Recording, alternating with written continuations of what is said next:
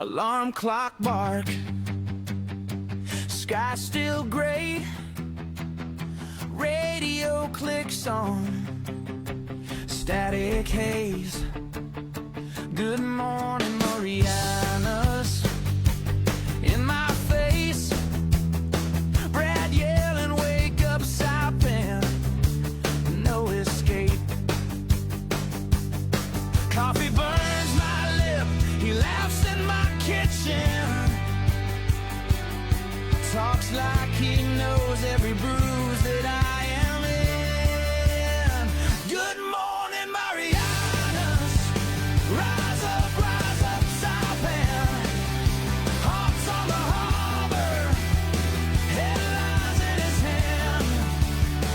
Good morning, Marianas, live from the reef to the ridge, bread with the weather, and a dare on the bridge. Traffic on Beach Road, kids half dressed. He jokes about rain and unpaid rent. Says call the show, tell me what you regret. Then plays our song like the second chance bet. He says, say your name, we say it like a prayer. Through busted speakers, we are almost there. Good morning, Marianas, rise up, Saipan. Shacks and condos, all sing with the fan. Good morning, Marianas, old scars, new daylight. Brad talks nonsense, somehow gets it right. Who is this voice in my cracked dashboard?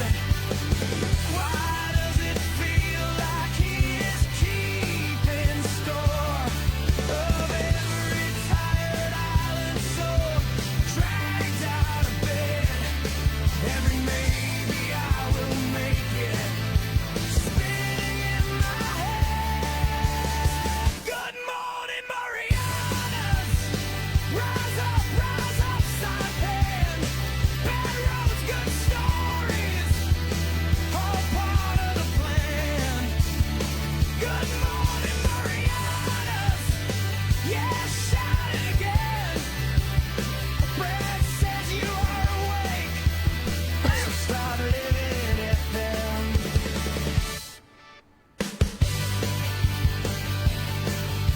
Good morning, Marianas. Holy cow, it is 6:51 in the morning, and woof, what a storm so far, huh? What a night. The music's dying down a little bit for us, and while it might sound a little bit quieter for you, it was really rather loud over here for me.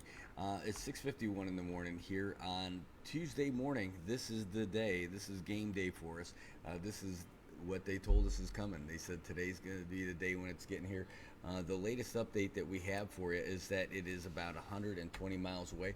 That was as of the 5 o'clock update that we got from the Emergency Operations Center. We are expecting a 7 o'clock update from the U.S. National Weather Service, so we're about 10 minutes away from that. We're going to see if we can't get Landon Idlet on with us this morning. Already sent them a message, and I got to tell you, the folks in the community have been just outstanding and so generous with everything so far. We're here at the Crown Plaza, and of course, you know, could you be in a better place? No. This is pretty much the best we're going to be able to get.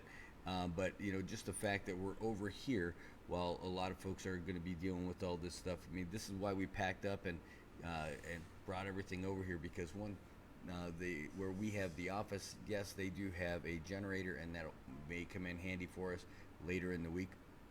But they're not going to keep one person there just so they could turn it on in the event that that one business that's in the building is going to be powering that whole thing up, and then who's going to take care of the fuel and all that stuff. I know it's a lot. So either way, I want to make sure that we're good to go here and able to bring you the stuff. So these winds are still strong for this storm.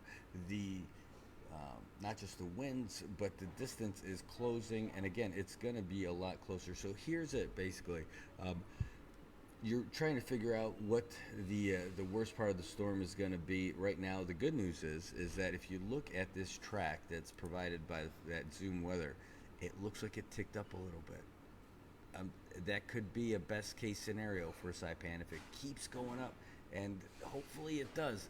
We're not sure if that's what indeed is going to be the case, but that's about as good as you could hope for in this situation right now. And at least it's starting to.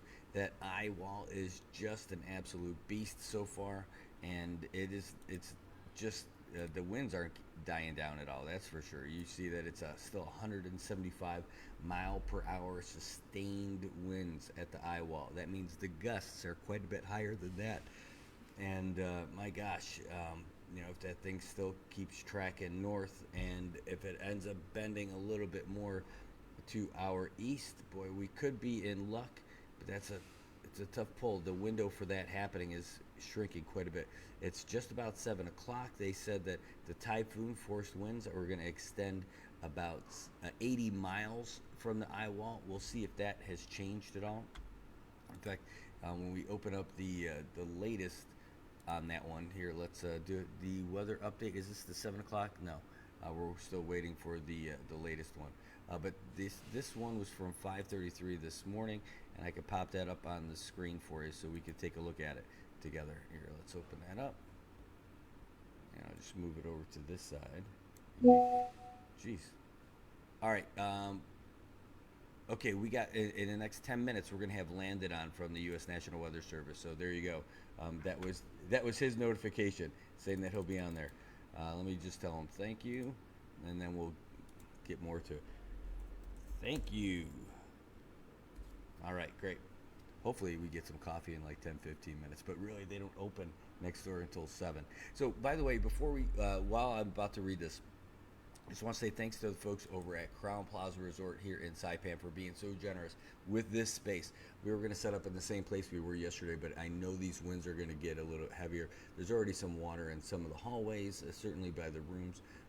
Not in the rooms, but on the hallways because it's kind of outdoors. It is. They've got the storm shutters down, but it is. Some wind and some rain's going to come through here. So I'm like, hey, do you guys have a spot? They said, yes, we do, and they hooked us up. So thank you very much, Crown Plaza Resort Saipan. You don't have to, but you did, and I'm so thankful for it. So anyway, let's get into this report, and let me change that up a little bit for it. Okay, so this was as of 5 o'clock. Again, we're going to hear something new in about 5 minutes. But everything is closer and everything like that. But as of 5 o'clock, it was 120 miles away from Saipan. Excuse me. That's Sinlaku. Now, maximum sustained winds, again, 175 miles per hour. And it picked up its speed a little bit. It was moving at 8 miles an hour. Now it's 9 miles an hour moving. And the closest point of approach was expected somewhere between 9 o'clock and 11 o'clock here in Saipan. The way it reads here is that it's moving northwest at 9 miles per hour. It's expected to maintain this general course and speed through Wednesday. Tropical storm force winds will continue to spread and increase across Guam, Rota, Tinian, and Saipan. Typhoon force winds are expected to start reaching Tinian and Saipan this afternoon. Latest Joint Typhoon Warning Center forecast track still has the passage over or near Tinian and Saipan. Maximum sustained winds will remain at 175. Sinlaku is forecast to weaken overnight, and Sinlaku is forecast to weaken through Wednesday as well. While it's forecast to gradually weaken through the next several days, it's still expected to cross the Marianas near or over Tinian and Saipan as a Category 4 or a Category 5. Typhoon force winds extend outward from the center up to 80 miles. That is huge. Tropical storm force winds extend outward from the center up to 290 miles to the east and 215 miles to the west. So I can tell you, we are experiencing those tropical storm force winds right now, and everything is whipping around. We've got some footage that we could show you in a little bit. I've got to message these other folks. We'll get them on as well. Okay, sorry. I've got Landon in 5 minutes. Can we do after time.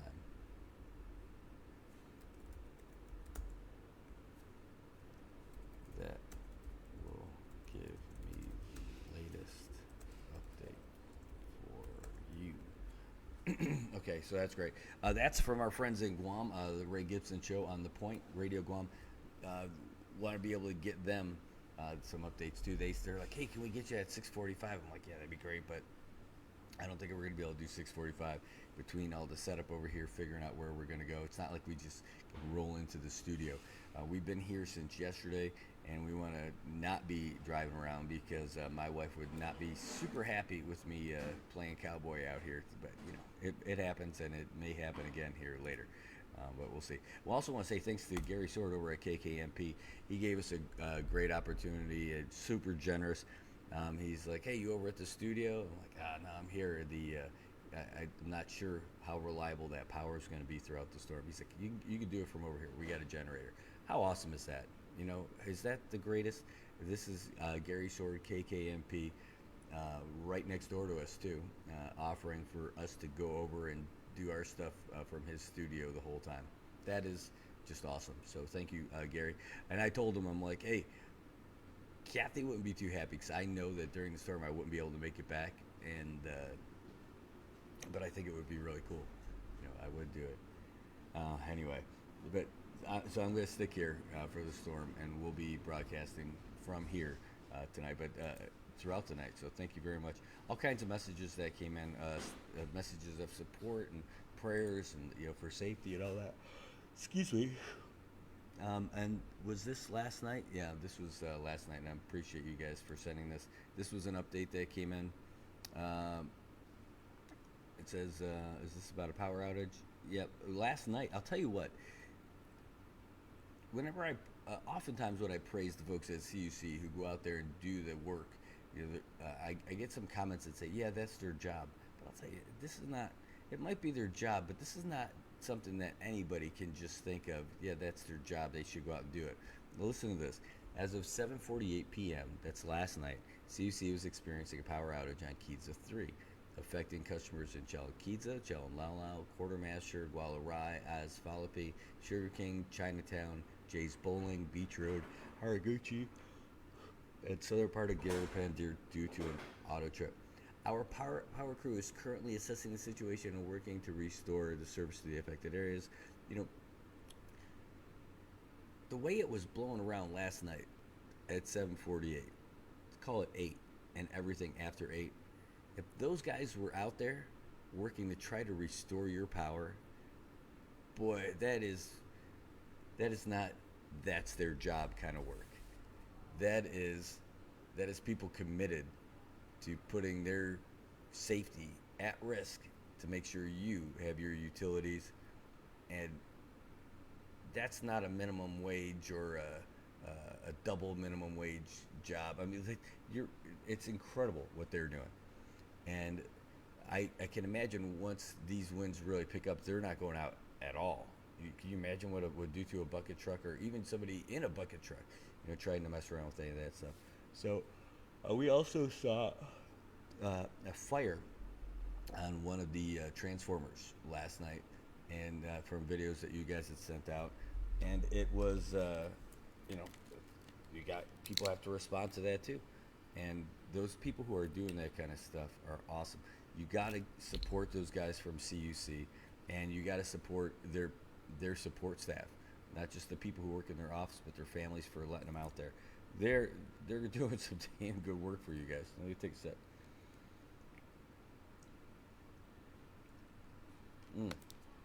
Anyway, so hey Elmo, good morning. Great to see you. Aren't you glad you moved back just in time for this?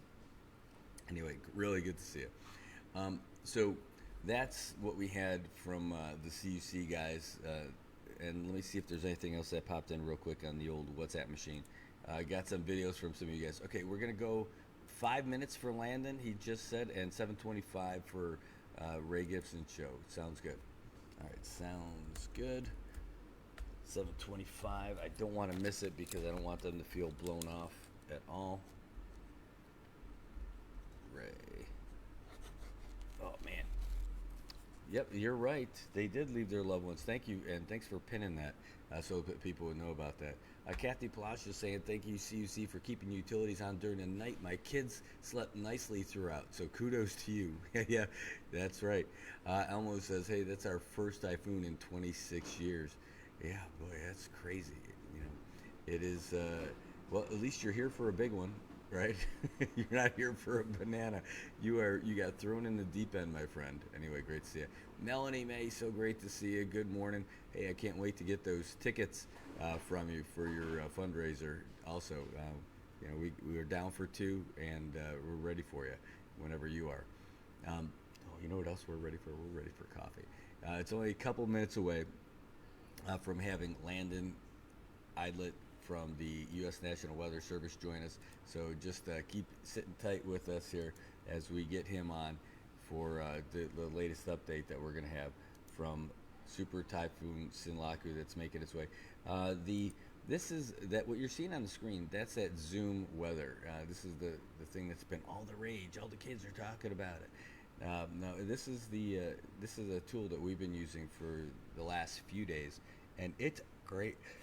I'm talking with Landon. He said it's pretty accurate too. He's not sure what they're feeding into it, but he said it's good. Still, I mean, your real source is going to be the U.S. National Weather Service. They've got way more resources than just some website, but this is really some good stuff for us, and so we've been using it. It's also visually stunning to see like the actual satellite footage of this beast of a storm with an eye wall that spans about 15 miles from what Landon was telling us.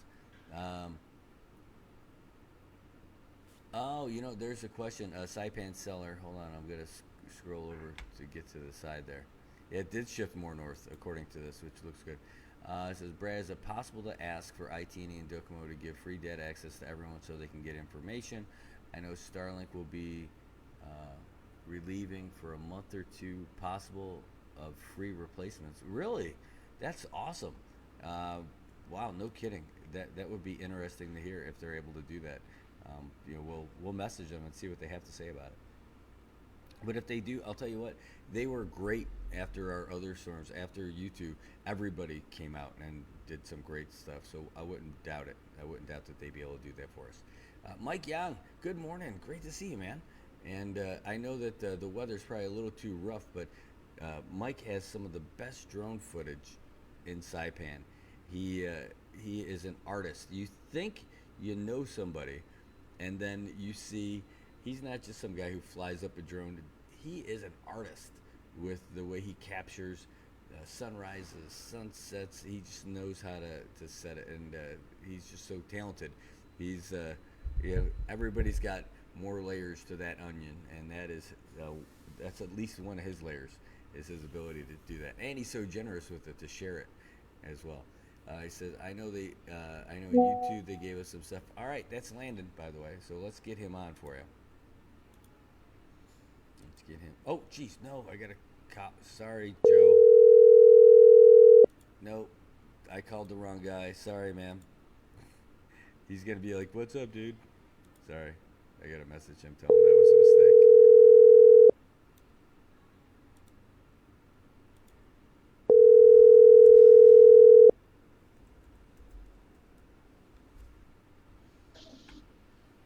All right, I don't know what's going on. Okay, it's a backwards hat.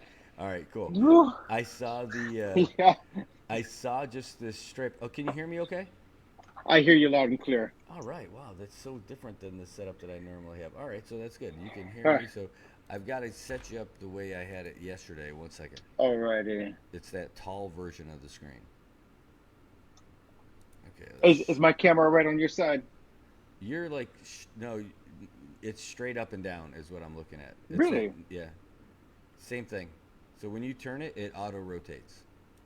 Okay, and it's not corrected on your side. No, it is not. So Hold that. here's That. don't sweat it. All that means is that Yes. Yes. Got it. Thank you. All right, as you were, Brad. all right, let me get this for you. I gotta create a new one for you. Let's call this L1, and you are gonna be there. It changes all the time, by the way, when you do it. So, when I'm at the studio, it's a piece of cake because nothing does change. Yeah. So for all you guys who are watching, wherever you are, just enjoy this little thing that we call technical Chaos. difficulties. Yeah. Chaos. And Uh, it's going to be a day of chaos. I believe it's pronounced Chaos. Charles. Yeah.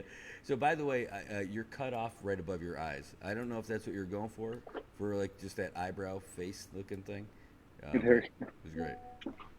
Is that better? Actually, I'm still. Let me bump that up. There we go. Yeah, and if we have a power outage, I think we should be fully on generator power. Every time we have a power hit, it knocks all my computers offline and I have to log back into everything. So if we go black, we're just going to a verbal and without visuals. Yep. But I think we should be on steady generator power now. Okay, well that's great. I believe we've been on generator power for a while here. Do I gotta slide over here? I'll figure it out. So anyway, we're here. I got you now. You're on the screen, and this weird look that we've got to it, but you're here, so that's good enough for Yes. me. So fire away, my friend. Hey, it was a wild night. We woke up and we saw some of the updates, and maybe is there good news for us? Kind of. Okay, there's two little bits of glimmer of hope. And one of those is one we anticipated. One was we were hoping for it. And this is regarding bulletin number 20 from the Joint Typhoon Warning Center. That is coming out just now as we speak. So I'm starting to get some of the plots. We don't have our text bulletin out yet. That's going to be out in the coming hour. But as of bulletin number 20 at 7 o'clock this morning, let me turn you around so you can see what I am looking at. And my camera just went crazy. There we go. This thing is proceeding steadily toward Saipan and Tinian, and so that has not changed. But the glimmer of hope we have, and of course Saipan and Tinian are right there. Y'all are not in the dry slot. This is just the radar beam blockage from the mountain here on northern Guam. So that's a big beam blockage there. So there's a lot of showers and gusty winds. But based on number 20, bulletin number 20 from the Joint Typhoon Warning Center is centered near 13.9 north. 146.8 east, still moving steadily northwest at 8 miles per hour. We've not seen any significant change in motion and speed, but the good news is the maximum sustained winds dropped from 175 miles per hour earlier this morning, now down to 165 miles per hour. That is still a super typhoon. It is still a Category 5 super typhoon, but this is indicative of the weakening trend we were talking about yesterday. It's taken its own sweet time to start to weaken, but it is gradually weakening. Definitely we would like to see 150 mile per hour super typhoon versus 180 mile per hour, but for those out there in shelters, that you're not going to be able to tell much of a difference. One thing of note, and I'm going to come over here to this other screen right quick. One thing to note is this latest track does show a slight northward shift. This is the northern tip of Saipan. This is the current track, and let me turn this frame off so you can see. The current track passes just northeast of Saipan. We're looking at a CPA about 20 nautical miles northeast of Saipan at passage. And that's still going to be later this afternoon, this evening for Saipan, possibly between 8 o'clock p.m. and midnight will be CPO. But as that thing tracks forward, again, the latest track does push it just offshore of Saipan. This is definitely good news because those typhoon force winds, they're tightly compact around that center. So think of this bullet right here, the eye right there, the Category 5 super typhoon force winds are very tight to the center. As you move away from the center, the category of typhoon intense winds decreases. So out here on the outer fringe, you're going to see Category 1, Category 2 winds, Category 3 and 4 over Saipan. And then, of course, toward Rota, you're going to see tropical storm force winds. So we do not expect typhoon force winds across Rota at this point through the duration, but we will see severe tropical storm force winds. So they are still in the typhoon warning because any subsequent southward shift of the current track, which is still possible, would bring those typhoon force winds right up over Rota. So they're going to be right on the outer fringe of this. But again, if there's any glimmer of hope, the fact that the track stays just northeast of Saipan, the northern point of Saipan, that is significantly good news. It's still going to be a very rough day for everyone in Saipan and Tinian. as well as Rhoda.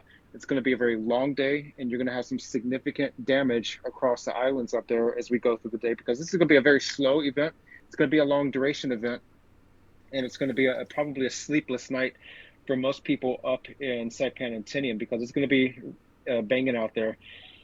So keep that in mind. We're looking at a CPA most likely around late tonight, early Wednesday morning. So it's going to be a long day. What you're seeing out there right now, it's going to steadily get worse as we go through the morning hours. Once we get into the early afternoon hours, conditions will rapidly deteriorate. And I'm talking about a significant escalation of those winds, those wind gusts, especially as some of these rain bands really start to whip in. So not so bad up there. We're seeing sustained winds around 35 to 45 miles per hour at the Saipan airport, but those wind gusts, they're cranking up to between 60 and 80 miles per hour. So peak conditions today, they will build rapidly through the afternoon hours with winds approaching 130 to 150 miles per hour, and those wind gusts much higher. So yeah, what you're seeing now, it's only going to get worse as we go through the morning, and then rapidly worse through the afternoon and evening hours. And these significant conditions will continue through Wednesday night and through Tuesday night and Wednesday morning. Man, I'll tell you that is rough. I add two things for you. Okay, so CPA is when? CPA, we're looking at that sometime late tonight. So it could be somewhere between, originally we're looking at 8 p.m. to midnight. It looks like with this latest track, it's going to be between 10 p.m. and 2 a.m. for CPA to Saipan and Tinian. Okay, and we're going to start feeling typhoon force winds at what time? They'll be setting in very soon. So right now you're looking at severe tropical storm force conditions. We're seeing winds, tropical storm force winds of 35 to 45 miles per hour. That's going to steadily increase through the morning hours, and we'll see the typhoon force winds, and they'll start building in around midday early this afternoon. Once we get to that point, the winds will rapidly increase through the afternoon and evening hours with peak conditions, I would say by between sunset and sunrise tomorrow. And by the way, so the other thing is, I'm looking at this screen, and we got to figure out how we can get that full screen thing going for us again, because it's such a narrow thing for our guys to be able to see it too. I mean, all the information that you're getting me is great, but I don't know. Maybe we'll do this. I don't know. You're turning it side to side, and it's just popping to that same thing, right? Yeah, we can definitely practice around with this technology. It's the greatest resource and the greatest pain. There might be a way to do it. Can you do it where you do it like your landscape version, like when you turn it and then? See, it should be landscape now. Now it should be vertical. So right now, yeah. So when I'm watching you turn the phone, and so right now, it looks like it's tall. I just see Saipan and Tinian and a little bit of Goat Island, right? So that's correct. The tall version right now. Can you try the other way? Okay, so you know what happens? That's your phone automatically cranking it. Okay. So I'm not sure. I think it's a setting that you got. It could be. It could be. I'm gonna have to dig around with that later. Otherwise, I think maybe next time when we chat later today, we'll do it through Google Meet, and I'll do it on my desktop camera. That would be. And that might work better. Okay. Well, let's do. So speaking of that, when's a good time for us to get back in with you? Let's tag up early this afternoon. I know we got a slew of meetings. We're going to be meeting with the CNMI Congresswoman and the Guam Congressman. I think that's going to be at 8 o'clock. And then we have a number of meetings with Guam and the CNMI governors after that through the next coming hours. So it's going to be a busy morning as we compile and start communicating stuff. We're going to do a Facebook Live from NWS Guam Facebook page sometime this morning between the meetings. I know Brandon's across on the other side of my office wall, working with phone calls and interviews as well. But it's going to be a busy morning, but definitely we're going to have our next full advisory that's going to be coming out at 1 o'clock this afternoon. I think after that we can talk, and that's when conditions will start to rapidly deteriorate across Saipan and Tinian. Okay, so next full advisory at 1. Okay, yeah, that sounds great to me, and hopefully, so Google Meet for that one. I'm writing it down. And send that to my email if you could. Yeah, can you just WhatsApp me the best email for it is once we get off the phone? Yeah, absolutely. And so let me turn you over to my IR imagery right quick as well. So this is still a very impressive system. Notice it doesn't look quite as impressive on the colorized infrared. We're starting to see some dry air come in. Let me put it on this last frame. We're starting to see some of that dry air, and this is one of the things JTWC was mentioning, that dry air. Typhoons don't like dry air. It weakens their overall structure, and we're starting to see some of that dry air cycle in. Again, doesn't mean let your guard down, because this is going to be a powerful system. Mawar did the same thing. It started weakening on approach to Guam, but it was still even though it was ragged looking in the IR colorized imagery, it was still a Category 4 typhoon clipping over northern Guam and the Rota Channel. This is still a significant looking typhoon. I mean, look at that eye right there, about possibly 20 miles in diameter. And that's still going to be passing right close to Saipan. Again, it's currently forecast it's going to be zipping off just offshore of Saipan, and we hope that trend continues, because that'll be significant good news for Saipan. Yeah, well, unfortunately, it's kind of hard to see it, Yeah. right now. So that's the issue. It's funny. I got all kinds of comments coming in for people like, tell him to turn if it's on his phone, to turn his orientation off. And I'm like, oh yeah, I will. So, Yeah, let me hack into that later, all right, cool. and we'll definitely hopefully get it fixed. But otherwise, Google Meet later. All right, sounds great. So we'll make sure we get that part taken care of, and we'll look good and sound good and all that other stuff. But thank you so much for taking the time to be here with us today. I can tell you that I took your advice. You said enjoy this good night's sleep while you can, because Yeah. tomorrow night, meaning tonight, it's going to be all those sounds, all that other stuff. It's going to be wild for us.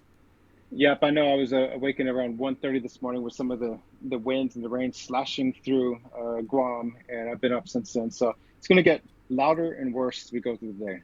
Hey, if it continues this tack that it's going on right now, and it does go north of us like that, we're still getting the typhoon force winds. Oh, undoubtedly. Yeah, this is still going to be a wretched day and a wretched night for Saipan and Tinian especially. So we're not out of it at all. This is not saying people that, hey, we're good to go on any of this stuff. It's actually Yeah. still not great. Yeah, it's still not great. This is still going to be a very heavy day of destruction. There's going to be a lot of damage, a lot of destruction across Saipan and Tinian.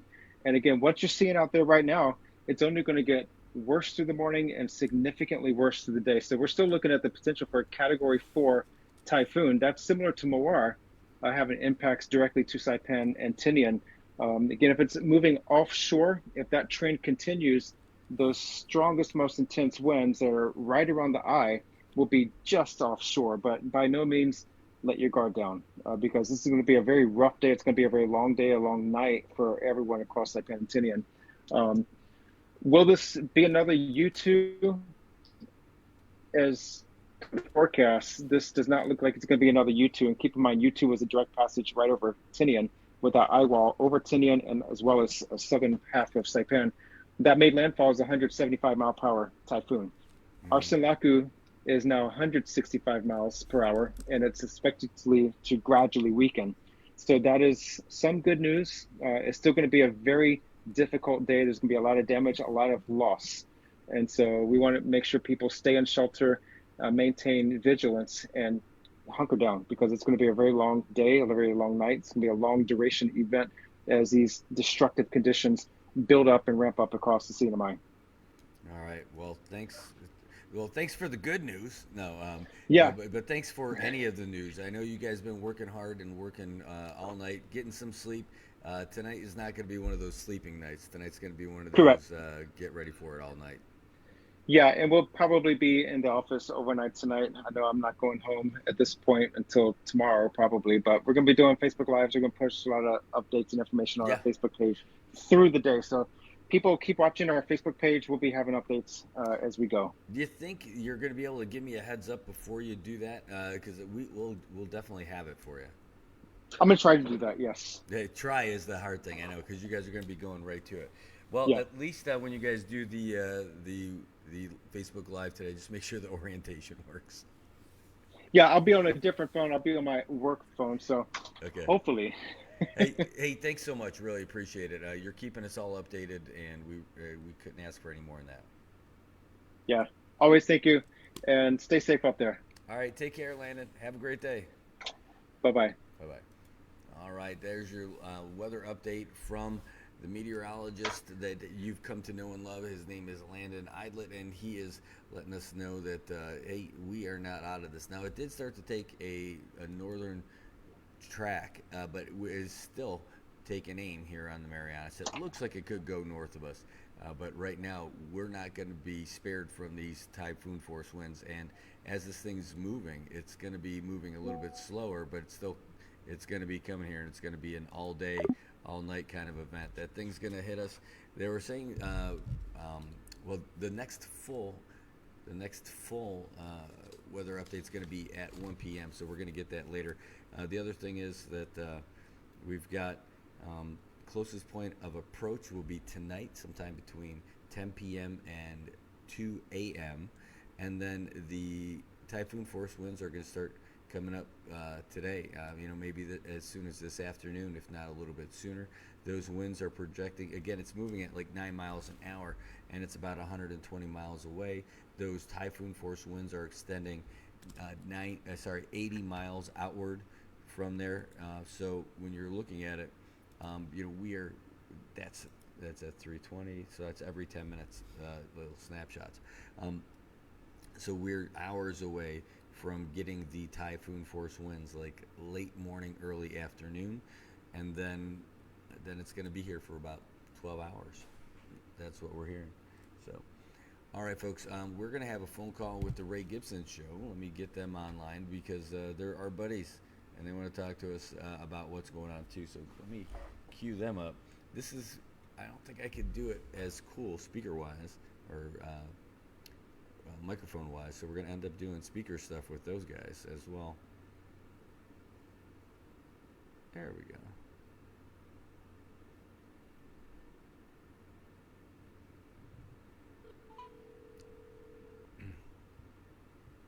Hi, good morning, Brad. Good morning. How you doing? I'm doing good. I hope you're doing good too, man. Hold on, and we'll get rid of the doctor. Hold on, all right? Okay. Construction workers came in at one time. Oh, no. Yes, because apparently their H2 barracks was not sufficient to withstand the potential hit of a typhoon. Well, I'm not. And that's Yeah, and I we're think gonna have to Donna, look at that. the doctor, I think Donna just reported that one of them is already full. One of the shelters is already full. That's right. Yeah, That's right. it's sad that people still have that need, but it's nice to know that it's there when it's needed. Absolutely. But we also need to take a look at these H2 barracks to make sure they're complying with the requirements of law. I'm sure Dave Their Bill workers shouldn't have to worry, So, but anyway, we're happy to accommodate them, and anyone else who needs help, our schools are always available to them. And I also want to thank our police officers and our response teams, like you did, the Special Response Task Force. Yes. Because, this could not happen. And I also want to thank the governor. The announcement came early this time around for the typhoon potential, and we had plenty of time to prepare. And I also think we should give a shout out to our broadcast stations for being on the air. That's really wonderful. We're used to that, Ray. We grew up with that. That's how we learned about what the conditions were, how to prepare the latest news with some stations like yours. Well, And so as they say, Doctor, we do it in the public interest as a public trustee. That's how we have access to the airwaves, so we can play cool records and say interesting things in the talk radio from time to time. Doc, I got to let you run. I've got Brad Mazzala calling in, and he's checking in from Saipan, where they're coming to terms with a very, very long day. So I'm interested to hear what he's got to say. But thank you very much for calling in. I'm glad that you got a day off, so you've got a couple of minutes to call the radio station. Well, I'm helping here at the condo to make sure everybody's okay here. Keep that up. So, thank you. Okay. Talk to you pretty soon. Take care. That's Dr. Judy Guthrie. She normally doesn't get a day off at all, and when she's not doing that, as I pointed out, she's doing some volunteering over at the condo place, as well as some time with the Ed board. 7:27 in the morning, we're going to forego the rest of the formatics here and go directly to Brad Mazzala up in the CNMI, and a much more tense situation as we got closer and closer to what looks like the direct strike on Saipan and Tinian late in the day. How are you guys holding up? About as good as you can, right? I mean, that's where we're at right now. By the way, it was so much louder earlier. It was awesome, but we're okay. I can still hear you. So the we got a good night's sleep last night.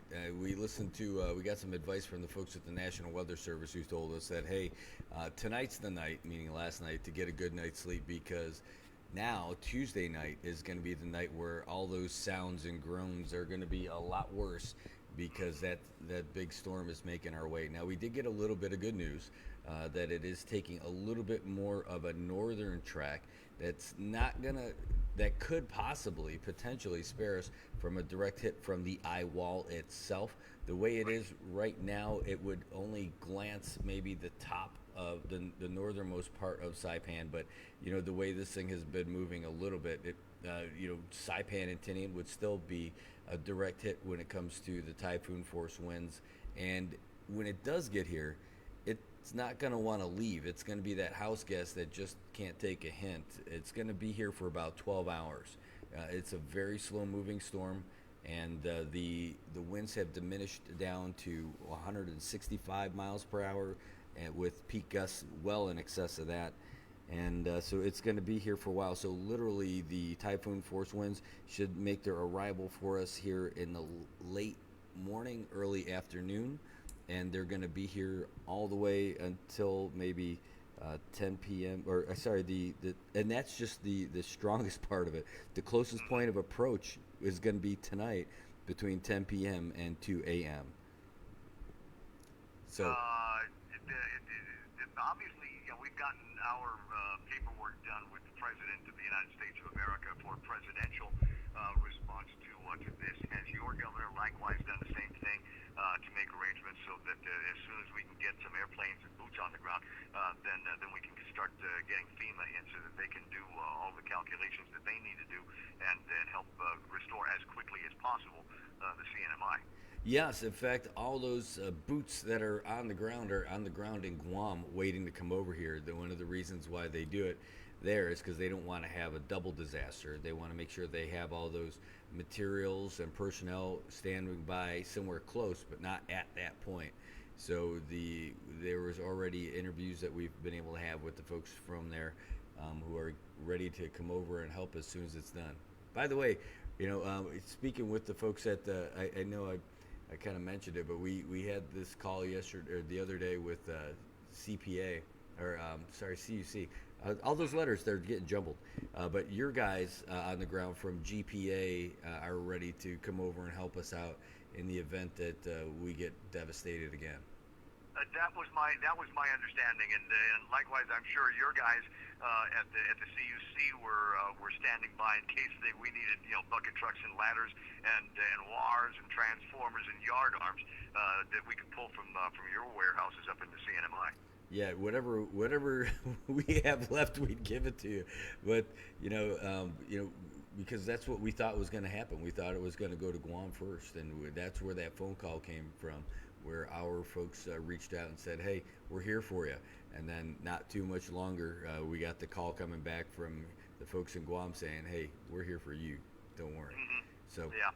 Well, it's obviously there's family around here, and everybody kind of looking out for each other. In the NMI, what's the mood of the people? I know you talk to big shots all day because we're like that. But what's the sense from just regular old plain old Saipanese and Tinianese on what the next 24 hours are going to hold for them?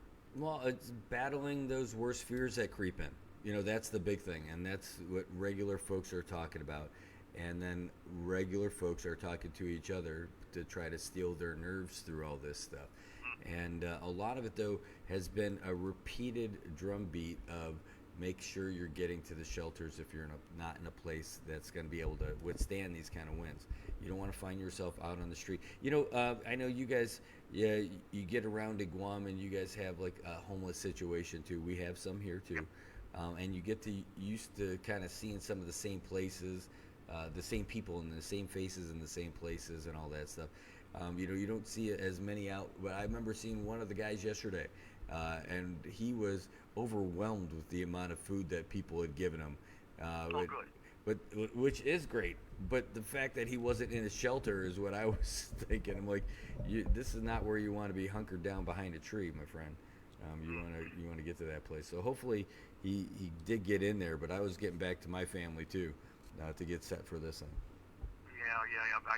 Did you have a run on the grocery stores and the home centers that you got up there? We definitely had a lot of people getting out to stock up on supplies for sure. It wasn't a COVID toilet paper run, but it was definitely a lot of folks getting out there, getting prepared, and stocking up.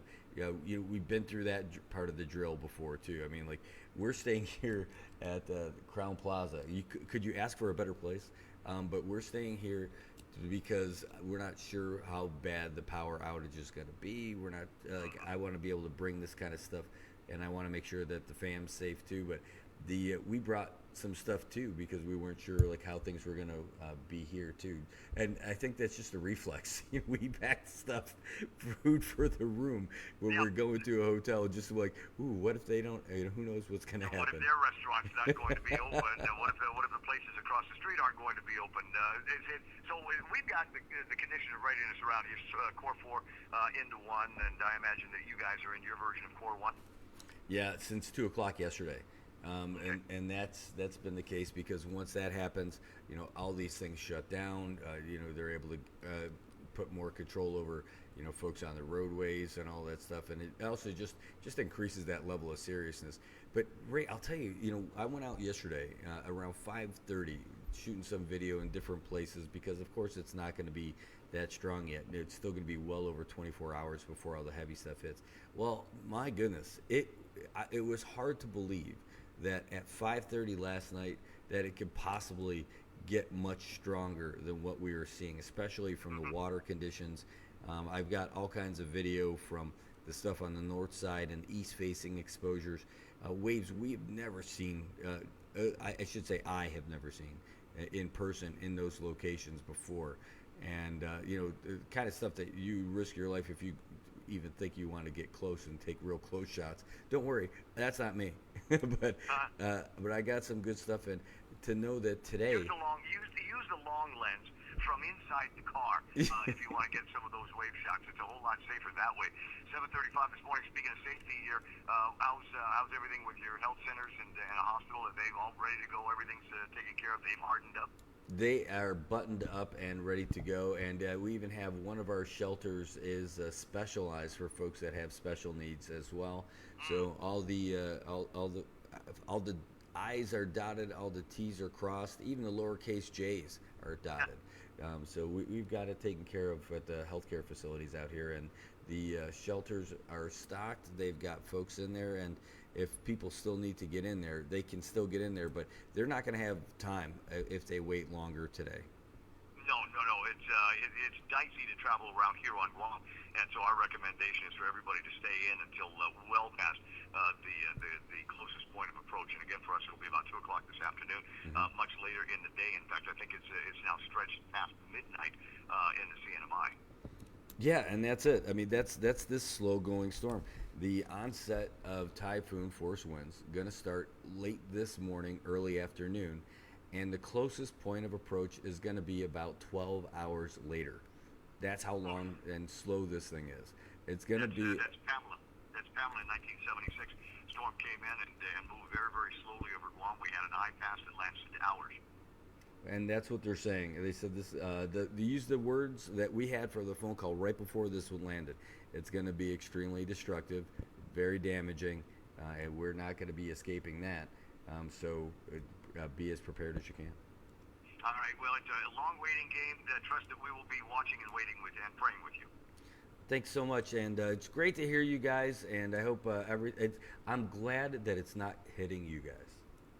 Well, we still have our share of weather, power outages, and Donna reporting. There's a couple of spots that are reporting to her that are without water here. So we're all in the same boat, and just different ends of the boat as far as this particular storm system is concerned. You take care of yourself, buddy. We'll talk again.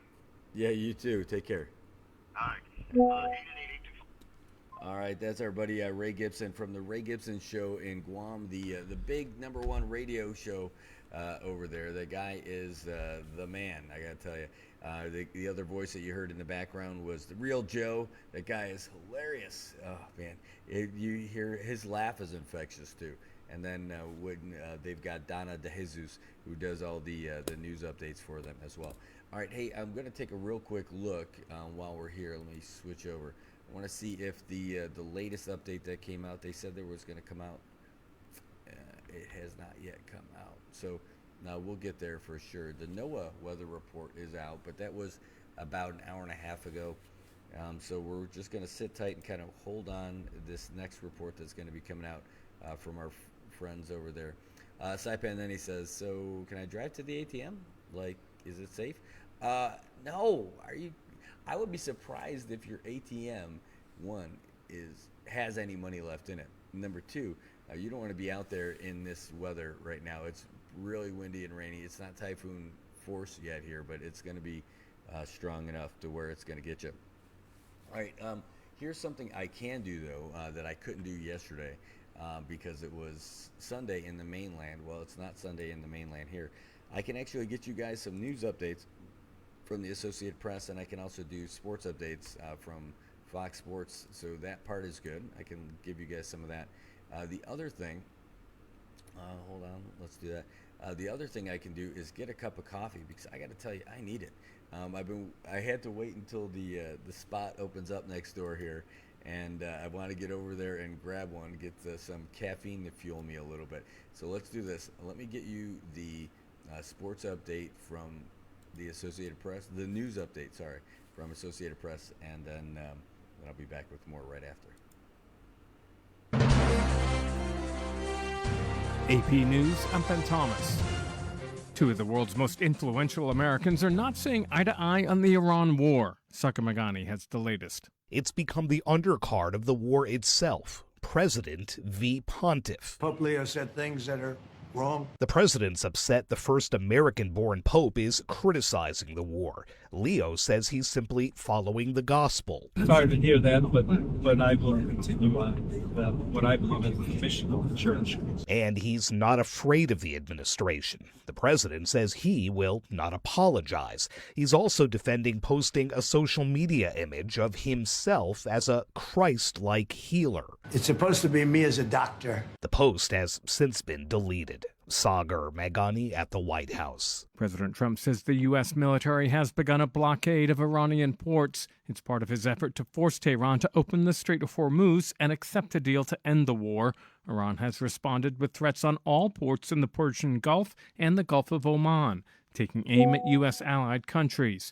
Finnish President Alexander Stubb offered this assessment today at the Brookings Institution in Washington. We're all trying to find an off-ramp right now, which is not going to be easy, but at the end of the day usually is doable. But Iran holds a lot of the cards right now. Right. I'm afraid that is the reality. Oil prices spiked early but settled back a bit. Brent crude just under $100 per barrel, still a gain of 4.4%. U.S. gasoline prices remain above $4 per gallon, but AAA puts the current nationwide average at $4.12.5. On Wall Street, stocks rallied today, returning to where they were before the Iran war. The Dow rose 301 points, or about 0.6%. The S&P 500 rose a full 1%, the Nasdaq 1.2%. This is AP News.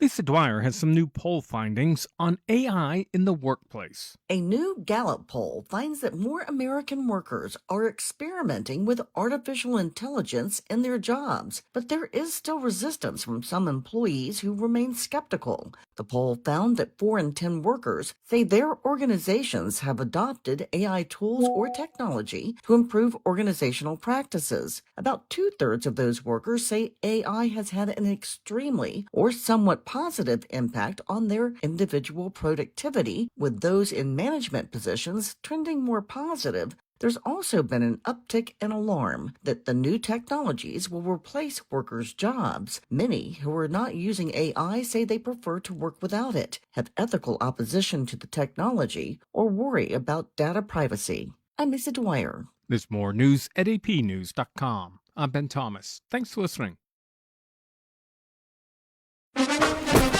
Fox Sports Update.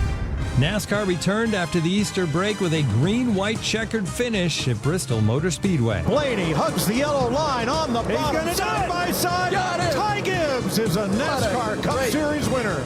Courtesy FS1, Ty Gibbs edged Ryan Blaney by less than a car length. It's the 23-year-old's first career Cup Series win. Defending champion Kyle Larson finished third.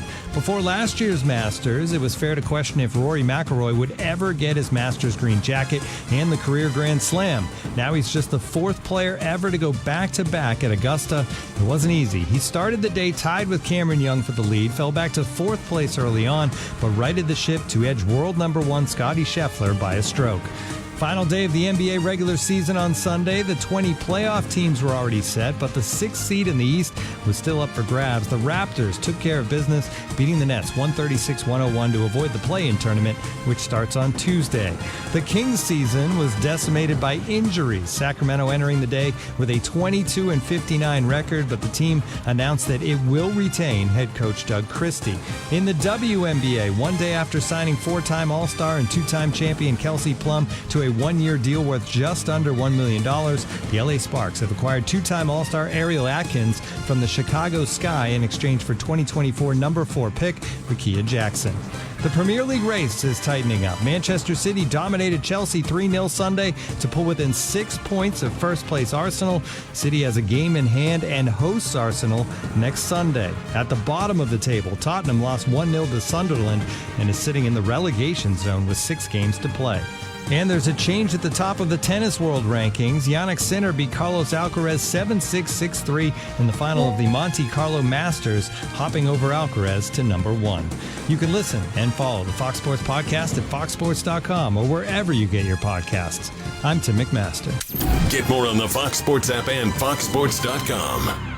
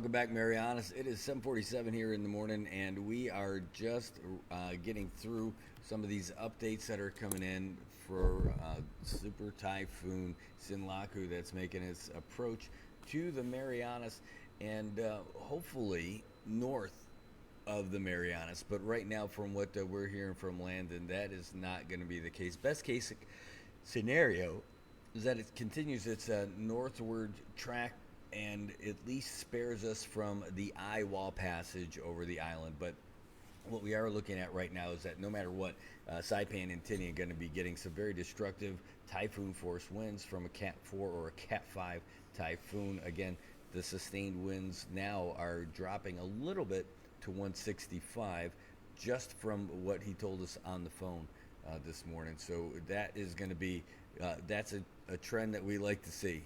Let's see it get a little bit weaker, keep it coming, and also keep it going off island for us. That's what we'd be happy with.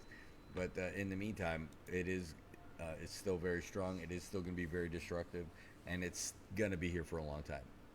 We're going to be experiencing these winds all the way through till tomorrow. I mean, and not just a little bit tomorrow. The closest point of approach. So, like between now, like the typhoon force winds are going to start getting here late morning, early afternoon. And the closest point of the approach won't be until 10 p.m. to 2 a.m. So, and it doesn't. It doesn't end right there. It's going to keep going. It's going to be going quite a bit after that. So we'll see how that works out. Yes. Are you late getting on today? Oh, here. 1 second.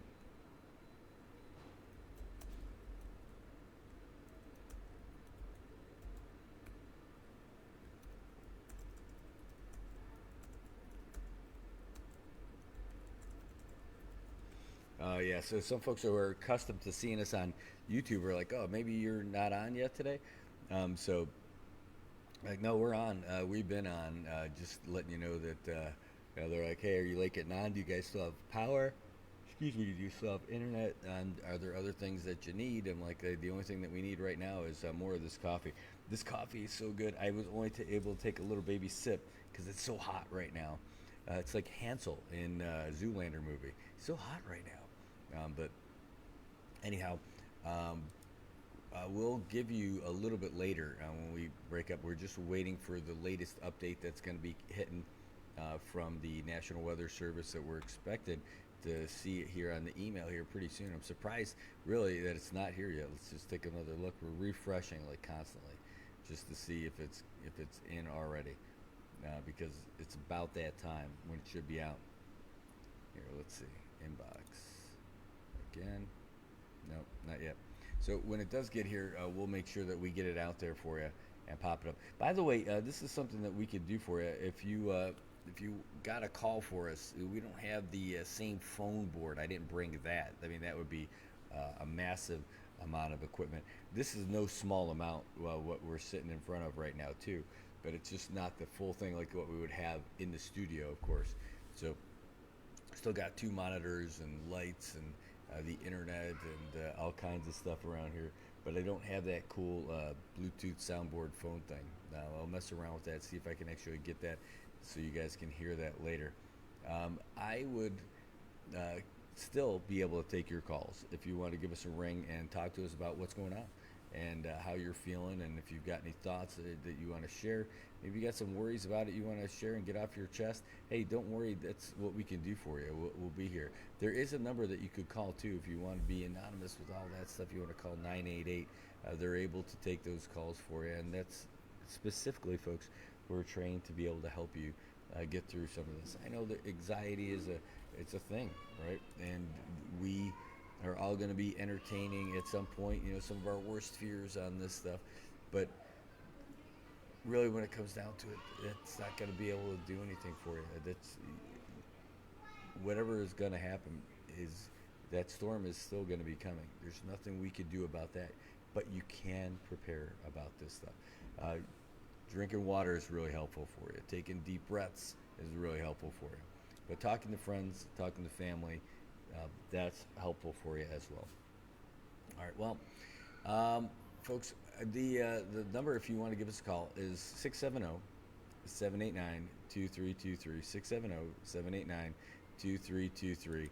That is, here, let's add that file here for you.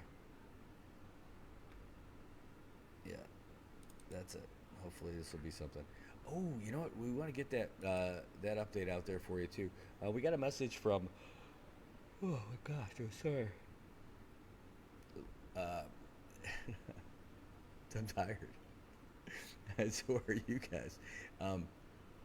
We got a message from Maisie B. Tenorio, the advocate for folks who've suffered from domestic and violence and sexual abuse. She is just a nonstop advocate for folks. Well, anyway, just because of the weather, the services for folks who have experienced, some terrible things are still on, and we're going to post that info for you. This was from the update that was around 6 o'clock. It says from the National Weather Service, Sinlaku is to bring 130 to 155 mile-per-hour winds and 40-foot seas to Saipan and Tinian tonight. The National Weather Service forecasting sustained winds of 130 to 155 with gusts up to 175 and seas of 33 to 40 feet for Saipan and Tinian tonight as Super Typhoon Sinlaku makes its final approach, with the storm center focused to pass over or near Tinian and Saipan tonight into Wednesday. As of 6 a.m. Tuesday, the zone forecast shows conditions deteriorating rapidly throughout the day.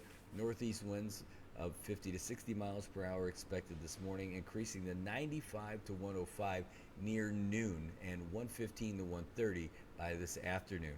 Tonight brings the worst. You would think 115 to 130 would be the worst. It's not. And that's what we're looking at for this afternoon. But hold on, as that just popped up, something else just popped up.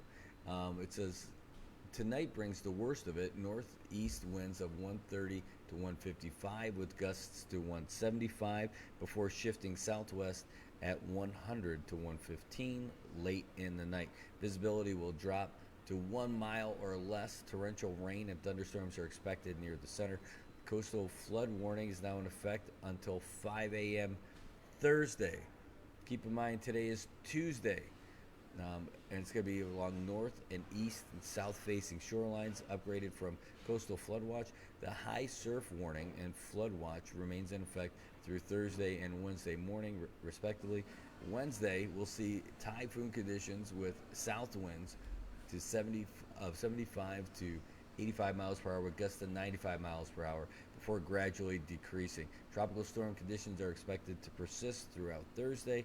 Rota faces a less direct track, and we'll see typhoon conditions possible tonight with west winds of 60 to 70 miles per hour and gusts to 90 miles per hour, and seas at 27 to 31 feet. Conditions will not return to normal until Friday at the earliest. Seas for Saipan and Tinian will remain elevated at 15 to 18 feet through Thursday. Stay sheltered.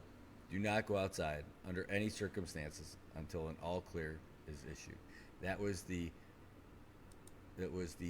notification that we got, the alert that we got this morning. The most recent one that's come out from National Weather Service and the Emergency Operations Center. There'll be another one that comes out soon, but that's the latest one that we've got for you right now. I'm going to pop that onto our website and to our social media channels to make sure that you guys have everything handy for you.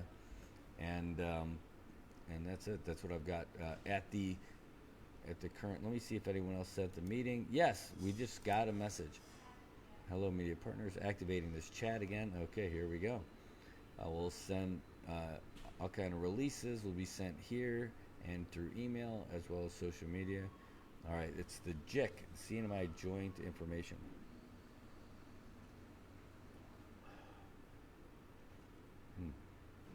Let's see, there's all kinds of folks who are in here from all kinds of different outlets, and this is to get information out to everybody.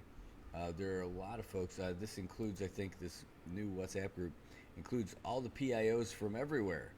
It is like an all-star cast of media members and public information officers. Who else do we got? From all over, and they're calling in everybody for sure. Looking at all these names that we've known for years for all these other things. Oh, look at that. Even some folks from off island in Guam, getting them involved here too. And these look like people, well, I don't know who they are.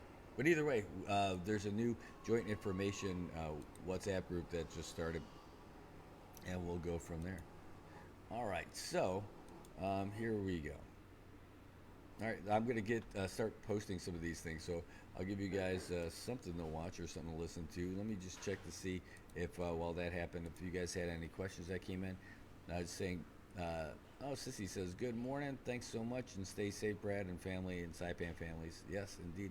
Brenda Fujihara Hussein saying, good morning. Well, good morning to you. And Jan Barcina saying, praying for my family back in Tinian.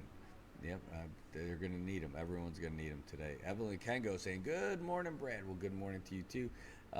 Zara saying, good morning, Brad, NWS team. Thank you for what you do. Yeah, we're all happy to be doing all this stuff, too. Catherine Berry, so great to see you.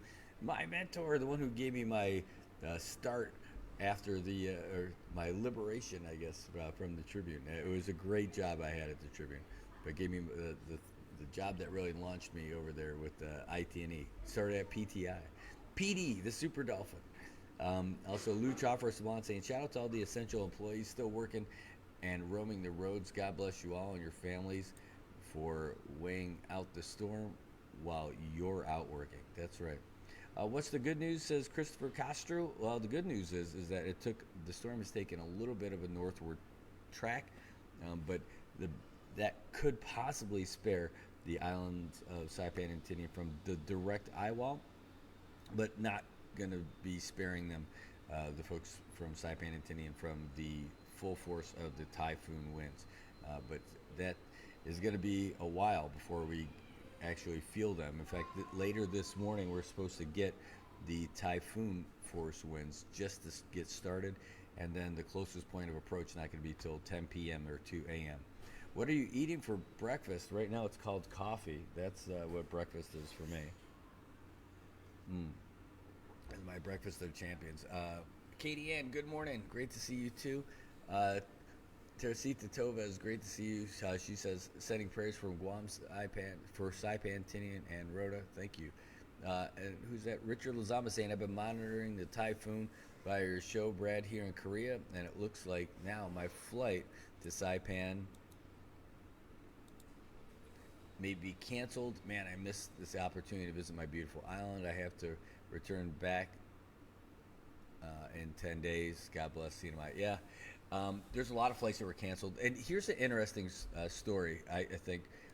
Yesterday, while we were packing up, we were set up in the main lobby-ish area here at the Crown. And we noticed a lot of people went by, said hi, and all that stuff while we were doing it. And then, somebody you don't recognize pops up. And for me, it's like when those American-looking guys, those Howley-looking guys walking through, it's like, oh, I don't know them. I guess they're from off island. I wonder. Well, after we were done, they started packing stuff up. He came over. And he's part of a documentary crew from a TV station in Germany that's out here to document the Marianas Trench. They're actually going to go out to the Marianas Trench, not from here. They're going to fly out to California and link up with the company that's going to be doing that. So that was pretty cool. Had a great conversation. We talked a little bit about equipment and storms and all that.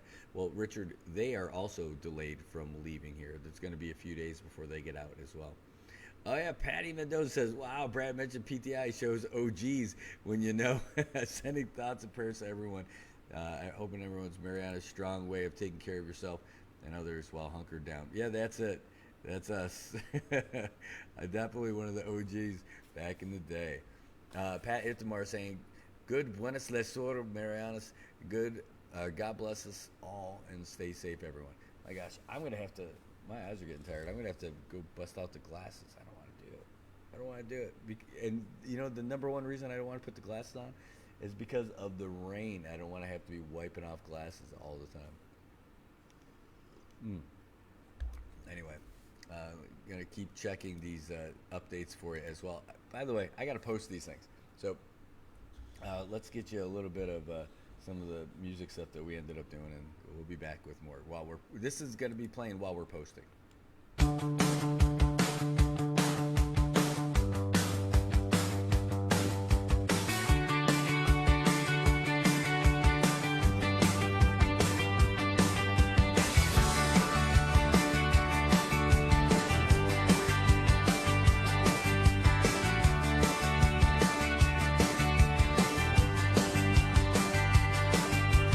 Emma said to Pete, let's build a dream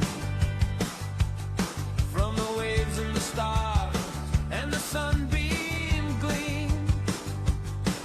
1,000 hands, 1,000 arms will bring back the ocean like it was before. History whispers, can you hear it shout? The winds are alive and it's calling out. 500 sails on the open blue, riding the tides like the ancients do. 500 sails with a story to tell of courage and heart where the oceans swell.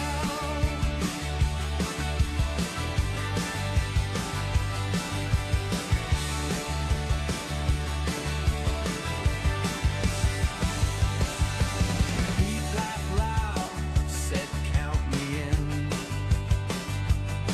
Let's chart the course where the waves begin. The pros dance where the sea meets sky. The spirit lives, it will never die. The horizon stretches like a drawn-out dream, and the past comes alive in the sunlight's gleam. 500 sails on the open blue, riding the tides like the ancients do.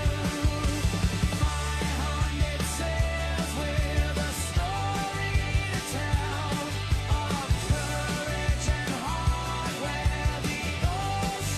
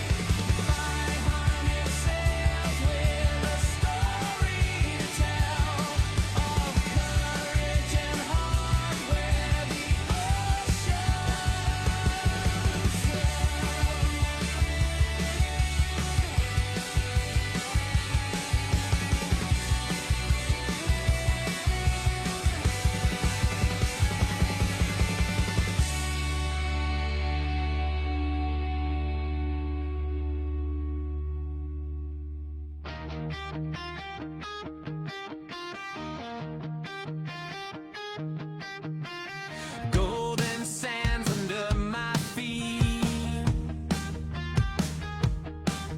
waves crashing loud, a steady beat,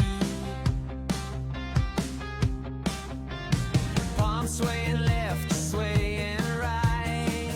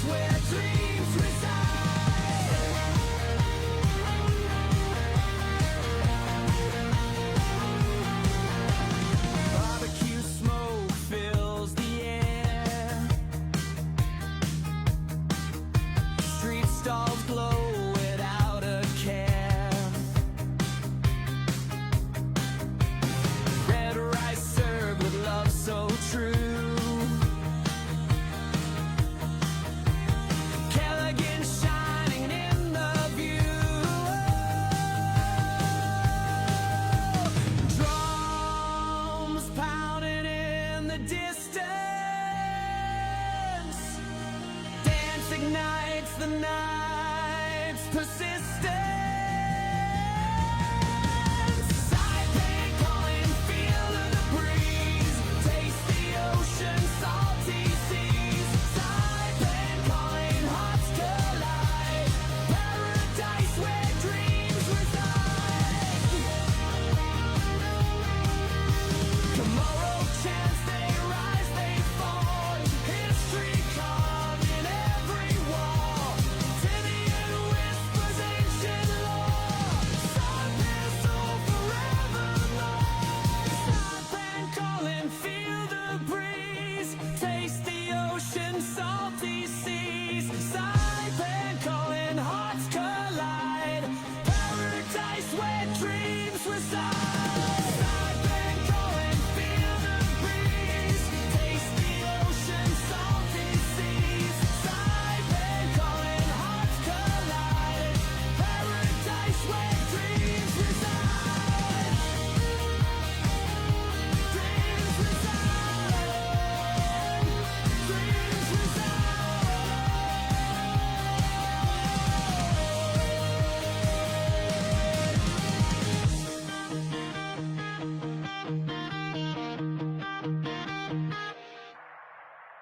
If you see something, say something, and stay anonymous. Call Crime Stoppers at 234-7272 or submit a tip online at nmicrimestoppers.com. No names, no caller ID, no recordings, just your info. And if your tip leads to an arrest, you could earn up to $1,000 in cash. Your tips have helped take hundreds of criminals off the streets in the NMI. It works because of you. Crime Stoppers, we want your information, not your name. PHI is your local pharmacy serving customers in Cagman, Garapan, and Dandan since 1996.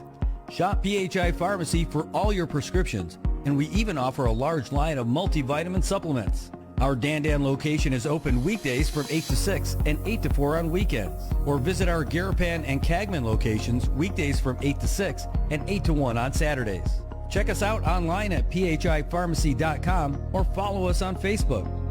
PHI is a locally owned independent community Health Mart pharmacy. Health Mart, taking the time to listen and care. As the day unfolds with laughter and cheer, Brad's got the magic that brings us all near. Sharing tales of hope, dreams that shine bright. Good morning, Marianas, together we ignite. So join the palm trees, we dance through the days. The rhythm and soul in so many ways. Together we rise through the moments we share.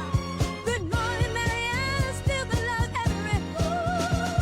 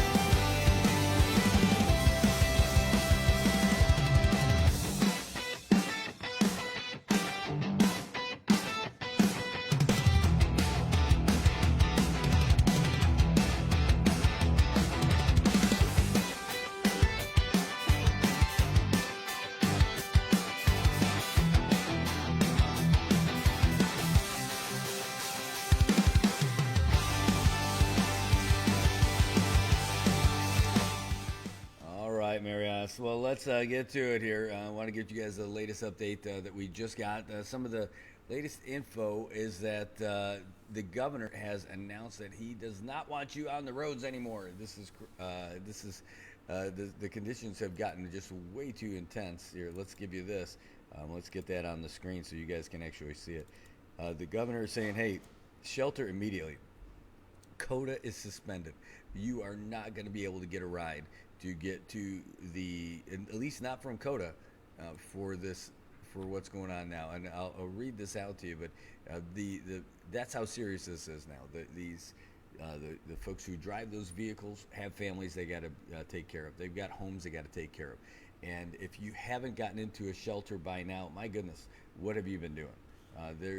It's only going to get worse. In the next few hours, it's going to get much worse. And you don't want to be out there during any of it. Let's see. Is this the latest? This is it. This is the shelter-in-place order that we just got. Okay, so that's the same thing that we just got. There's so many different sources coming in from the government offices now. And so we just got to make sure that we're not doubling up on the stuff that we're sending you guys. Let's see if there's anything else different in here. Well, I'll read this out. This is it. It says, Office of the Governor, in consultation with the CNMI Homeland Security and Emergency Management, is urging all residents in Saipan, Tinian, and Rota to shelter in place immediately as Super Typhoon Sinlaku approaches the Marianas. Typhoon force winds will begin later this afternoon for Saipan and Tinian. Expected wind impacts for Saipan and Tinian, 130 to 155 miles per hour with gusts up to 175. Rota also expected to receive winds of 60 to 70 miles per hour with gusts up to 90.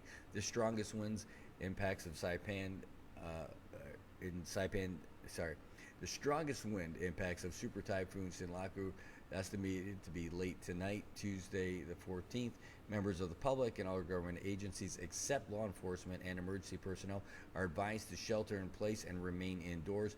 The Commonwealth Office of Transit Authority Services for Shelter Transportations will suspend operations for Saipan, Tinian, and Rota until further notice. A shelter in place notice ensures first responders have clear and safe access to emergency situations, which is critical during a storm. In the event of an emergency, still call 911. Guys, that's it.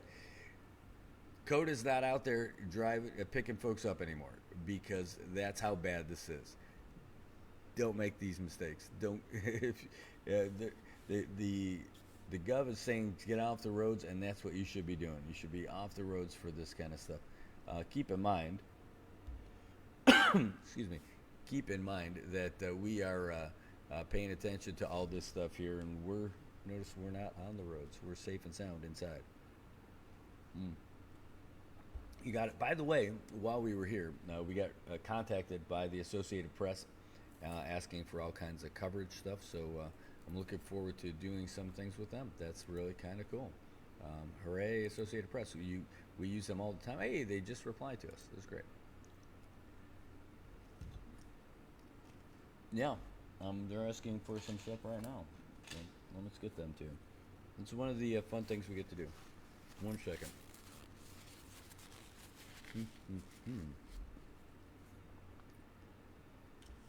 Just one moment. Here we are at 8:17 in the morning here in Saipan. As this happens, I'll get some stuff to you in just a little bit. All right, what do we got?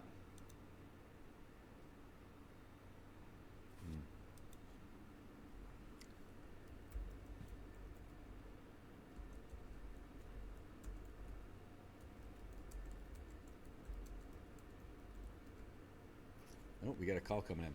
Let me just make sure that this is for everybody. Hold on. Holidays Antiro. This is the morning show for Good Morning Marianas. Were you hoping to go on the air? No, I'm just asking what time is the thing going.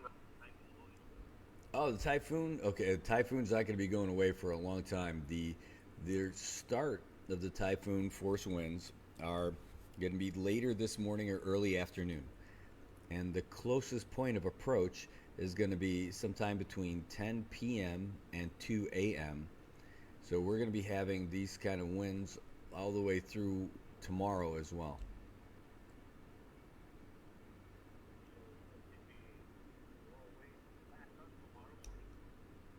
Oh, no, it's going to be actually making its closest point to hit us tonight, like tomorrow, between 10 p.m. tonight and 2 a.m. tomorrow. Yeah, so they said we probably won't, things won't get back to normal till Friday, but and then throughout the day on Wednesday, we're still going to have some very strong winds, like even typhoon winds throughout Wednesday. You're welcome. Good luck. Have a good day. All right. Not somebody who wanted to go on the show, but they did want to get some info out there. So, Ray and Jolene Kumo Ariel saying San Vicente power is out, and if the power is starting to go out now, I would imagine that it's going to be like that for a while, guys. So, it is. Maybe. Anyway, I'm getting some supportive messages from my wife who is asking me about breakfast. So yes, breakfast sounds great. Anything sounds great. The coffee, this little pastry is pretty good too. Not gonna lie, but it is a far cry from some real legit breakfast. It's just a good little get you going throughout all this. All right, hey, what we're gonna do? We're gonna take a break. We're gonna come back on here again.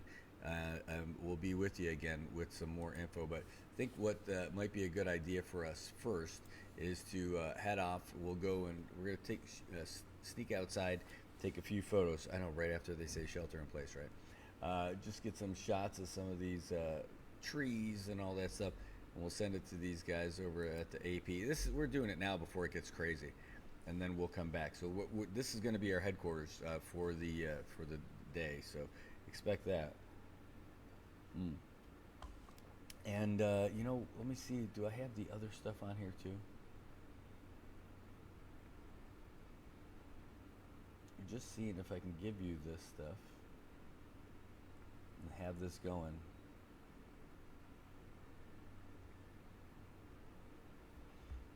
No, I think I don't.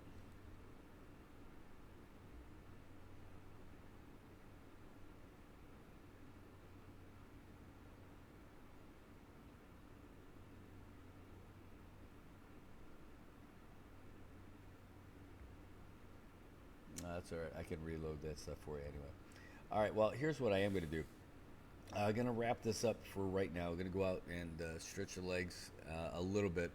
That was the latest update, and I'm going to post a couple other things. I will be back here. Don't worry. We're going to be broadcasting plenty today and throughout the day, and I'll even probably just keep it going for a lot of the day today too. In fact, if we just end up popping this over there to this, we could almost leave that on repeat and have some music going for you too while it's happening. But folks, this is not the time to be messing around. If you've got some friends or family in need, the window is very, very, very narrow for you to do anything for them aside from getting them to a shelter or getting them to your house. CODA has suspended the transportation to the shelters. That's not happening anymore today through CODA. You can see already how close it is and how close it's continuing to get and how strong those winds are going to be. We're talking sustained winds for us here in Saipan and Tinian, 130 to 155 today and tonight, later to the evening. And that is not going to be here. Let's just pause it when you get there. That's the most recent satellite picture.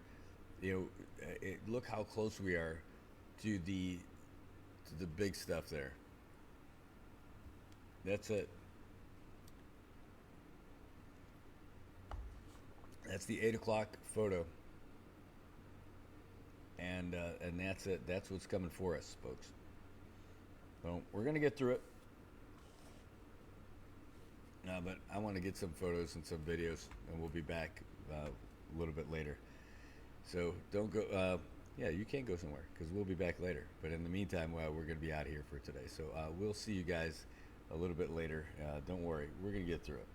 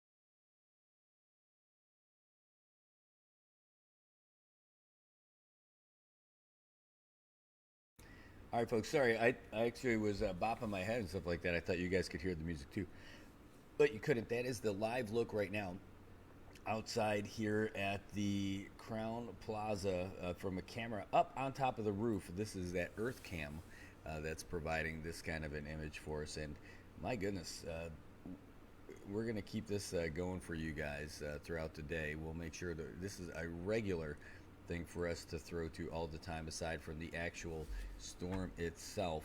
Let's get that on there because both of these are pretty impressive. All right, so that's the Landon. Yep, that is impressive. So we'll let you see as conditions continue to deteriorate throughout the day. We'll make sure that's on there. So we're going to leave this here for you. We're going to go step away from a little bit. We'll just leave this on so you can see it.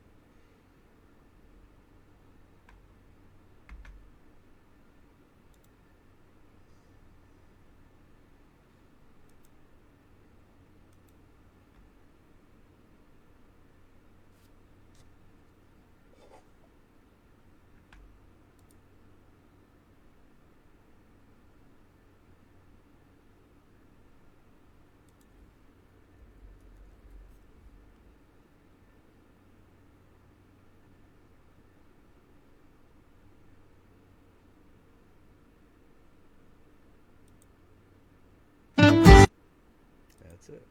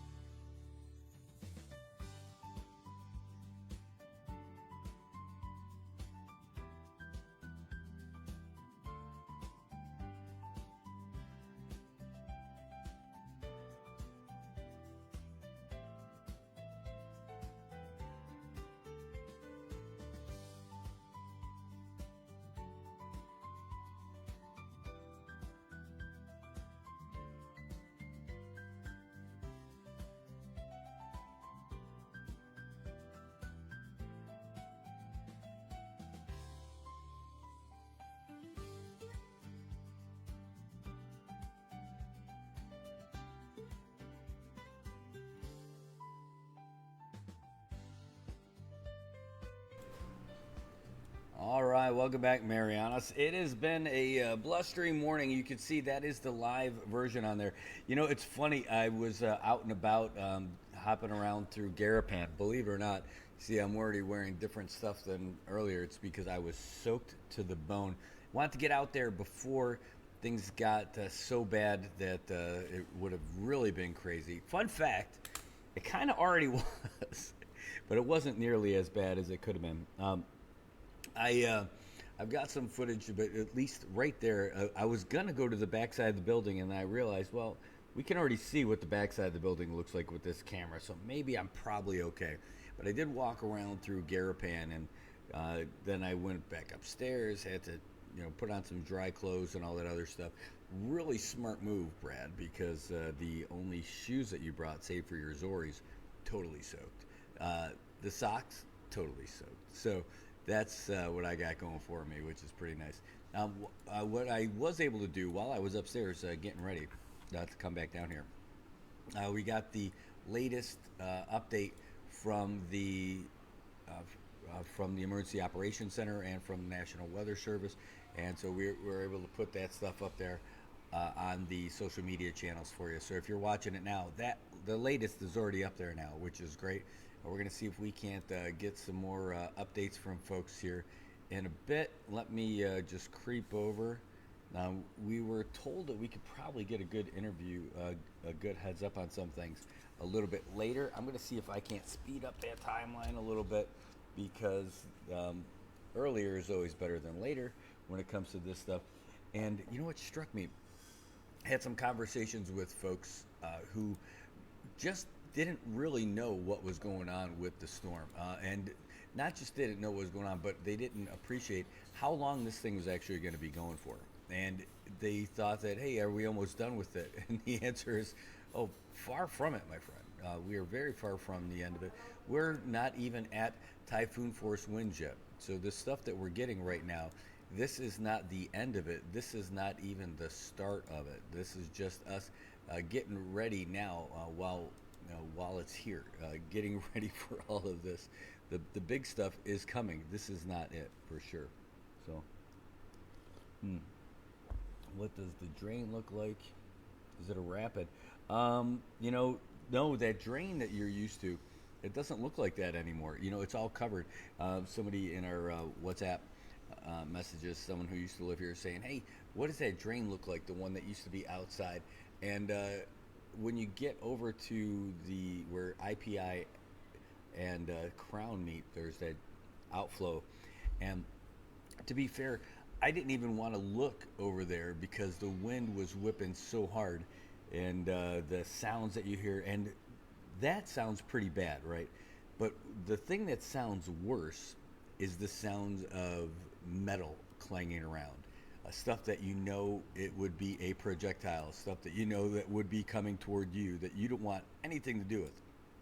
So, and there was a specific point in time when I realized, hey, Daniel, or Danielle, but the notion hit me. He's like, I think you've reached the limit of your stupidity for today, so maybe it's a good idea to go back inside. So that's what we ended up doing. Did shoot some video of it. What you're looking at, though, that is the Earth Cam. That's got some great stuff out here. This is right on top. You're looking at a live shot of what the beach looks like out in front, and you can see the Marianas Beach Resort right behind it. And that's that. So, by the way, there were so many people. I know they're full next door at Marianas Beach Resort because I talked to them yesterday. But over here, I don't know if they're sold out here at the hotel, but I know there are a ton of people here because I just saw them at breakfast. I didn't actually grab any real breakfast. I grabbed a cookie. That is not healthy. I'm going to try and get a sandwich here soon. But there's so many local folks who are here, so many people who are here, and people who are stranded, by the way. People who were meant to have flown out already, or were going to fly out today, or even yesterday. But with everything closing down ahead of this storm, they are just now stuck in place. You could not be in a better place where you're stuck, by the way. But, folks that we met from Kimberly King Hines' office, who are out here to do public outreach for the veterans out here. Just happen to be wearing the veteran shirt now, but they're here because they can't get out of here, so they're going to be here for an extra few days. And you know what? Maybe this will end up helping to reinforce some of the talking points about how difficult it is to get service out here, and when you are literally on an island, you depend on that kind of support. And then folks who serve should get the same level of service that folks in the mainland get. Manny Pangolino was one of the speakers, and I don't think he would mind me sharing. He says, hey, when we take an oath to serve, we serve for our country. When we get injured, wounded, killed, we gave our lives for our country. When we get out of the service as veterans, our country should be serving people exactly the same as people from any other place, any other state, or any other territory. We shouldn't have less services out here because of it. And it was a moving conversation. And I think that being out here now, those folks who are at those meetings, they're going to see the same kind of stuff about what people feel that we should be getting out here, and not just for that too, right? I mean, everything else that's going on, but they'll be able to see, what kind of federal response happens for folks who are out here and everything. Danielle, I have my doubts that your house blew away, but I hope you're okay for sure. Who else we got out there? Yeah, we love you guys too. We were gone for a little bit, out there walking around and taking a look at it, but the storm is blowing pretty heavy, coming from the east right now, and as opposed to where we are getting those winds topping the island earlier. Well, now it seems like it's a lot more coming from the east, and you can see just looking at what all of these palms are looking like. They're all blowing to the west because that's where the winds are coming from. Anyway, I do want to get back in to see if I can't get these guys in for an earlier call, just to try to get some good graphics and stuff like that in there too. Yep, Typhoon Condition 1 is now also in effect for Pagan, Alamagan, and Agrigan. So for the few folks who are up there, this is going to be a tough spot. I heard about this when I was talking with folks about what happens for folks who are living in the northern islands when a typhoon hits. And apparently there's some leftover infrastructure from the Japanese that they end up bunkering down into, like old reservoirs. They'll go in there and hide out in these old concrete water tanks and ride out the storm. And for this one, could you imagine being in there for as long as they are? It's pretty brutal. Let's see. Now, these are some other stuff. Let me see if there's anything I want to share. Some of these videos that I got, let's see what this one looks like.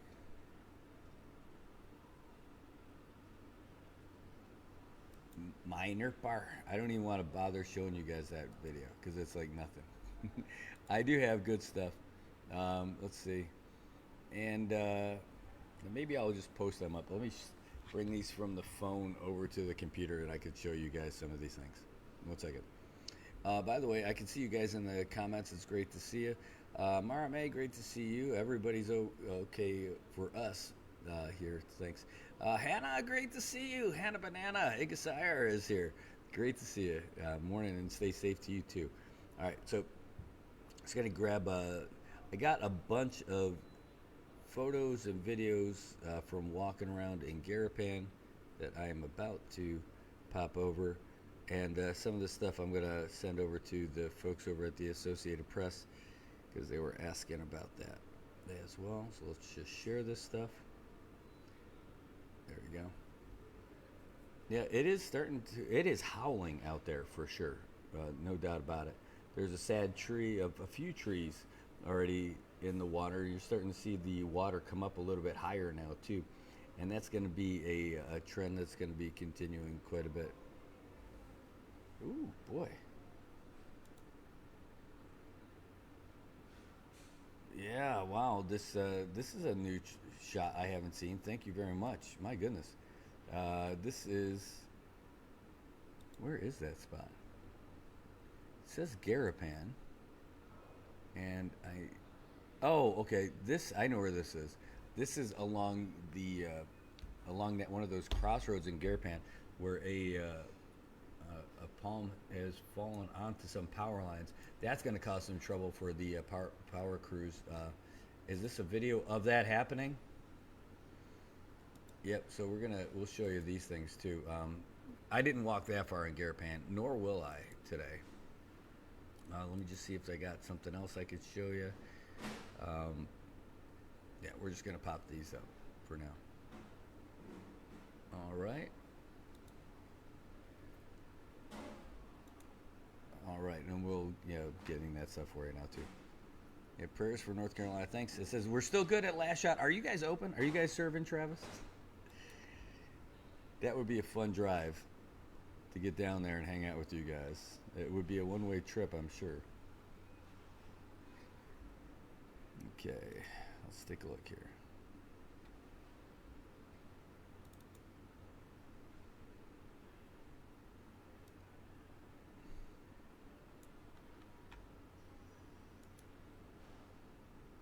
All right, folks, let's just see if I'm able to make this as cool as I think I can.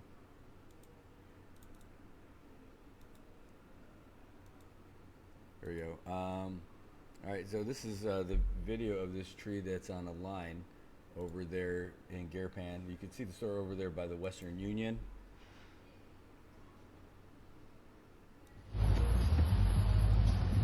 Right there on the power line.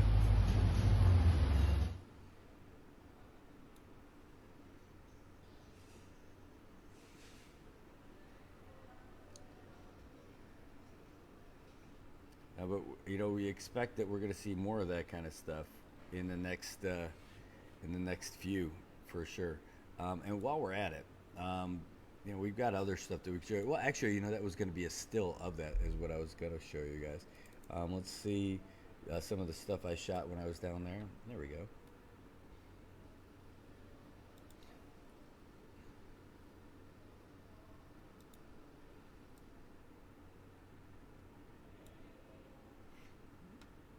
Some of these shots, they look relatively tame because they are, which is a good thing.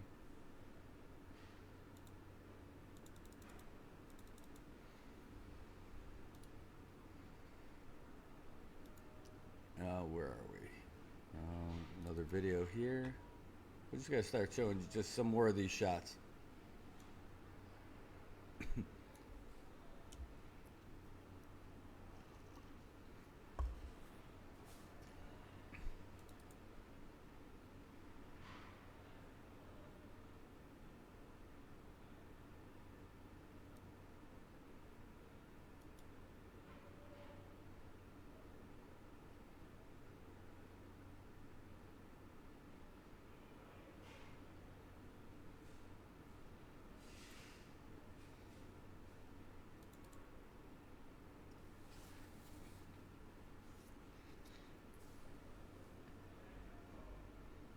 Yeah, that wind is whipping over the ridge line, making its way into Garapan. And around this time, a little bit earlier, when I realized, anything could be carried on those breezes. Oh, you think, Brad? Yeah, I know. Believe me, I know.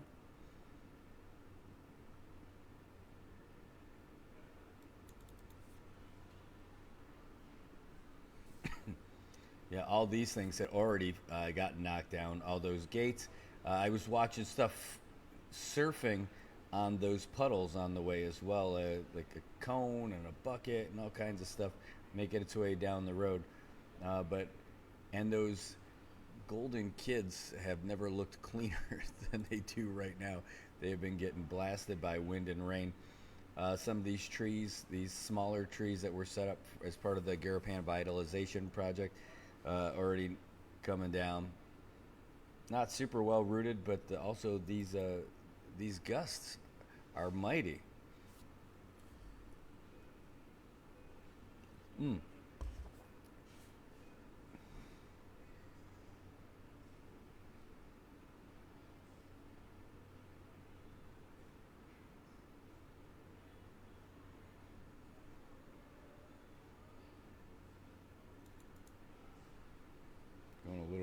reverse order here. You see some more stuff came down from the old wax museum, and even the boards that were barricading the building already coming down. And some of the groans from the building, the wind as it's whipping through some of these places is pretty rough too.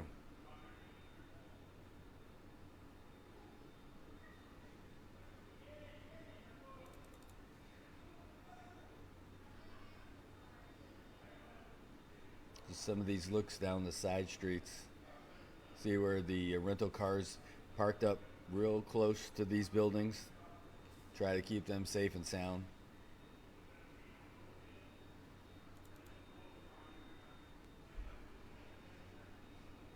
And again, we haven't even hit typhoon force winds yet. Oh, got a call coming in from Bernard. Let's see if I can't get this for you. Hold on one second. Hey, Bernard, we're live right now. Did you want to be on the show, or do you just want to give me a ring?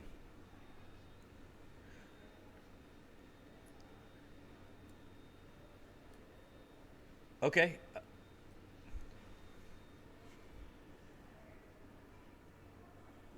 Okay, sounds great. So let me know. Let me send you a message right after we get off. Just let me know how we're going to sync that up. Oh, okay. Hey, great, guys. I know you're working hard together, so keep it up. Take care. All right, bye-bye. All right, that's Bernard Villagomez giving us a call. He's the Public Information Officer for Homeland Security Emergency Management. He's with Miguel and Ethan. Miguel is Miguel Dandan from the college, and Ethan is Ethan Kwan from the governor's office. The dream team, they're working together to make sure they get the public information out to everyone. So you just heard it. So in about a little over an hour, they're going to have a call with the governor, and so we're going to be able to have some more info for you after that. So let's show you some more of these video clips as we're going around Garapan here. And this is, of course, right outside the Crown.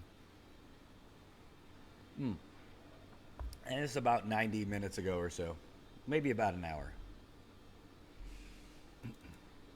Real brief ones. I tried to capture this one, these trees, because the wind that was coming over the building had those things, nearly horizontal. It was just the wind was whipping so hard, and it sounded so angry coming through there as well.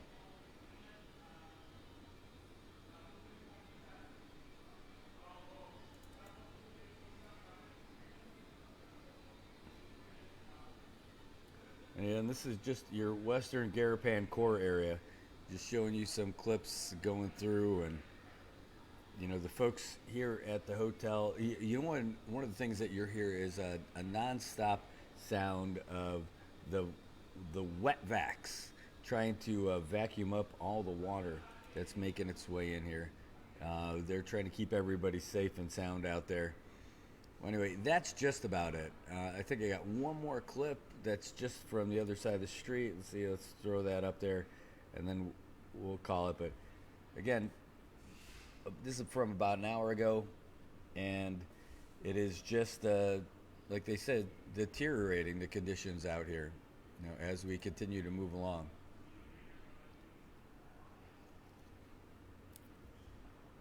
All right, well, here, let's get that out of there. And now we're back to your live cam.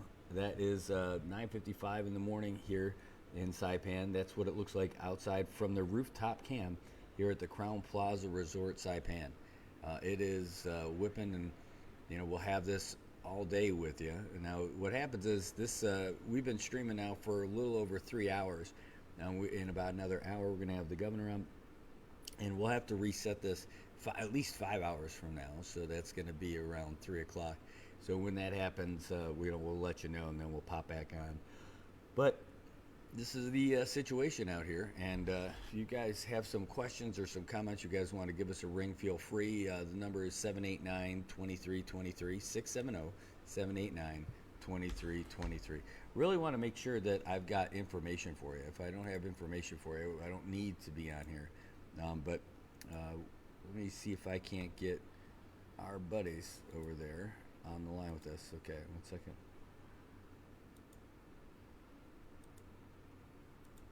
Messaging Bernard.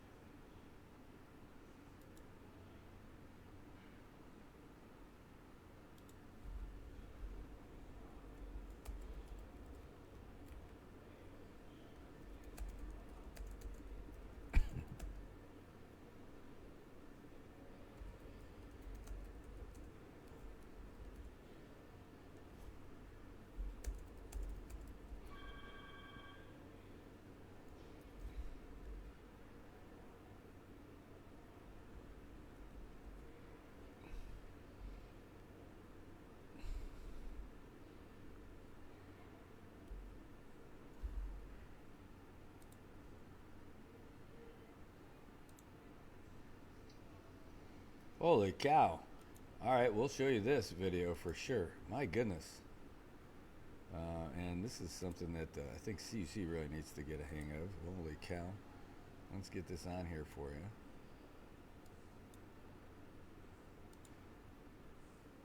That's the one that just came in.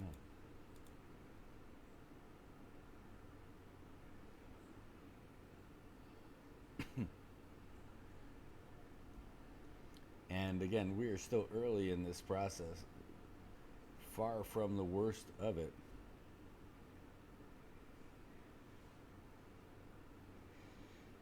And that's one with a light pole and a transformer and everything that, we'll play it again.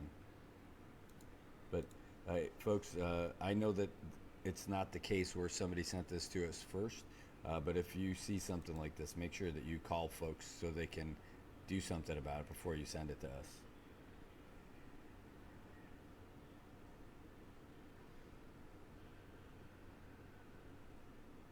All right, so anyway, there you go on that one. My goodness, Saipan is going through some stuff right now, huh? All right, here's another video that just came in. Let's find out. Let's check this one out. Oh, it's another view of that same power pole. What we're going to do is get this one on there for you too. Wow, that is amazing to actually see something like that too in action.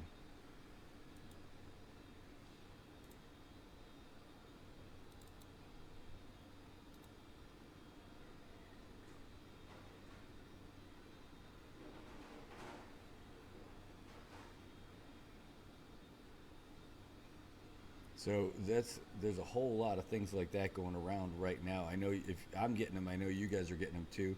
They'll say like forwarded many times and all that other time. So if you've got the location where that is, you want to guess that these guys already know that it's done. But my goodness, hopefully somebody's making that phone call and making sure that those guys are taken care of. Let me just see if we have another update. But talking with Bernard Villagomez, he's saying so we are going to have a group call with all the different media with the governor here today, and that it's going to be a group call with everybody in there, so we'll be able to get you guys all kinds of questions. They're only asking for a couple of questions for each one of the outlets. So that's pretty much going to be it. I mean, there's only so much the governor can really talk about now. I want to hear more about him giving us some updates that he might be more aware of than we are right now. Hey, in the meantime, I'm going to get you guys an update from the Associated Press while we move on. Speaking of the Associated Press, I got some stuff to send them. But anyway, here's the latest news update that we have from the Associated Press. So it's one of those things we get to do. So here you go. AP News, I'm Ben Thomas. President Trump says the U.S. military has begun a blockade of Iranian ports, while Iran has responded with threats to all ports in the Persian Gulf and the Gulf of Oman. Oil prices spiked before Brent crude settled just under $100 per barrel today. European Commission President Ursula von der Leyen on the war's impact. Our bill for fossil fuel imports has increased by over 22 billion euros.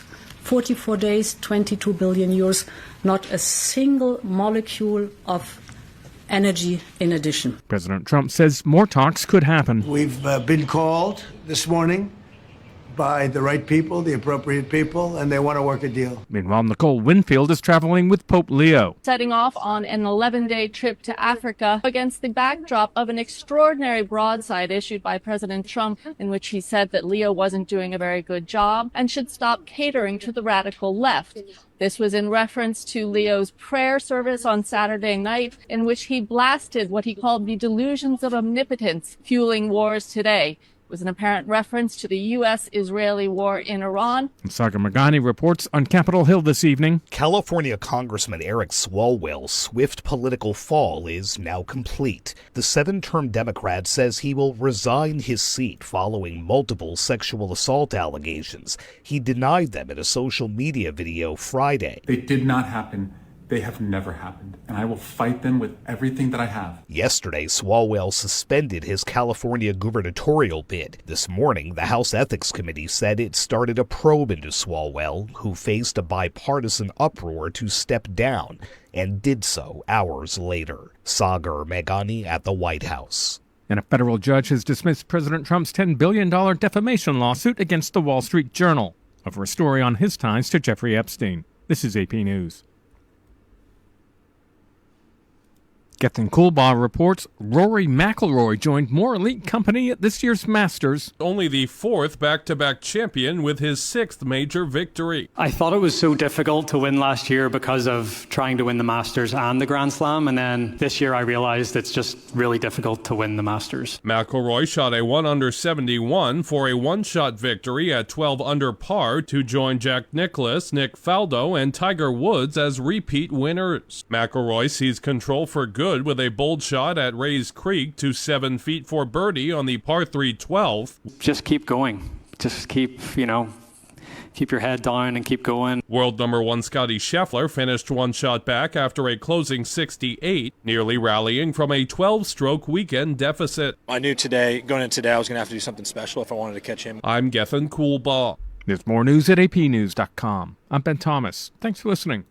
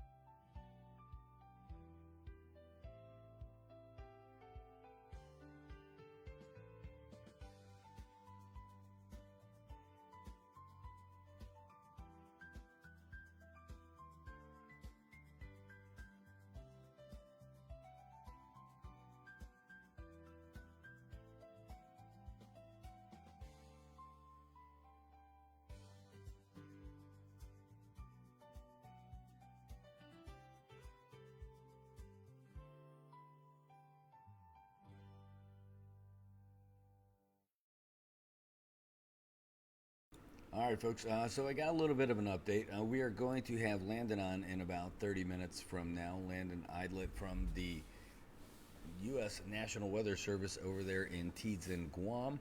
And then we have the 11:30 phone call with the governor. So the governor is going to give us an update. Now, about that time, we should be in typhoon force winds.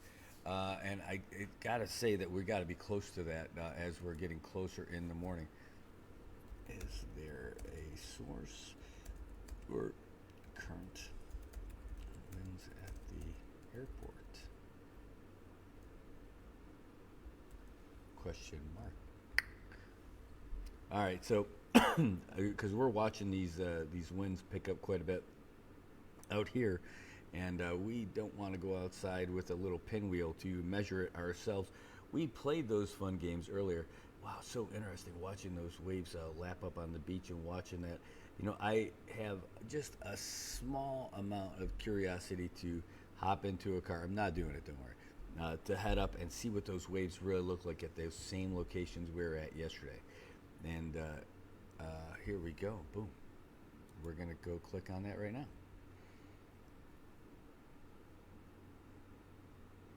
All right, we are here. Let's go to the Saipan Airport. That's what I want to see. Wow. All right, so let's see if I could decipher these color codes. Looks like it's 79 degrees, a high gust of 77 or 68. Is that what I'm looking at? Where.gov. I just want to make sure that these aren't temperatures. It looks like the high gusts. I'm going to take a screen grab and send it to him. So, because I want to give you guys accurate info here. I want to make sure that I am not. Let me just copy this.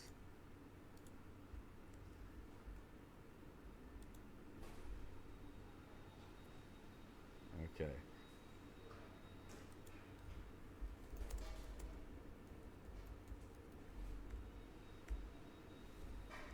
All right, so he's actually, I can't really ask him more questions now. He hasn't replied to me about with this, but he's doing a briefing, so I can't ask him for more info just yet. But either way, he's. It seems like everything from 68 to 79. All right. They will send an invite link. Okay, great. Thank you. Yeah, so there's, right now at the Emergency Operations Center, there's something that they call the JIC. And the JIC is JIC, Joint Information Center. And when they end up doing these things, that's when all those agencies get together and they work to make sure that all the information that comes out is consistent and coming from the same source. It's really important when you've got disasters and the situations like this, emergency situations, that you can have regular info and reliable info and a steady stream of info throughout the whole thing. So they're doing that now. So you've got Ethan from the governor's office, Bernard from Homeland Security, and Miguel from NMC. And, you know, this is really kind of a throwback all the way to the beginning of the Palacios administration, where Frankie Lipko was really running communications for the governor's office for a long time. And that had to do with all kinds of reasons we could talk about at another time. But for right now, you can see the legacy of this being passed on. And we'll see, you know, what happens. Why it makes sense, because these guys have expertise in all these things. It's making the most out of the resources that we've got in the Commonwealth. So I would say that that's a good thing. Oh, what's the name of the song? Which song? That background one? Well, hold on. Are you talking about?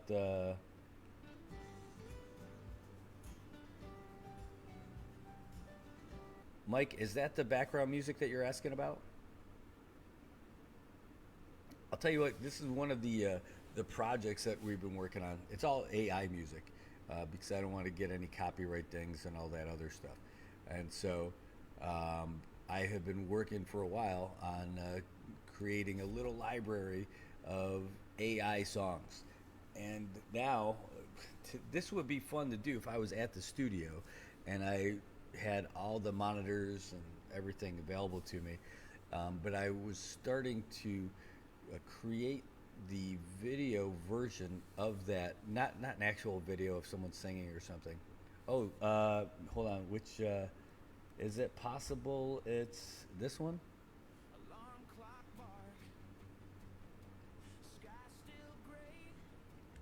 Is that the one you're talking about? So either way, that's also same thing, AI. It's called Good Morning Marianas. Yep, that's it.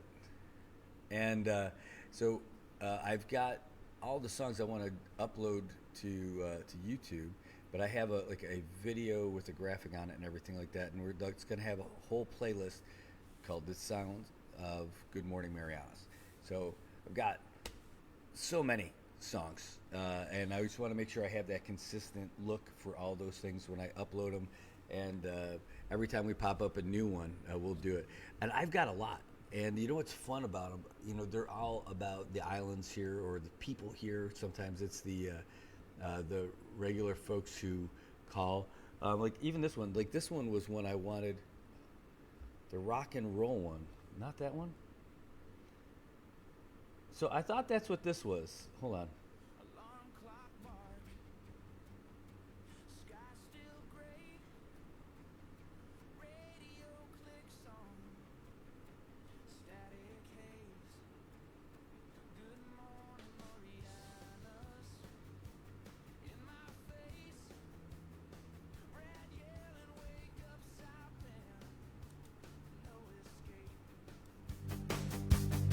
Coffee burns my lip, he laughs in my kitchen,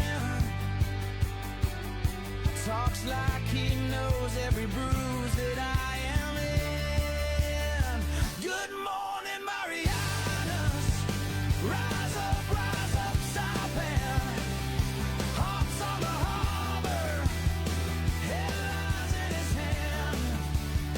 Good morning, Marianas, live from the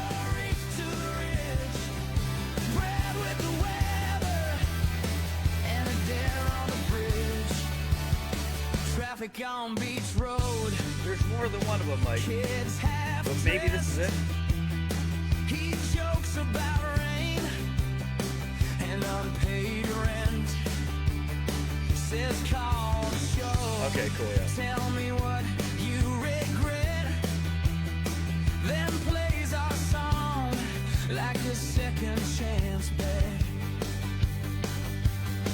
He says, say your name, we say it like a prayer. Through busted speakers, we are almost there. Good morning, Marianas.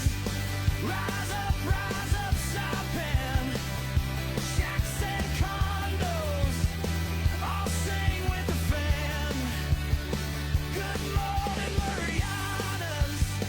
Old scars, new daylight. Brad talks nonsense, somehow gets it right. Who is this voice in my cracked dashboard?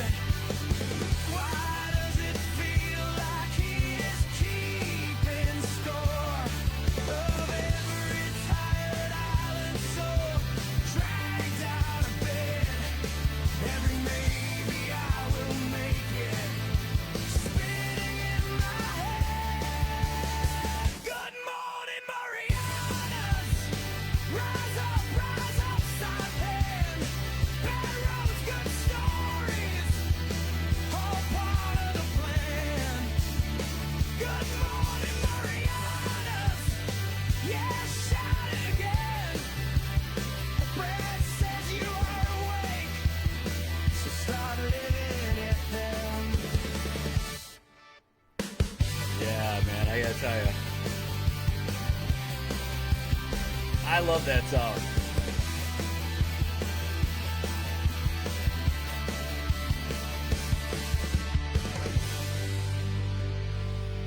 Yeah, think we created that back in November, and was holding on to it for a while before I let it go. I love it. I absolutely love it. But we've got a whole bunch of other ones. We've got the background music, and then it's topical stuff. And, a lot of folks that we've got on the show, too. It's fun where we're able to, we've got theme songs for different people who call the show regularly, which is kind of neat. I definitely get a kick out of it. And they do, too. From different places. I absolutely love it. It's one of my little hobbies, I guess you would say. But, I mean, it's just for the show. So I'm glad you love it. Thanks, Sissy. Appreciate it. And there's going to be more to come. I don't know how many songs that we have. Probably about 30, a good 30 or so far. And they're fun. There's one that we made. I made this as a kind of a going away thing for Emma and Pete Perez, about 500 sales, and I really love it. And I know they loved it too. I made some stuff for some other folks who I know would really enjoy it too. But maybe that's what we'll do. We'll wait. We've got a call coming in at 7 minutes from now. Let's see if anything else. Okay, so temp and dew point on the left, and the flag is the wind, 45 knots. 1, 2, 3, 4, 5. So now I know. Look at that. How about that? So I don't know what that was. So basically, the 45 knots is the wind up at the airport right now. Thank you. And that's, I never would have known that's what that little flag means. Are there other ones in Saipan? Or is that the only spot that's got the wind? We have one in Garapan, yeah, but the one in Garapan doesn't look like it's registering anything. Excuse me. I need some water.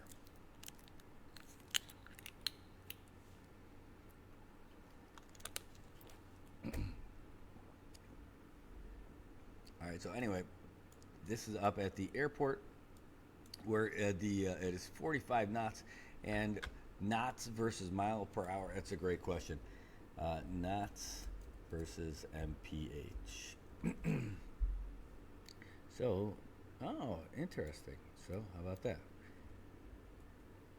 So, like 51 mile per hour at the airport. Now, it seems like a lot more than 50 mile per hour. The gusts got to be a lot higher too. So, like, that's just an interesting thing for us to know. All right, so let's see, what else do we have? We're going to keep going here. Let me check this out, see if we got a new update here. Or we're waiting. We do. We're waiting. We're about 4 minutes away from our phone call with Landon from National Weather Service. And if his call goes a little bit late, I'm sorry, he's going to be at 10:45, so we got time. We're good to go. But we do have a new update from the Associated Press, so I'll get you that right now. AP News, I'm Ben Thomas. State authorities in Minnesota have launched a probe of one particular episode in the Trump administration's immigration crackdown. Julie Walker has details. Officials are investigating the arrest of a Hmong American man by federal officers, including ICE, as a potential case of kidnapping, burglary, and false imprisonment. It happened in St. Paul in January and was caught on camera. Armed agents bashing in Chung Lee Scott Tao's front door. Ramsey County Attorney John Choi says without a warrant, they let him outside in freezing, snowy weather in just his underwear with a blanket. We are not going to let this go. Ramsey County Sheriff Bob Fletcher. Is that good law enforcement, to take an American citizen out of their home and drive them around aimlessly trying to determine what they can tell them? The Department of Homeland Security refusing to cooperate with this investigation, as well as others into the killings by federal officers of 2 U.S. citizens in Minneapolis.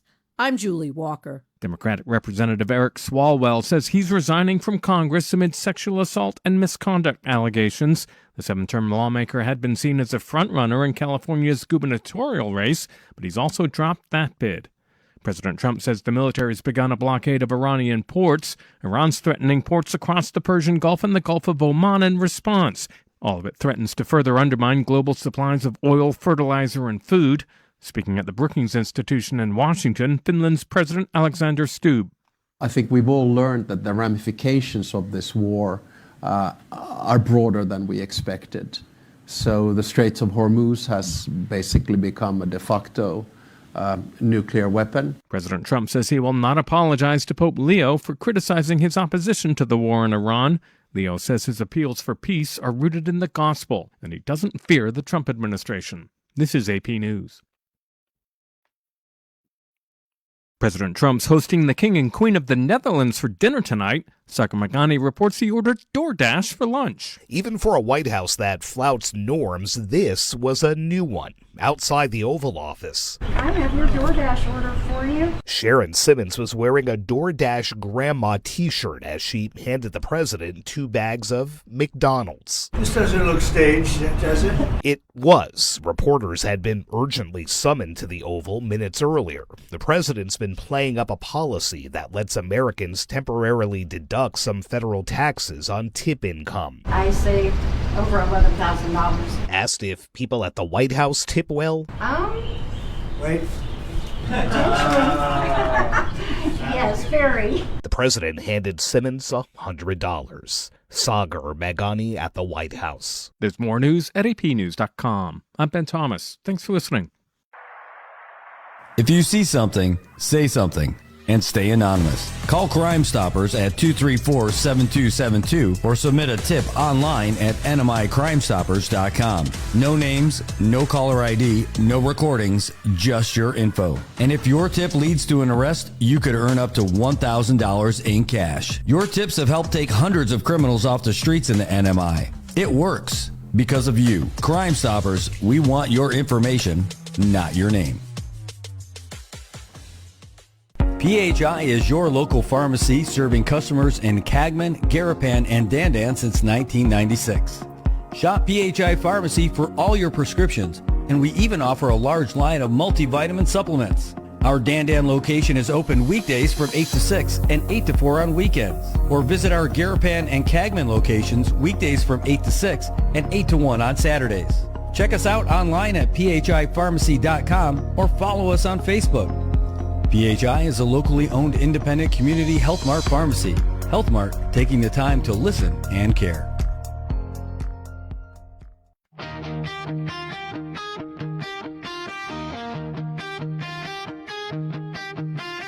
Golden sands under my feet,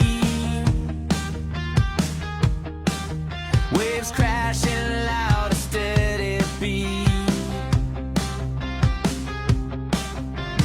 Palms swaying left, swaying right. Endless blue from day to night. Siren calling, feel the breeze. Taste the ocean, salty seas. Siren calling, hearts collide. Paradise where dreams reside.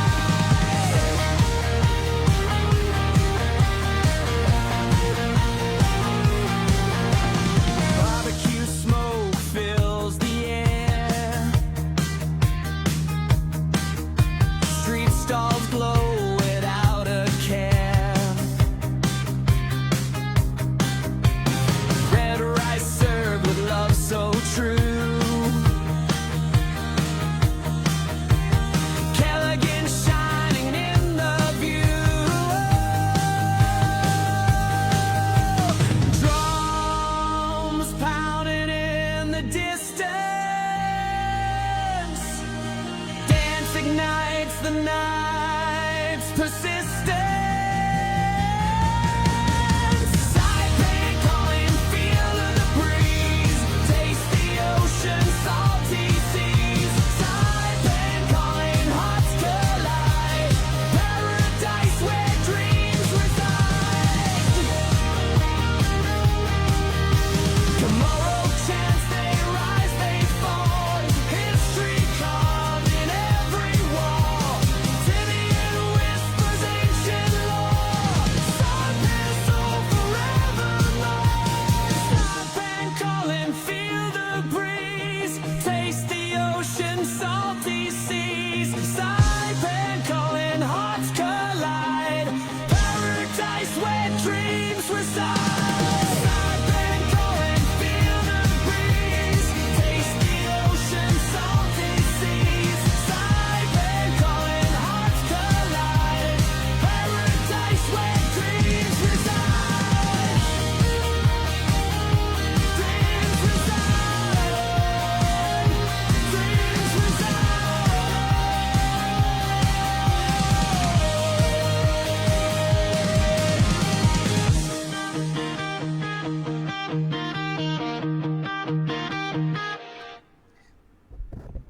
good morning, folks. It's 10:33 here in Saipan. We're about 12 minutes away from getting a great update from the folks over at. Oh man, that's from Patrick. No kidding. Thanks for that. The other thing is, sorry, we just got a message that popped up real quick. Sorry.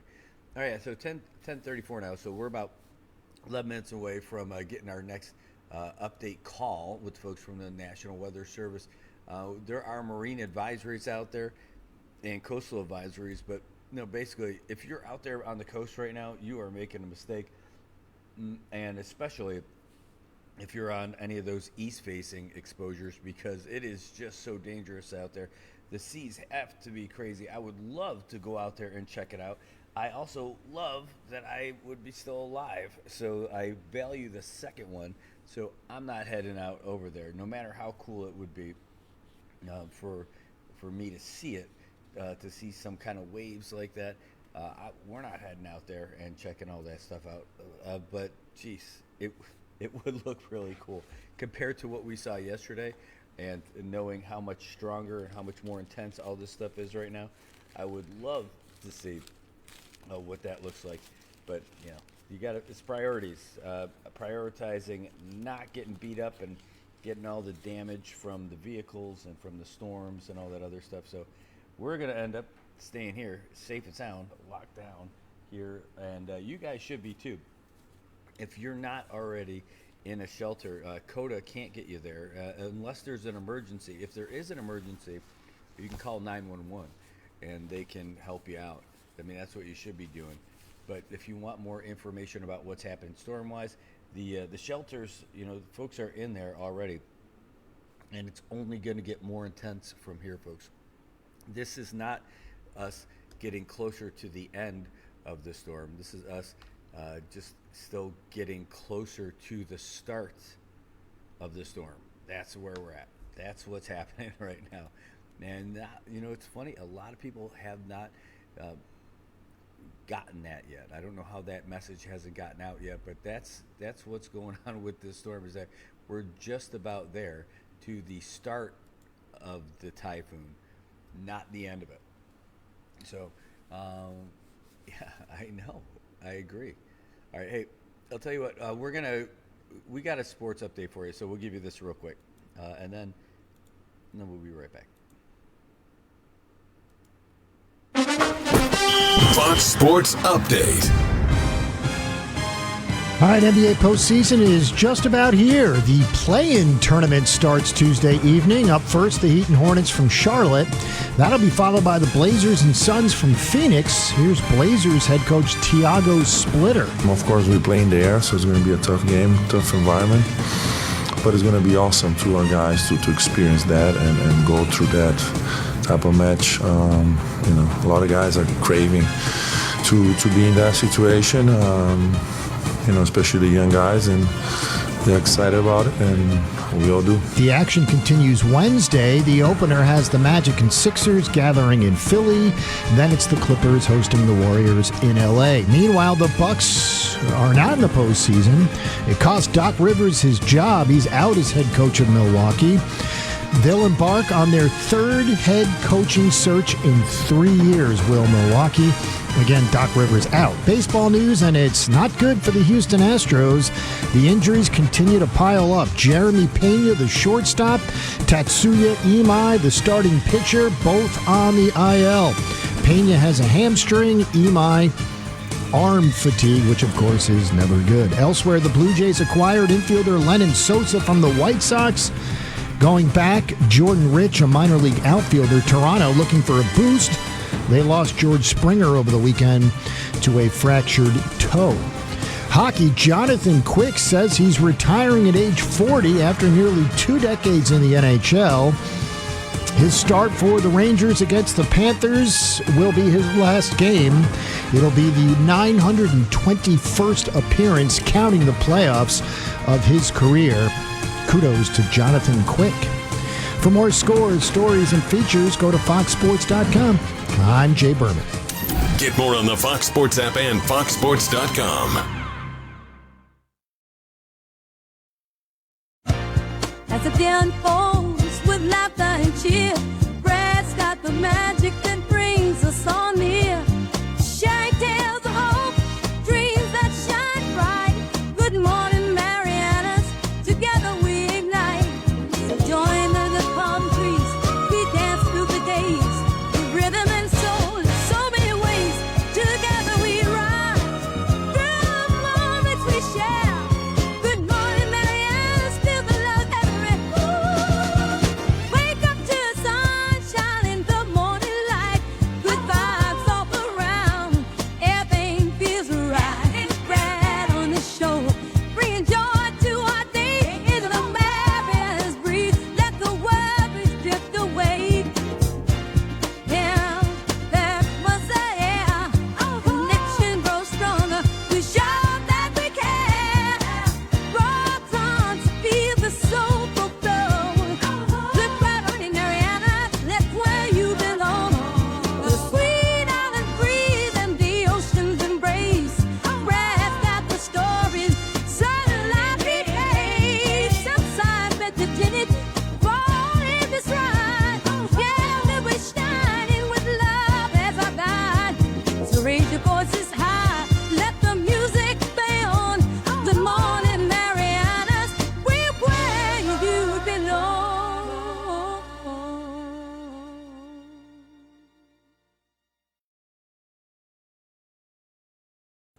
Hey folks, sorry, I'm sending some messages to some folks back and forth. A lot of messages coming in, folks who are, wishing us the absolute best and all that stuff. And, we are just trying to get all of our ducks in a row here in the Marianas. There are folks who are all over the world right now who are trying to make sure that we're going to be okay at the end of this whole thing. We've got folks from DC, folks in Guam, and folks in different islands, media personnel, folks from different support organizations and associations who are reaching out and asking what we need and all that. And not like us, but I mean like with the CNMI. They're also asking for documentation. Some of those calls that people said, hey, can you send us photos of you guys? Send us photos of your homes and your vehicles and everything so that you can use it for insurance documentation afterwards. So the answer is yes, we will for sure, and we'll be out there. I also told him, I'm like, man, I am tempted to go out. I'm not gonna because I'm dry right now and I don't want to get soaked again, but I am tempted to go out and just go see some of those seas. It's dumb. I'm not doing it. Don't get me wrong, but the temptation is real. To get that good video, to get that good photo and all that other stuff. I would like to definitely do that, but I'd rather do it behind the window with the zoom lens. That sounds like the good advice from Ray Gibson this morning. Anyway, fortunately for us, we do have a camera, and we do have a zoom lens, and we do have a window. And so we'll be doing that from the hotel room upstairs when it gets a little bit later and things get a little bit more squirrely. I'll bust that stuff out from up there and try to get you guys as much as I can. From down here, though, in this little bunkered area of the Mari Bar, this is about the best place we could possibly be set up. I thought more people would be down here during the day, but there are a lot of people mulling around in the property, and I know that there's certainly, excuse me, a lot of folks who are enjoying the food and everything. Maybe later they'll enjoy some of the beverages. There's plenty of them for sure over here. Let's see if that new message came in, by the way. I could see a bunch of them. Good morning for you, to all you guys. I can't believe, this thing seems like it's been going on forever, and it's pretty much gonna keep going on for a while. Trying to explain this to somebody, I'm like, what's going on now when you're seeing this stuff that's on the screen? This, here, let's look over to the side. When you're seeing this is pretty much what it's going to be like all day tomorrow. But it's intensifying now, and it's going to get worse for us all throughout the night. Wow, look at that wind that just ripped across the water. Anyway, so this is what we've got where it's going to continue to intensify. Closest point of approach tonight between 10 p.m. and 2 a.m. That's how much of an uncertainty thing there is. And then more, right? And more of what we have right now is going to be all day tomorrow. We're probably going to be pretty chill on Thursday. It'll still be blustery on Thursday, but the all clear, everything should be back to normal on Friday. This is a long, slow storm. And this is what they've been telling us is coming for us anyhow. Excuse me, folks. Apologies for that. What I want to do, here, I'm going to move this over. I want to see how the other track is looking for us here. Let's get a play on this as well. Get that on the screen for you. So we could see how it looks now. And is the track changing? Well, according to this, not really. It is tracking a little bit north of us, but that would just spare us from the eye wall. Eric says, hey, do you know, are there any stores open? Man, I don't. You know, I would be really surprised if any of the stores are open at this point. When I could tell you from walking around in Garapan about an hour and a half ago, nothing was open. But I wasn't walking around all of Garapan, just the few blocks that I was walking around in. I can't imagine. Well, actually, you know, funny enough, I bet there's probably somebody open. I just don't know who it would be at this point. But, you know, you wouldn't want your employees, unless they're going to stay there, and every time you open the door, is it the last time you open it? Does it fly open? You know, I mean, look at that sucker coming toward us there. I mean, this is tough. But maybe this is a good question. If folks know if there's a store open, drop it in the comments and let us know. I just can't imagine that there's a whole lot open right now. There's some of those stores, a handful of them, that were 24-hour stores before that may or may not be operating today. And but my goodness. All right, so by the way, while that's going, we got a message landing, so see how he's doing. Okay.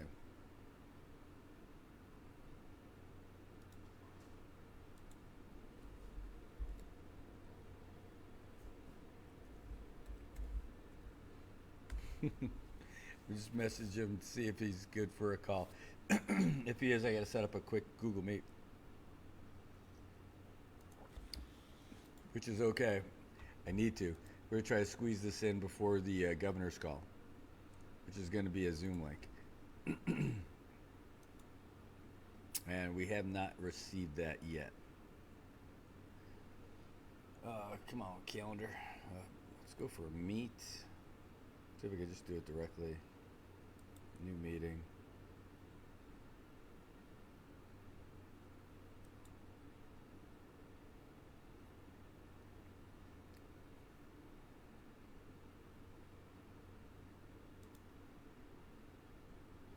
Can I use both cameras? Probably not. I'll have to use the integrated.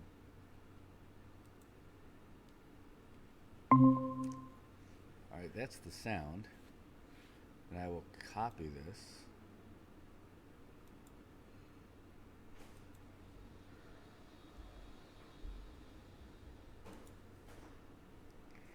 Excuse me.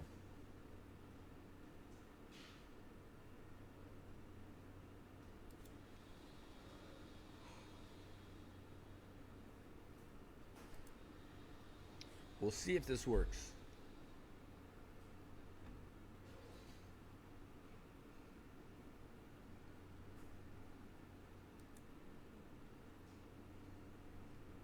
Just sit tight. He's already messaging me, but he's going to say, I need 5 more minutes.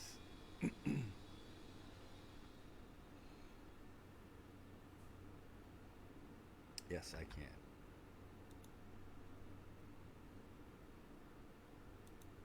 Here we go.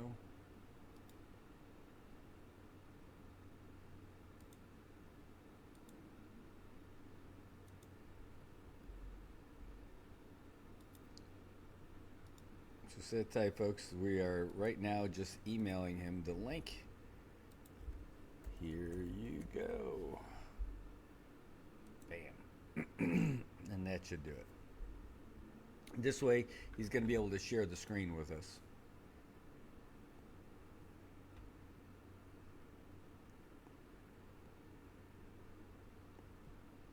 But this integrated camera does not look great.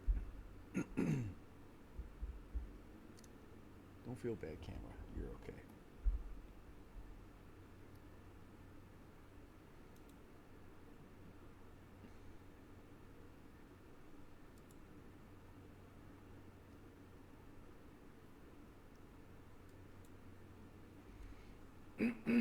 Excuse me. My goodness.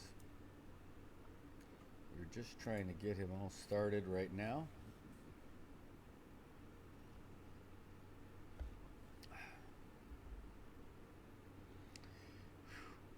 And after that, we have that call with the governor's office at 11:30. Get a real good heads up on what's happening. And then we're going to ride out this storm. Because in the next couple hours, we should be starting to get these big winds. I mean, its storm is getting really close. And I would say we're just about on the edge of those typhoon force winds. Just looking at that center, and it says about 80 miles out is when you get the typhoon force winds, and we've got to be there as that's coming in right now.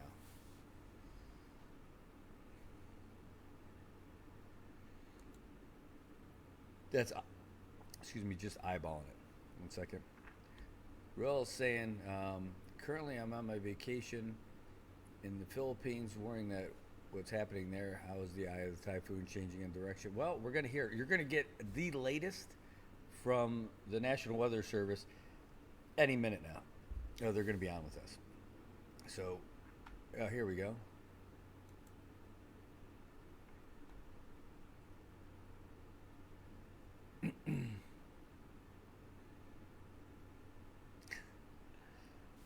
This is so funny. I got his automatic reply. He hasn't changed this yet.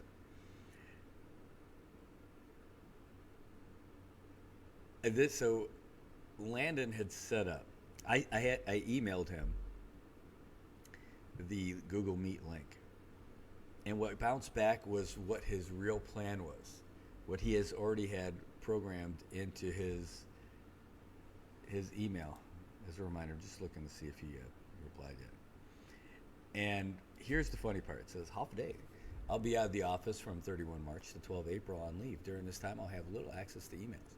I will then be on official travel to Pohnpei from the 13th to the 19th of April. During this time, responses will be delayed. I have WhatsApp access and all this other stuff. Best laid plans, right?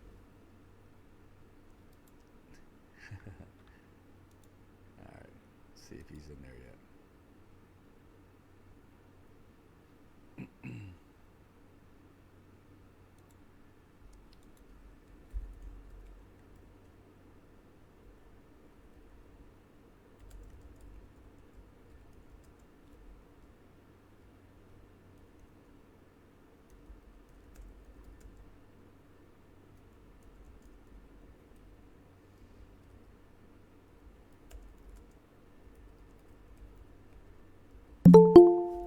There he is. That's the sound.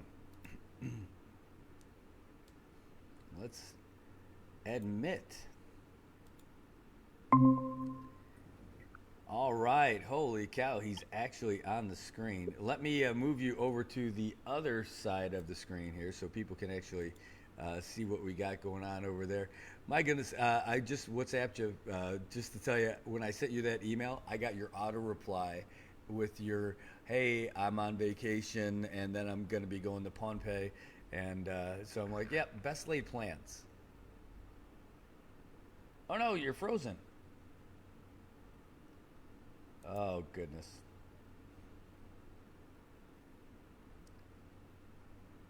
What happened? We lost you.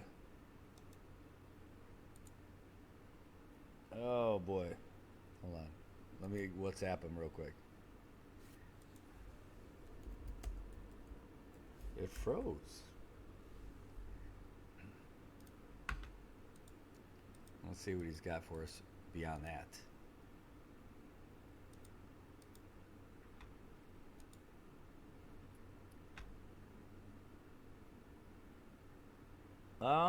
I don't know what happened here. We're gonna.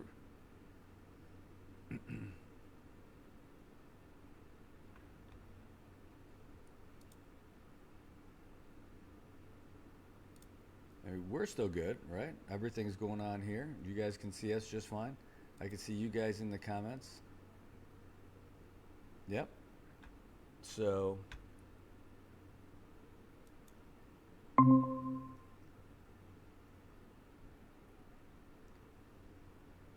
So it's funny that I am on both of these screens. So let's fix that. Okay, that sounds like Landon should be in here now. Are you there? Are we still frozen? I'm here. Do you hear me? I can hear you just fine. Now I can see you. This was so funny that it was like that. But anyway, we're good. We're here now. And I got you on the screen. You look like a champ. I bet you're having a whole lot of fun over there in Guam. Well, if we can figure out our power supply, we might be better. We just lost our generators. It looks like they're having problems right now. So, you know, the TV show Stranger Things and the lights flicker. This is what we've got going on. So my lamp is like fading in and out. So I might lose you again shortly. I think we're having an issue with one of the generators, and it's not transferring to the backup generator. So we have 2 commercial generators, and something's not going right, but we have a team of technicians working on it. But the hallway, the lights are like Stranger Things right now, just flickering and going all kinds of crazy. Well, it could be worse. You could have no generator. Is not the truth. So let me, I'm going to share my screen shortly and get some things in motion to see where we are with stuff. I got to get my browsers and stuff back up and running again. But, okay, I'm going to share my screen. Are you ready, Brad? Hey, I'm ready when you are. Okay, I'm not ready. That's fine. So we just wrapped up a call with the CNMI Homeland Security Emergency Management folks, and so things are definitely proceeding as planned. The weather is going to be intensifying across Saipan and Tinian and Rota as we move forward, but this is looking at the Saipan International Airport, the observations, and so we're seeing wind gusts or sustained winds consistently between 40 and 60 miles per hour, but those wind gusts, we're seeing those typhoon force wind gusts around 74, 75 miles per hour. These will be increasing. So we've not gotten the 11 o'clock observation yet at the airport, but overall the winds will be gradually building as we go through the afternoon hours. Once we get past the early afternoon hours, you're going to see the wind speeds rapidly escalate through the afternoon to peak conditions later tonight and early tomorrow morning. So what you're seeing right now, it's only going to get worse. This will be a very long afternoon, a very long evening. We're going to see damage, destruction across Saipan and Tinian as the worst conditions start to settle in across the CNMI. So looking at the live radar feed, this is the eye of that Super Typhoon Sinlaku. I don't have the 10 o'clock intermediate advisory information. That will be the intermediate advisory 20 alpha. But I am looking at the number 20 bulletin from 8 o'clock this morning. At 8 o'clock, it was analyzed at 165 mile per hour sustained winds. That's still a super typhoon, a category 5 super typhoon. This is a monster as it approaches the CNMI. The good news is it is on a weakening trend. We're starting to see a lot of the drier air mix around the eye. This is something the Joint Typhoon Warning Center was talking about coming up as it makes its approach toward the Northern Mariana Islands. So this dry air is going to serve to weaken the overall typhoon, but it's going to be a very slow, very gradual weakening trend. The current forecast does have a Category 4, high-end Category 4 typhoon making passage either very close to Saipan or just offshore to the northwest, to the northeast. I think. Oh, no. We'll see. Lana was just talking about his generator issue over there and that they might lose it again. And so they're they're having an issue with their backup generator, and that it was possible that we might lose him for a little bit. So we're just going to hang out here while we see him frozen, and he'll end up popping back in.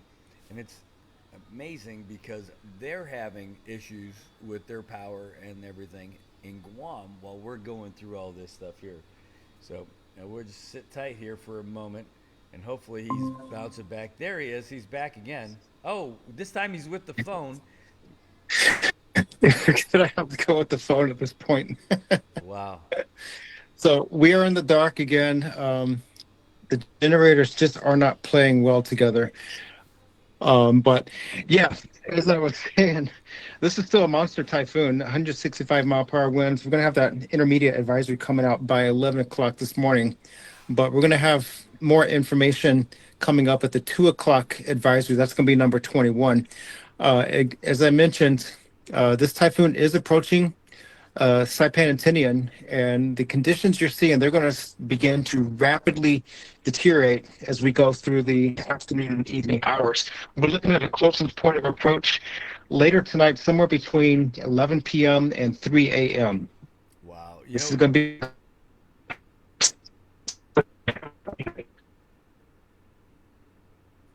Well, even your signal even there is getting broken up with your phone. Yeah, I think one offline. So modern technology. All right, sorry. Whatever you have been saying for the last couple of minutes was inaudible, and it was like that transformer sound. I can see you and hear you now. Okay, perhaps let us get back on a call together. It might be after your 11:30, but it's a little bit of chaos going on over here at the moment. And I'm enjoying the darkness. Yeah, no kidding. Let me actually. We'll walk down the hallway and see what's going on. Right now, let me grab my. I'll put my ears in right quick. If I don't even know where my ears are. Hold by. We might go dark here. So, actually, we might be considering backup operations. So we might throw our operations over to the Hawaii forecast on the radio. If we can't get this power issue resolved, we're going to have to shut down some of our servers. But this is something we exercise and plan for. That when we go offline for any reason, our primary backup is Hawaii and they over operations. So we're going to be assessing that with our technicians, and we might be throwing over operations to Hawaii. Let me turn you around. And this is what we're looking at. Passing wall. Wow, look at that. See, So you guys are operating on generators. so I don't know how much signal is in here. Your signal isn't the best, but is there a power outage going on in Guam right now too? Well, we have a lot of power outages rotating across the island. That's been going on since yesterday evening. But I think the power authority crews have pulled their crews in off the ground to shelter in place at this point because the winds are becoming so significant. But we do have a lot of power outages. We have been on generator power for most of the morning so far, but now our generators are not working properly. So we're going to be looking at backup operations out of Hawaii until we can get our issues resolved. Let me come show you some visible loop of our typhoon. Here's a great visible image of the typhoon approaching Saipan and Tinian. So we still have our weather network, but again, with these power issues with our generator, we may be going into a backup operations mode. So we're going to be here all around the clock, still working phones and calls to the community. But we may have to throw our operations over to the Hawaii forecast office until we get this issue resolved. So that's how we are. Otherwise, it's status quo for us, as status quo is going to be. But here's the thing, that eye is a large eye, and if it doesn't start turning significantly more northwestward, we could see a passage over Saipan. But that eye wall will likely be over parts of Saipan, if not much of Saipan.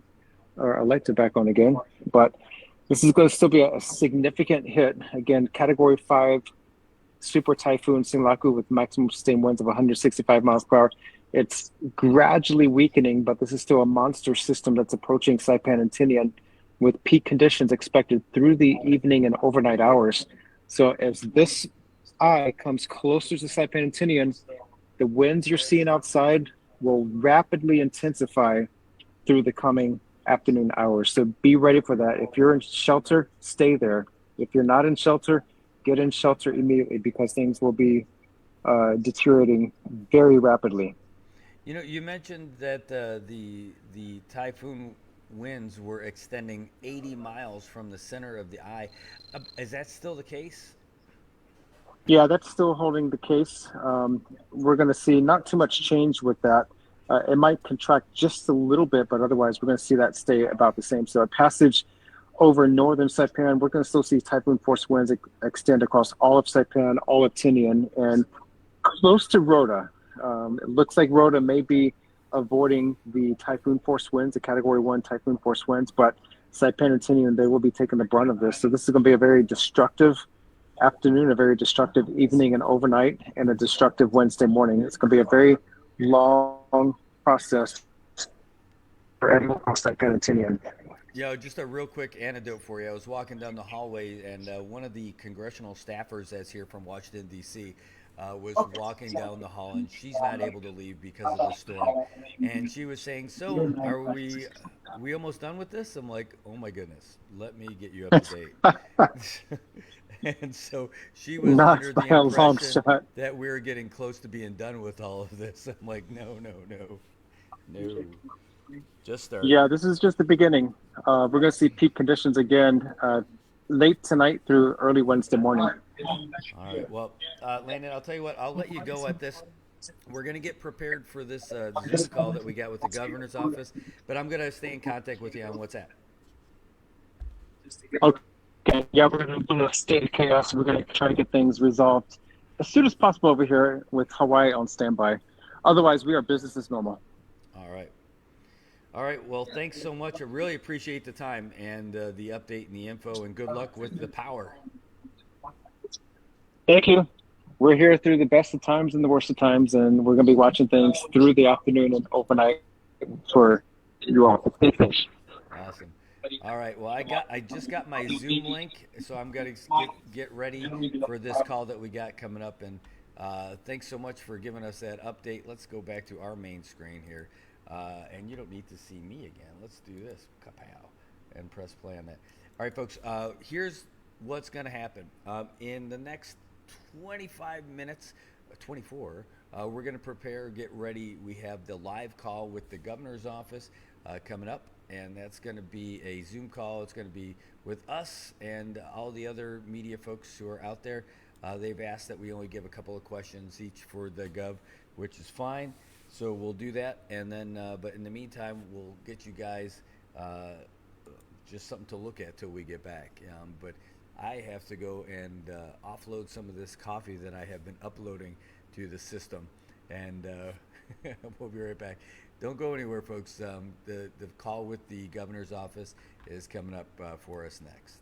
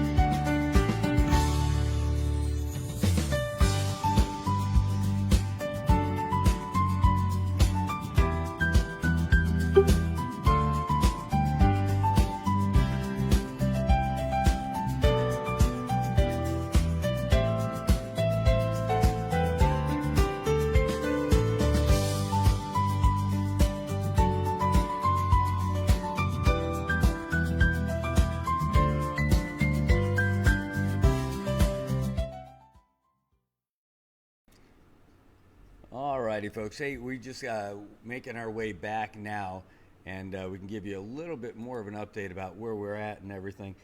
So the question just popped in was estimated time till it reaches its peak. Mara, we're going to be for a while. So the storm may have already hit its strongest point in the storm's history, but it's not yet Saipan's strength history for this storm. What's going to happen is in about 13 minutes, we'll have the governor on to give us the update. Governor's already got the update from all the folks from the National Weather Service, same the way we're getting it.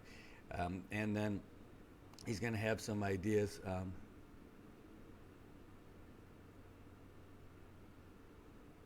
Okay, 1 second. Just got that message.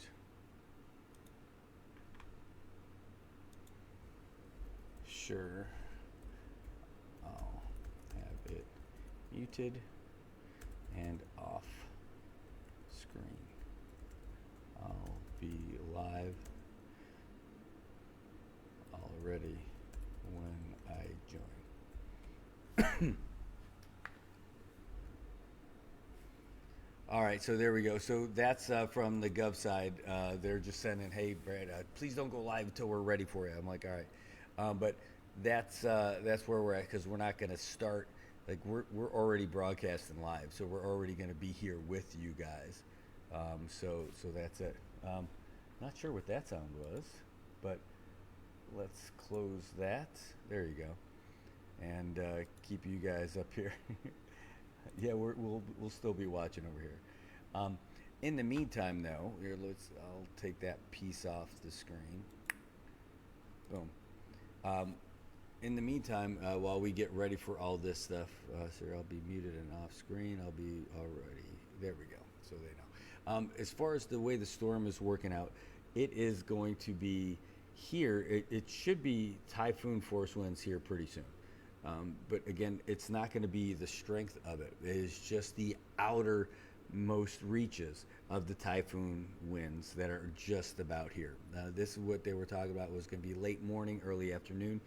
And then the max intensity, like the closest point of approach, they call it the CPA, is supposed to be sometime between 10 p.m. and 2 a.m. So that's it. Here, let me do that. Open the call. Here, let me get this started. I'm going to just try to get this set up for you guys. With all my external stuff is going to be muted.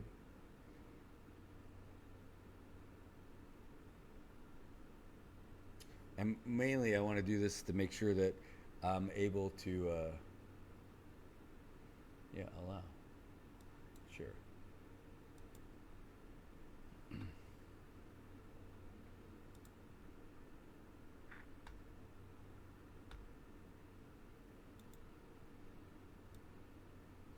See, this is why I'm doing it now. To install these updates.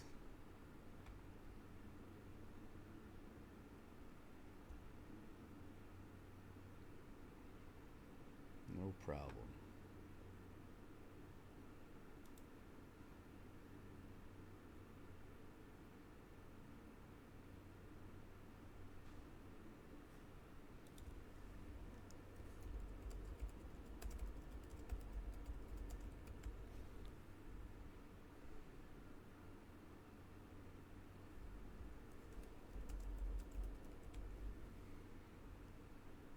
Okay, we're pulling this up. Got to make sure I change the camera to, we'll end up using the integrated camera from here. Yeah, that'll work. So I don't think I can also use two cameras using the same thing, right? If I could, I would. Here, let's go to integrated camera.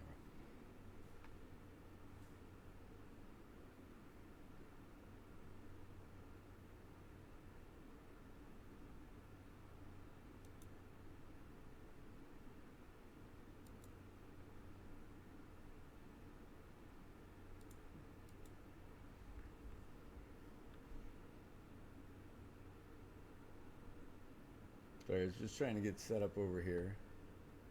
And it looks like we will be good. But in the meantime, we'll be good. Hold on one second. All right, so. All right, cool. So all of our, I'm not sure what's happening.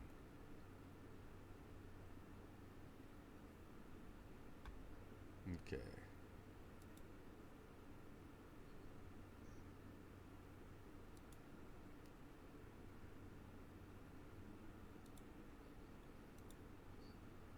Hold on one second. I don't know why I'm still able to hear you guys, so give me 1 second. You guys aren't on the screen yet.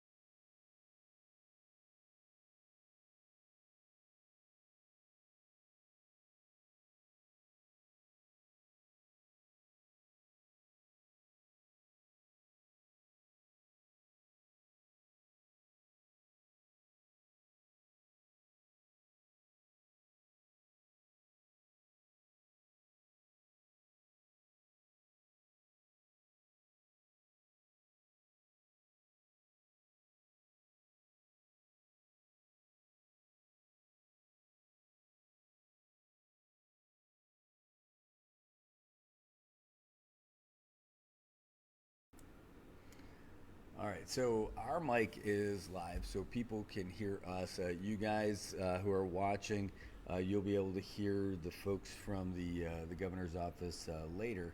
But right now, you're not going to be able to hear them because we've got them muted. It is this briefing that's going to be happening here soon. We're just a couple minutes away. We've just got some of the basics about how this stuff is going to kick off for us.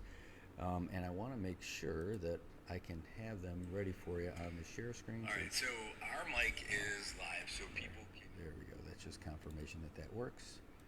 Let's get you guys on there.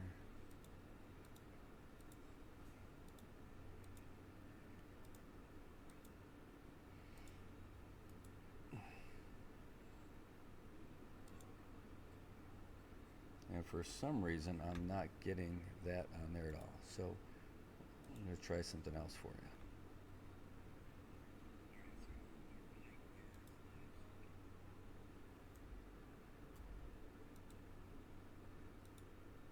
That's fine.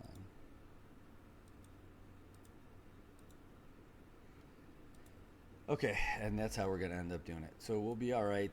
I know you guys can hear us, so that part's great. I know that these guys from the briefing will be able to hear us here pretty soon. And our mic's live, so you guys should be able to hear us. Good to go. All right, so folks, we are just standing by, getting ready for everybody to get online. We got Tomas Manglonia's there from Marianas Press. You've got Sakura Halstead, who's there from KSPN. Emmanuel Herediano is there from the Marianas Friday. And Mark Robigo, who works for Marianas Press, is also on here. He is probably going to be doing it for the other stuff, like the stuff he's a stringer for like Marianas Business Journal or for Radio New Zealand and all that other stuff. We'll see who else gets on here as well.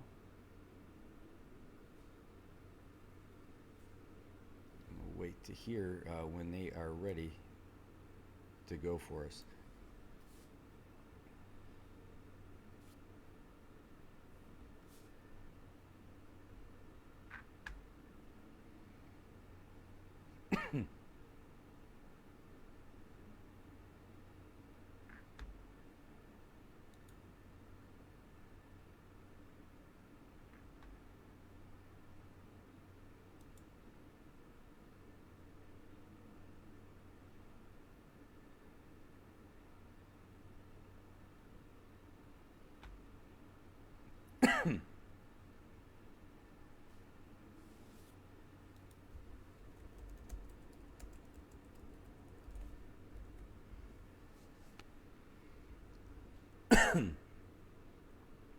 All right, but either way, we're good to go.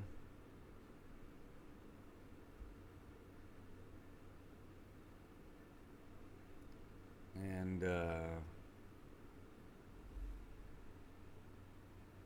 yep.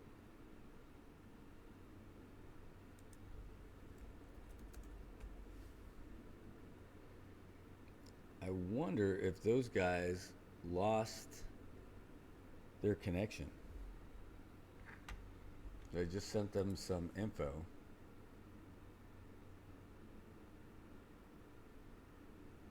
So I could see everybody else moving around on the screen just fine. Except for them.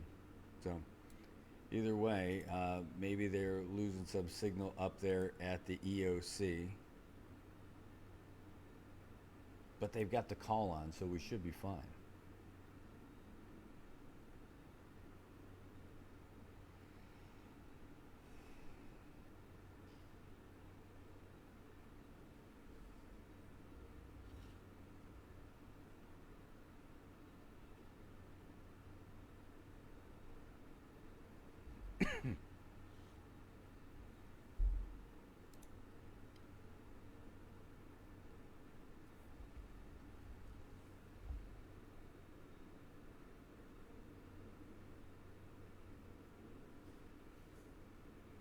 So just sit tight while we wait for this, folks.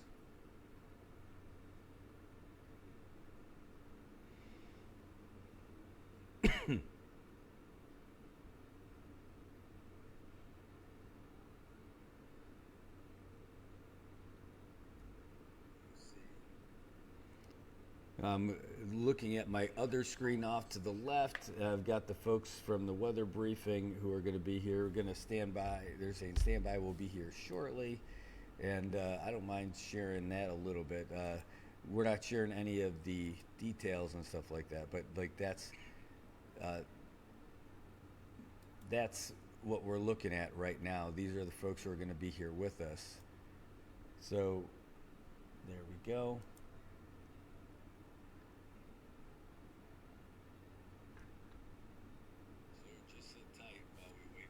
There we go. So that's what we're waiting on right now, this briefing that we're going to have with these guys. Don't mind. Let's see if we can pop that on there for you. Maybe we'll throw this guy on here. 1 second. Where's the display capture? This one. Boom. Throw that down in the corner for you. So you'll be able to see. We'll know right away when they're getting ready to go. Nope. Undo. Oh, get back here. Just part of the fun, folks. This is exactly what it is while we're waiting to have this new call, this live call with the governor's office. They're going to give us an update.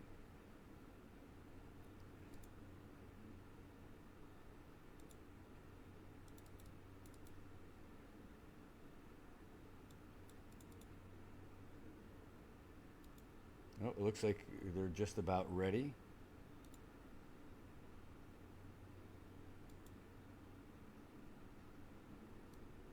And today we will have Governor David M. Apateng joining us and Special Assistant of CNMI Homeland Security and Emergency Management, Clement Bermudez.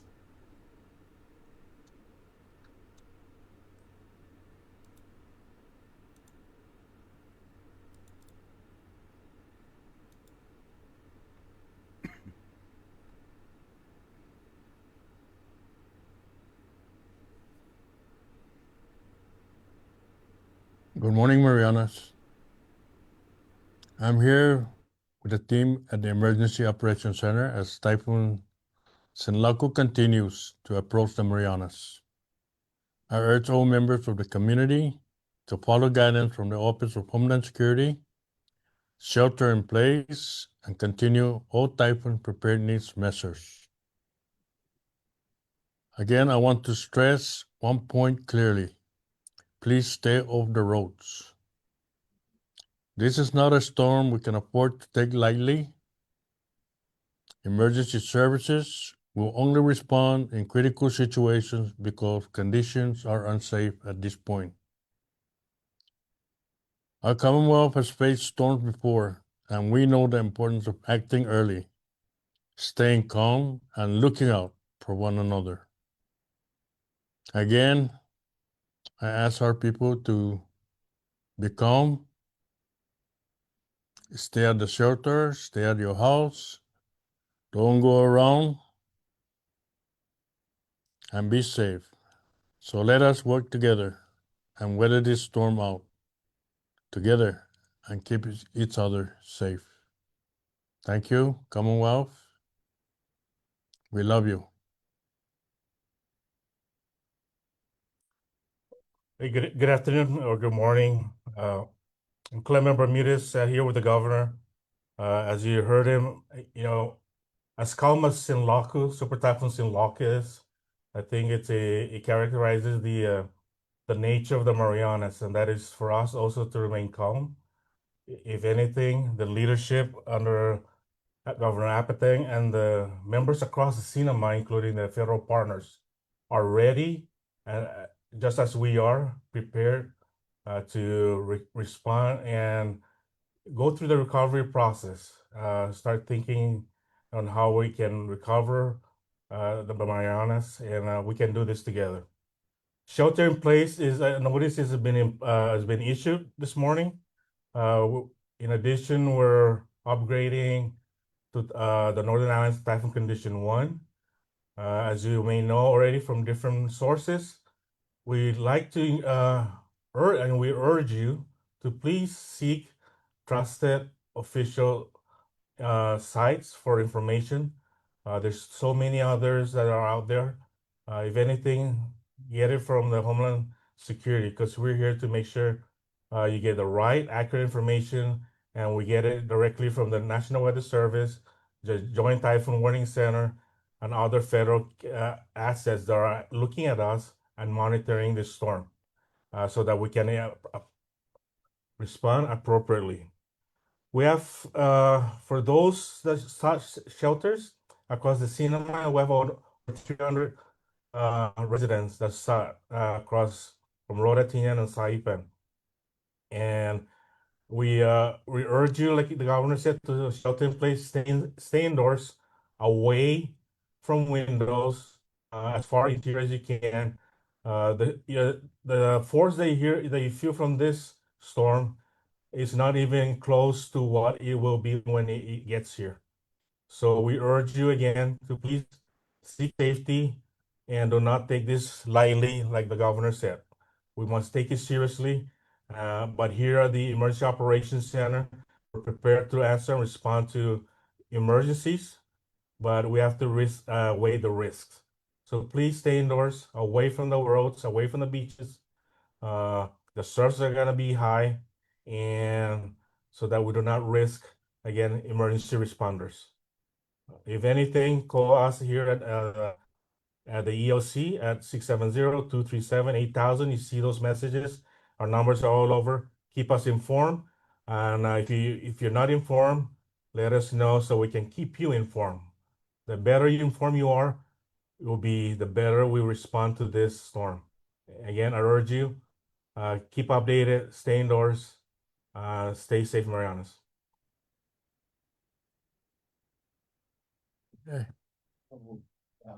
Thank you, media partners. We're now open up to questions. I know, Tomas, you had one. Yes, yeah, I have one. I have many questions actually. Okay, so Arnold, I'll let Tomas go first, and then we can go. Yeah, sure. Okay. Thank you both, Governor and Special Assistant. I just wanted to ask you, have there been any major incidents so far as we're seeing some of the strong winds enter the Marianas? Any incidents so far? No. No, no, not serious. Uh, trees are actually falling from these strong winds, and but nothing to that point. And which is a reassurance for first responders that people are actually listening and taking the notices and the notice advisories seriously. And then just secondly, can you give us a sense of federal partners on the ground right now or first responders on the ground at this moment who will be deployed right after the typhoon passes? Who's with us right now?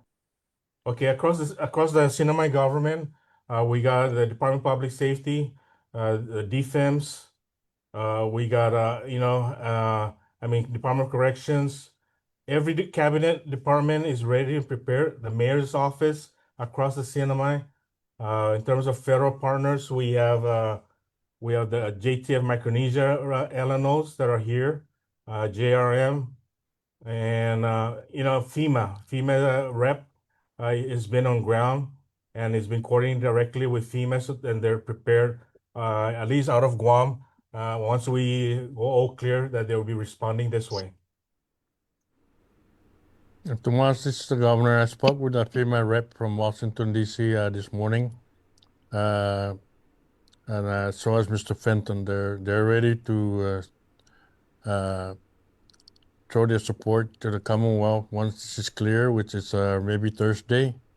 And for those federal agencies in Guam, they're looking forward to supporting the Marianas once we're all clear up here. So that's good news for the Commonwealth, and looking forward to working with the FEMA personnel and other Department of War individuals or personnel that will be supporting us here. Okay, we'll go to our next media representative. I believe Arnold. Arnold has Yeah, some questions. yes, thank you. Right now, at this very moment, what exact course the typhoon is taking? I mean, right now. Based on the latest from the National Weather Service Guam, the typhoon is still tracking to go north, directly towards us. They're slowly moving. This trajectory going to northeast, but let's not mistaken that because this typhoon, super typhoon, is moving very slowly and calmly. Uh, Somebody asked this morning, which is a very good question. The most likely course of action for this typhoon is directly to us. The less likely it is to go further northeast. We pray that it goes further northeast and away from us, but unfortunately, that is not in our case. Follow-up question: if just in case it goes to us, right now it's already 11:35. So what exact time the people will be expecting if, for example, the course hits us right now? Exact time. The exact time, this is science, so clearly the science is not exact, but it's an estimation, Arnold, and the best estimation is 3 hours before midnight and 3 hours after midnight. So that gives us about less than 12 hours. So, like the governor said, stay indoors, stay away from windows if you're indoors. Do not guarantee that your shutters will protect you from anything flying. So stay away from windows. Go to the interior of your home, and until we go all clear. Thank you. You're I'll ask welcome. my question later. My other questions later. Thank you. Okay, we'll go on to the next media representative. Brad, if you have any questions, this is your time. Yep. Can you guys hear me okay? Hello? Brad, you there? Yeah. Can you hear me? I guess not. I am. Hey, can you guys hear me okay? Okay, Brad, we'll come How back about to now? you. Can you guys hear me? Okay. Okay, Brad, we can hear you loud and clear. Okay. Go ahead. Great. Hey, thanks for taking the time for us, Mr. Governor and Colonel. I appreciate that you guys are able to do this stuff for us. Real quick, just a couple of questions. From everything we've been hearing, The typhoon force winds were extending 80 miles out to the center. So, how far away are we right now from getting some of the first true typhoon force winds? So, as you know from the latest bulletin, Super Typhoon Sinlaku is about 70 miles from Saipan. That's to the southeast, because as it starts going northeasterly, uh, so we are feeling some. And something that I caught this morning during our heavy weather brief is that this is not even the typhoon force winds yet. So you could imagine what we're feeling. It's we're not even the type, we have not really felt super typhoon. So please take this seriously. This is a major storm coming our way. If anything, Brad, we're very close within the range of this typhoon. Great. And real quick, I know that the shelter in place order has already been given. CODA is no longer able to pick stuff up. But, when these kind of things happen, emergencies do happen. So in the event that something like that happens, who should people be calling? At any rate, the EOC is where you call. Okay. There's reports that 911 and from our meeting this morning with the Docomo and IT&E, some of the cell sites are going down because now we shifted to generators. So with the transition over, some of the connectivity is down. But at any rate, call it the EOC. It's again 237-8000, and report anything that you need, such as emergencies, because we got the reps behind me that are working the floor operations right now. We've got DFIM, so we got DPS. Any emergencies, we can actually connect the person that needs that emergency response. But as you know, Brad, in this situation now, we got to weigh the risks. And that is why we urge again our residents to please seek shelter, stay indoors, so that none of these preventable emergencies that we could have been managed and avoided. But like you said, we have to deal with emergencies, and when they emerge and when they come, we have to respond to our community. Okay, thank you, Brad. We'll go on to our next representative, Sakura. If you're online, this is your time. Hi, can you hear me? Good morning. Happy day, guys. Good morning. Thanks for meeting with us. Um, as you spoke about, the emergencies, you respond to it as it comes, right? Have you seen some of the damage reports from the Outer Cove Marina and the diesel in the water?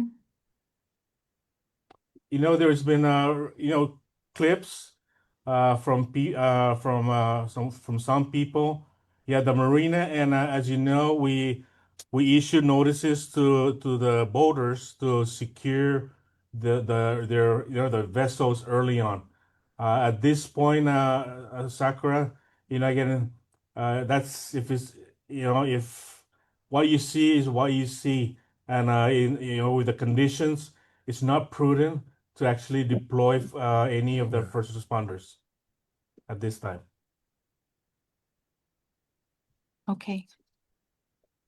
Thank you. And then also, what can people expect in terms of power, water, and emergency services? You gotta, you're asking the right questions. The governor received a brief this morning, and CUC, as soon as it's safe, the CUC crews are ready to deploy to restore power and restore water. So clearly, those are, and the governor reemphasized that those are basic necessities that our residents need, and that's a top priority for the governor. Yeah. It's good. I think the water is still running. So I believe we have generators at the wells. But as far as power is concerned, a lot of the lines are down and with the trees. So I'm sure that once it's safe to go out there, CUC will mobilize their line crews out there to try to restore power. Okay, thank you. All right. If anyone has any follow-up questions, this is your time. We'll start off with Arnold. Yes. Thank you, Brad. The president approved the governor's request for the emergency. I'm asking for the sake of the public. What does this mean to all that are affected by the typhoon? Okay, so the governor, as you know, and within about 24 hours, he asked the president of the United States to declare this as an emergency, and he did so again rather quickly because of the nature and the severity of the effects of this super typhoon. So what our people can expect is the deployment of federal, especially FEMA, so that they can do the assessments after when we go all clear, so we can measure and identify the damages across the CNMI. So that is why, again, the governor just had a call this morning with FEMA headquarters in DC and Mr. Bob Fenton, the regional administrator of Guam. They're ready to come here so that they can actually start the help, because that's the purpose of the declaration is a federal assets supporting local, supporting the governor's needs, which the governor's needs obviously is the community's needs after this typhoon. So I hope that kind of answers, Arnold. Thank you, sir. You're welcome. Okay, our next representative will go to Tomas. If you have any follow-up questions, this is your time. Yes, and I know we won't know the true impact until it passes, but are there any particular parts of the island that you're especially getting things stationed at or prepared to deploy to? Are there any, high priority areas right now in terms of anywhere that might be impacted disproportionately? The governor kind of toured, rather kind of recon the area this morning, and I think Governor mentioned Kangmang is getting a strong wind. Strong winds in Kangman. But again, the wind is supposed to start hitting us maybe around 10 o'clock tonight, all the way to midnight, probably to early morning, and probably Thursday. So we just need to be prepared. We don't know how this thing is gonna go, but I have a gut feeling that it's gonna be like Typhoon U2. So we just need to be ready. Okay, thank Right, you, thank Tomas. Next up, we'll go to Brad. If you have any follow-up questions, this is your time. Oh, yes. Okay, great. Hey, Mr. Governor, I know you're hopping around and everything like that as well. Are you staying there at the EOC the whole time for tonight through this next 24 hours? No, I'm not. I'm gonna go home and monitor the storm at home. And then early in the morning, I'll probably be back up here. But Gov, you guys said that stay out off the road. I mean, you're gonna be traveling from down the hill. Yeah. The governor's got a tunnel from here to his home. So I'll stay off the road when I get home, Arnold. Okay, thank you. Sakura, if you have any follow-up questions, this is your time. So as of now, are there no reported injuries? And what's one thing you would want the people to know? that that we are here, we are prepared and preparing for the after effects and the impact of this storm. We can only anticipate so much, and that's what we're doing for our community. Is we're planning already for that phase of this, because Sakura, we cannot honestly, humanly do anything during the storm. So we gotta again ride out the storm once we go to all clear, so that we can properly and immediately respond to the needs of the community. Okay, thank you, everyone. We'll finish that off with any closing remarks from the governor or special assistant. I just want to say thank you, everybody, and thank you for reporting this out to our people. Keeping our community informed. We really appreciate that. And we're ready to answer any questions, and later on, once everything is once everything comes down. So we're looking forward maybe to tomorrow afternoon. So thank you again. Yeah, I just want to reiterate the governor's appreciation of of you guys, our media partners. You guys are connecting us directly to our residents, to our community, and we can't thank you enough. And you're providing that accurate, up-to-date information to our community, because like the governor, the more informed community are, the more prepared they'll become, and we truly appreciate that. And finally, what's surprising is not really surprising, but the spirit of the Marianas. Governor Lou Leon Guerres reached out directly to the governor. As a matter of fact, almost twice a day. My counterpart on Guam, the Office of Civil Defense and Homeland Security, has already reached out. Even as far as Hawaii's Emergency Management Agency, which is our counterpart, they're offering and reaching out to us, and that's reassuring. And if anything, for our community, that's how much support that's waiting to deploy to help you, all the way to DC. So we are as important as truly any American state and territory, and that's the emphasis that the governor has placed, and we continue to request and expect from the federal government. Okay, thank you guys for joining today. And Thank you. Thank you. Thank you. Be safe. Be safe, everyone. And thanks for putting it together, fellas. Appreciate it. Appreciate it. Okay, take care. Take care, everyone. You too. Yeah. All right, folks, you heard it. That was from our governor and our special assistant for Homeland Security Emergency Management. And we are going to leave the meeting now from there. No, I don't need to sign up or do any of that other stuff. But we will put the Earth Cam back on so you guys can see what's going on outside right now there in the bottom corner. So while we were doing that meeting, you were able to get the latest update from the National Weather Service that came up, and we've got that for you right now as well. We can actually get that on the screen, but here's what it is. The storm is now 70 miles out, and the typhoon force winds extend out to 80 miles.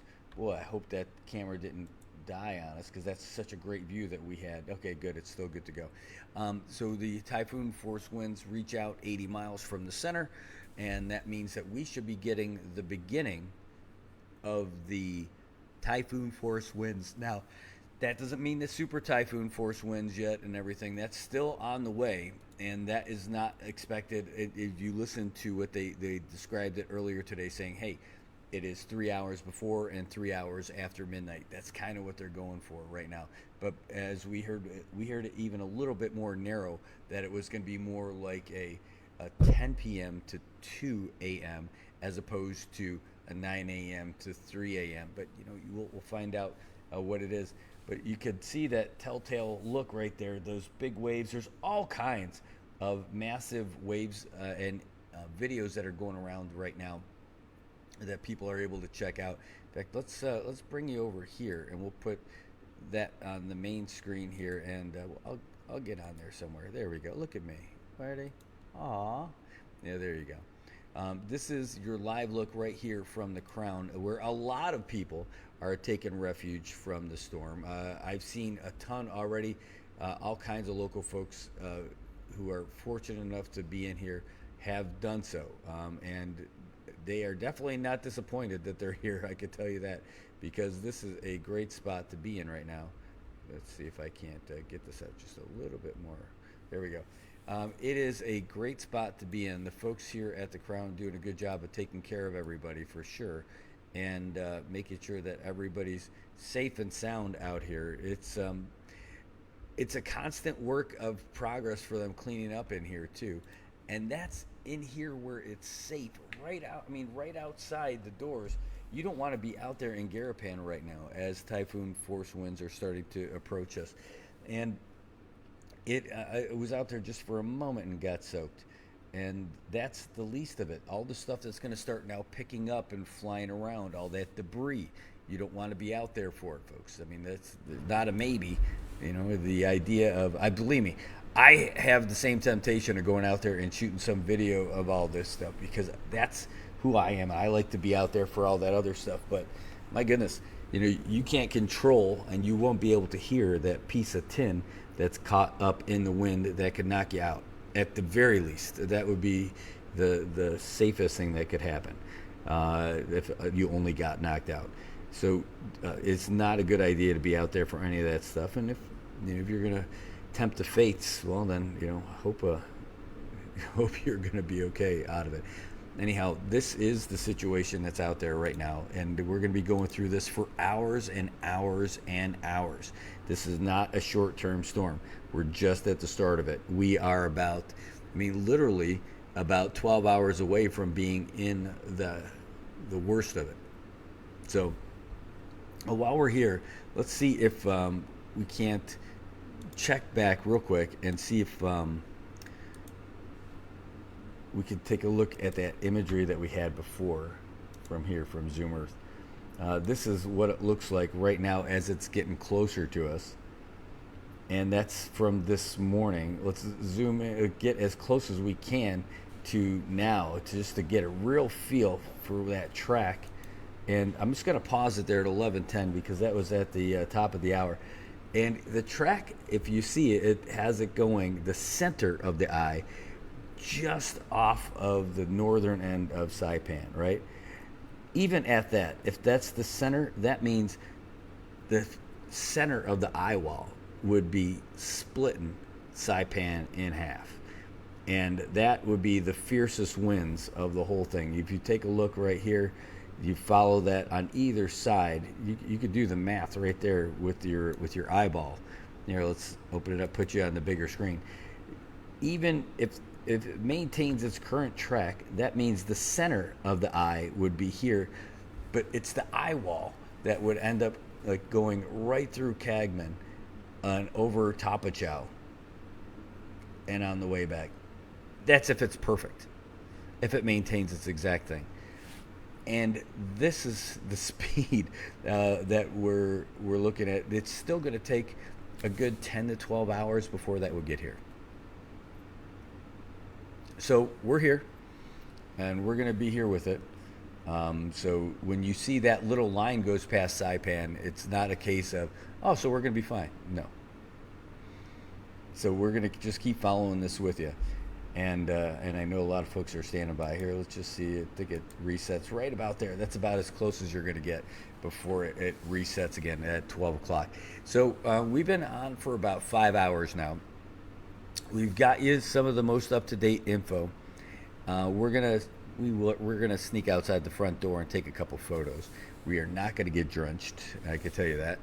And then we're going to come back in, and we'll end up probably restarting the feed with new info when we got new calls coming in. Let me just check the WhatsApp side real quick. Ooh. Oh no, this is a photo that somebody sent us. The Putian Saipan says it has disintegrated, and that in Outer Cove. We're going to send you a photo. We're going to post it up there real quick. My goodness, this is a sad sight to see. We're going to bring it on over and show you guys now just what got sent to us. And that's it. That's apparently the Putian Saipan. Many folks here have taken that ride on that boat to Managaha or elsewhere, but that is just absolutely destroyed. Disintegrated is a pretty good word for it. But look at that. Just came in.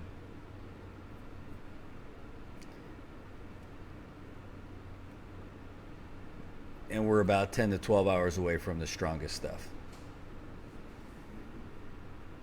So folks, you heard it. If you have an emergency, make sure you still call the EOC. You got 911, and you can call the Emergency Operations Center, 237-8000. It's sad to see stuff like that, for sure. Yeah, absolutely. We'll get you back in and let you see that live look. Here, right on the building, right on top of us here. You see those sheets of wind blowing by us.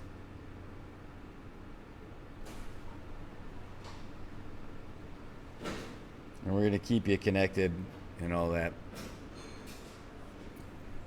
Keep you in the loop as we go on. Again, you guys can call us anytime. You want to give us a ring. Number is 670-789-2323. 670-789-2323. You can send us a WhatsApp at that number too. If you got a message for us, you want to give us a heads up on something. We did get some messages from some of you guys. I want to say thanks. Also, thanks to the folks who've been sending us updates for the ports and everything else. Really appreciate it. In fact, we even got messages from other countries coming in. I want to say thanks to you guys for sending those as well.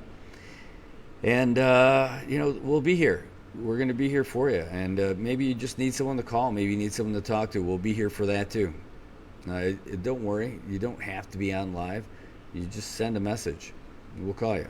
We'll talk you through it. There is still a considerable amount of news that's still coming through. And as these updates get to us, we'll make sure we get them out for you. But you're looking right now at the latest. It's a live shot of the start of the typhoon winds descending upon Saipan. Get a better view of it right there. Just the start of it, folks. Just the start. Well, we're going to try something for you. Boy, I tell you, I could just feel a big gust, and I could see the boards move a little bit. I know this place is built solid, so we're going to be good to go.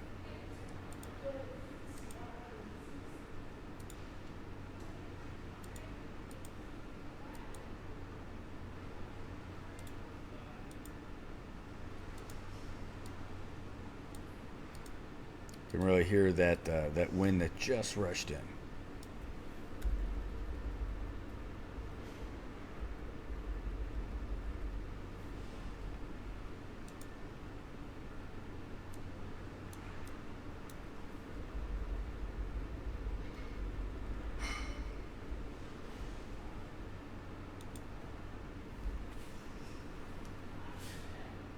We'll go out and shoot a little bit more, but wow, watching that camera move around, but I can hear it. The wind is really picking up outside right now. And what we're going to end up doing later, we've got the room here. We'll end up, oh wow, look at that gust. We'll end up setting up a live camera shot so that you guys will be able to see it throughout the night. And I will turn the volume down so you don't have to hear us in case we're snoring or something. No. And by we, that's going to be me. You try to sleep through this. But right now, down here in this room is probably one of the safest places in the whole facility. Save for a stairwell.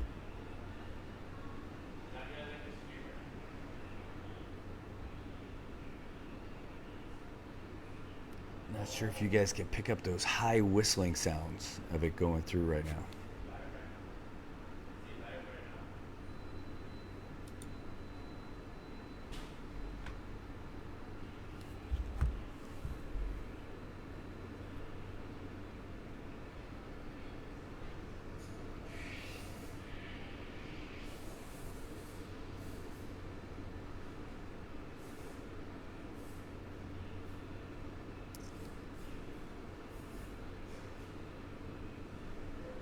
Yeah, James, extremely slow-moving typhoon. Oh, you're welcome, Eric. Happy to do it. Oh, yeah, Ann, I'm sorry to hear about that. So, anyway, some of your comments not having the... Or just didn't populate really quick. Let me see if I can't get that to kind of reset a little bit.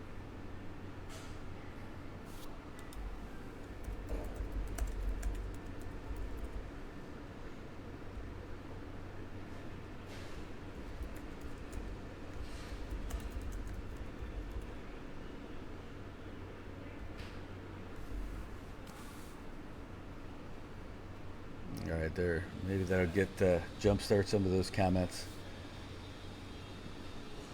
There's that sound of that Oh, jeez, massive gust. Maybe the sound of that vacuum out there again. Just watching just sheets and sheets of rain, and hopefully this camera feed will last throughout the night, because we'll be able to switch back and forth between that and our camera that we'll have up. The camera that we've got, jeez, look at that. We'll be able to have it shoot out over at Garapan. It'll be pretty dark tonight. You're not going to be able to see as much, but you see all those palm fronds getting a workout, hanging on for dear life.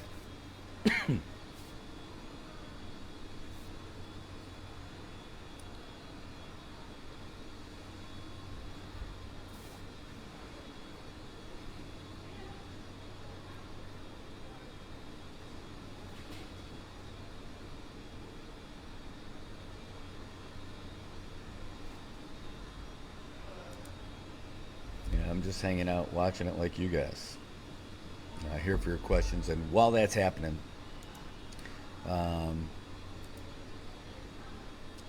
scanning for updates from the email. But that last one from Noah was pretty stark. It says, again, 70 miles southeast of Tinian, 70 miles southeast of Saipan, 80 miles east of Rota. Everybody should be getting a little bit of a touch of those typhoon winds right now. Just the start of it. Wind speed still 165 at the maximum sustained level at the eye. Not what we're getting here.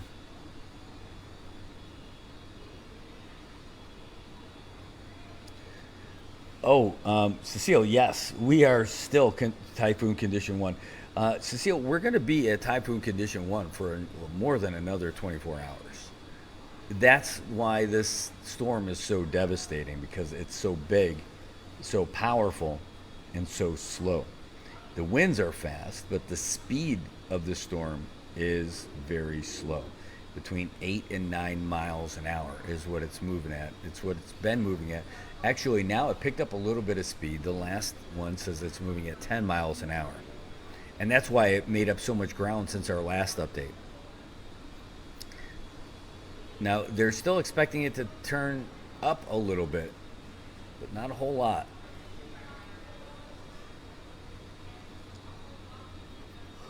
Excuse me, folks. Part of that's the adrenaline. Part of that's just being tired, covering all that stuff. Thanks, Ryan.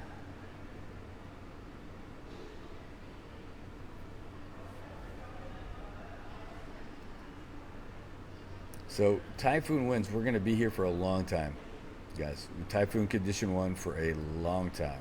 We're going to be doing this together. I don't know if this sets a record for us in the CNMI, but I remember when you two came through. Is this where old man sounds come out?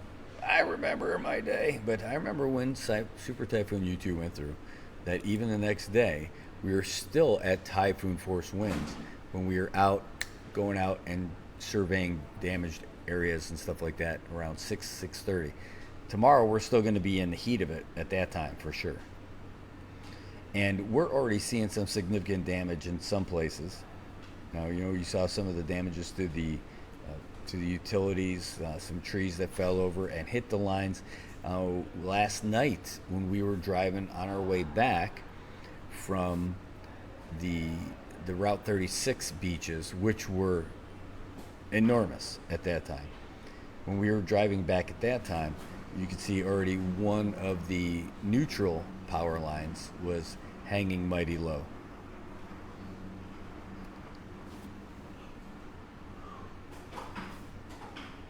Man, I'm still experiencing that now.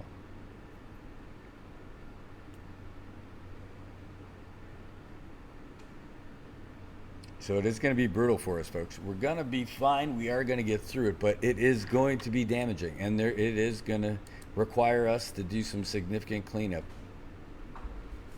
And Terry says, I speak God's protection over the people and the islands in Jesus' mighty name. Amen. And thank you, Ann.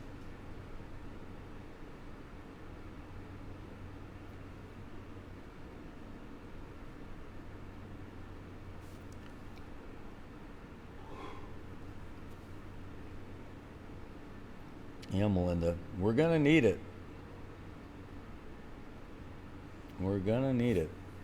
We'll need all that support, but here's the good news is that support is waiting. It's just waiting for all this to pass us by so that they can fly in and start helping people out. And that, my friends, is when we're going to see the real strength of the Marianas. You're going to see folks coming back. You're going to see folks pitching in. You're going to see folks helping their neighbors. You're going to see folks sharing water, sharing food, sharing clothing, sharing rooms. It's the real power of the Marianas.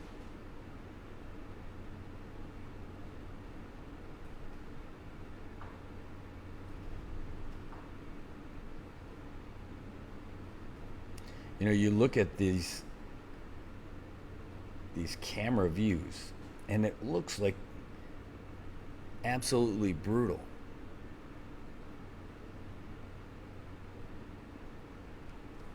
And we're not even, we're maybe 10 to 12 hours away from stronger winds coming here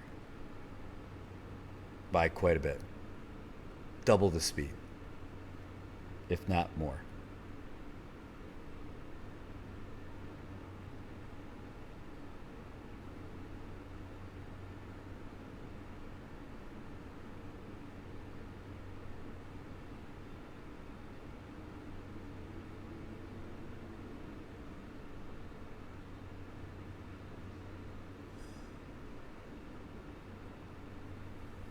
I'm going to leave this on for you. I got to sit back and yawn a little bit. So I'll leave you guys to the comments.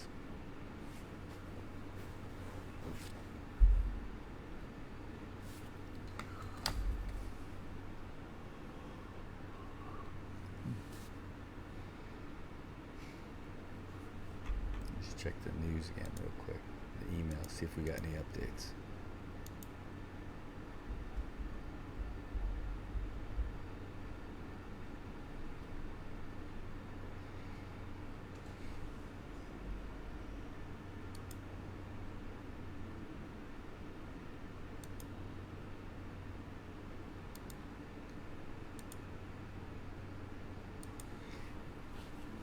That is great.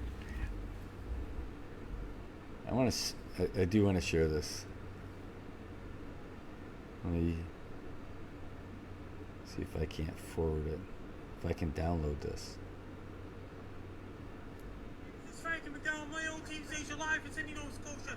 Typhoon Sinlaku is head towards Guam on Monday, April 13, 2026. Is going to bring a whole lot of rain. Winds are going to be really strong. It's going to bring damage. Oh, I love this. But I want to see if I can get if I could send it to myself and download this for you.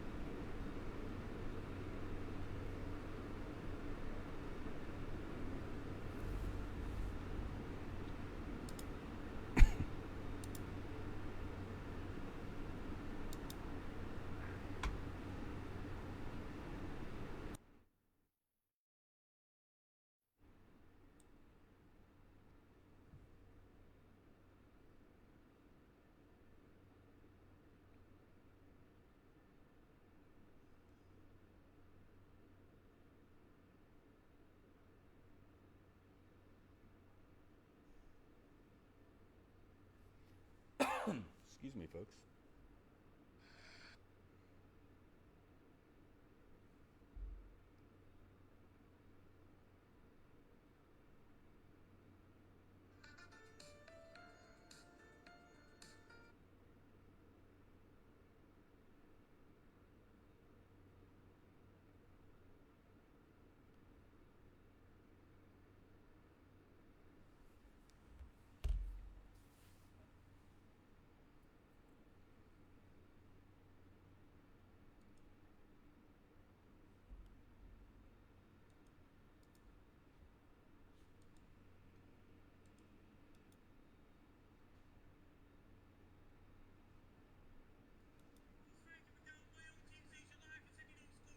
Typhoon Sinlaku is head towards Guam on Monday, April 13, 2000.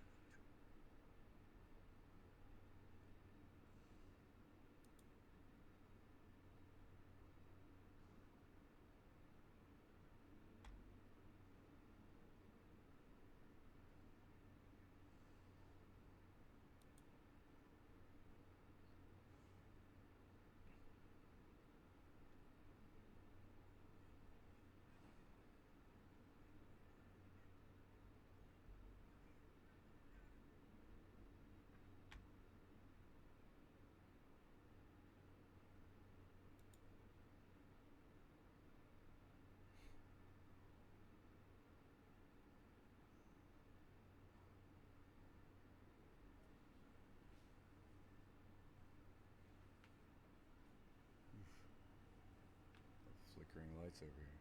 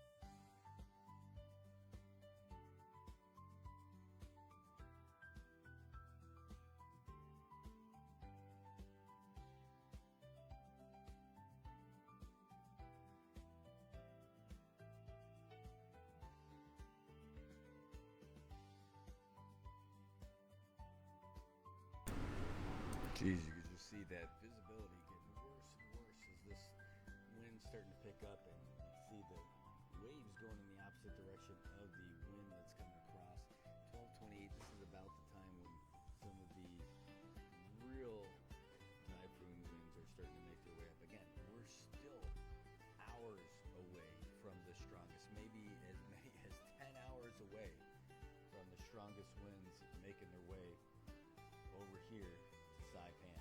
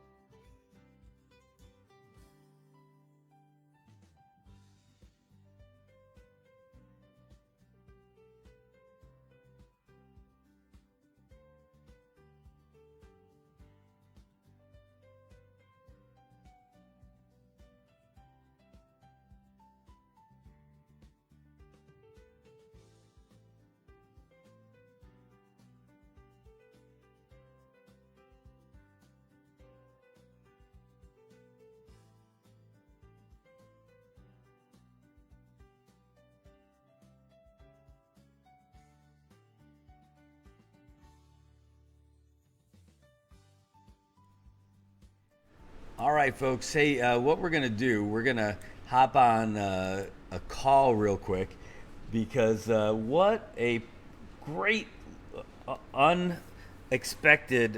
Hold on, I got to put it on speaker and I got to make it loud enough so everyone can hear. Hey, Matt, are you there?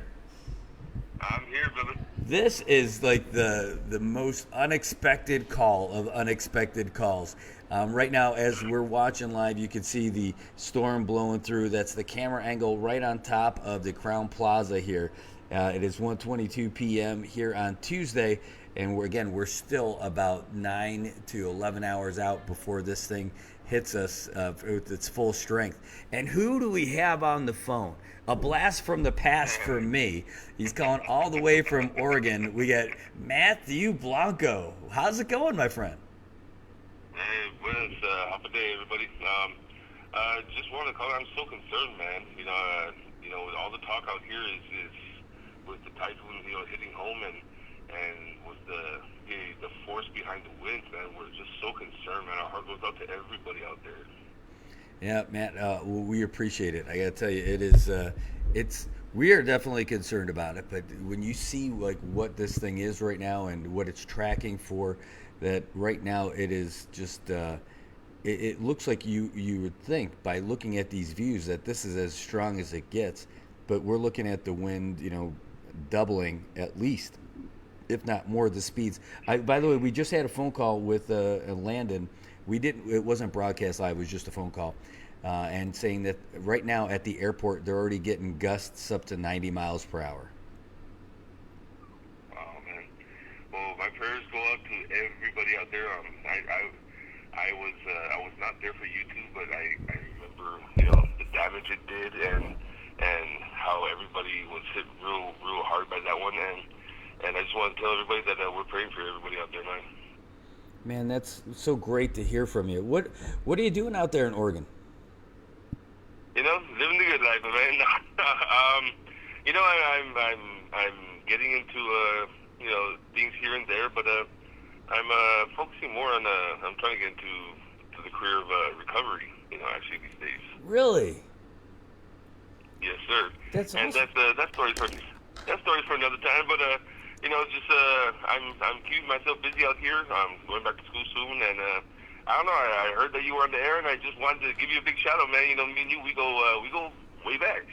Yeah, I don't often get to talk to the guy who's got music in his veins. This is good, great stuff, man. This is really great stuff. We do go way back, man. You're one of the first people I got to know out here. And that was all the way back to 2003, and here we are, like 23 years later, and I'm still here. Yes. But hey, man, I don't want to hold you up too long, and again, my prayers go out to everybody, and my heart goes out to everybody. And Brad, it's great talking to you, my man. Great to hear from you too. Hey, in about 35 minutes, so we're expecting the latest update. So the next update, the major update's coming out at 2:00. So we'll give that to you. If you and hey, man, I'm glad that you got the number. If you haven't already, this is where you get the shameless. Hey, dude, you got to follow us. Follow, fam. I will. I'll follow you back. All right. Thanks, man. I really appreciate it. Have a great one, man. Hey, really great to hear from you. This phone call is one of those uplifting things that we could use right about now. All right, and take care, man. Just want to say hi to everybody. Bye, brother. Bye-bye. All right, Matt Blanco. Wow, that was such a great call. Oh, man. Wow, what a great guy, too. I love that guy. Haven't seen him in years, and he gave us a ring. So let's see where we're at. When did that message come in? That was, just recently, just now. It said, are you going to go live with Landon soon? We will, but we're waiting for a few different things. I could tell you guys more about it later, but there's some things going on the weather side that we'll get you caught up with later from their scene. And also, we're going to at least get a phone call with them, but we're waiting for the next major weather update, which is scheduled for 2 p.m.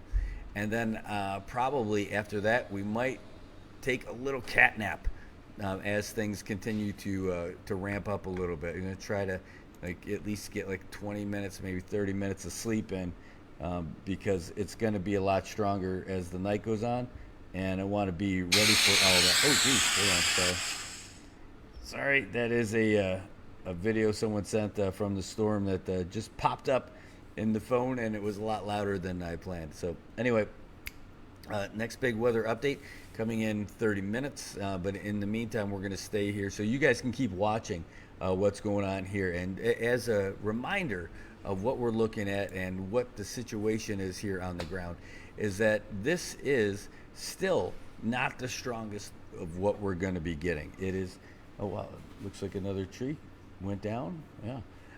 Right now it's at 130. We are certainly now getting typhoon winds. These aren't the strongest winds that we're going to get. We're expected to get winds of, from the last update, 130 to 155 miles per hour, gusts higher than that as well. And they're already getting gusts of up to 90 miles an hour at the airport, if they're not picking up stronger now from when we had that phone call about 20 minutes ago. So it's still on the move. It's still getting closer. The closest point of approach still on track for somewhere between 10 p.m. and 2 a.m.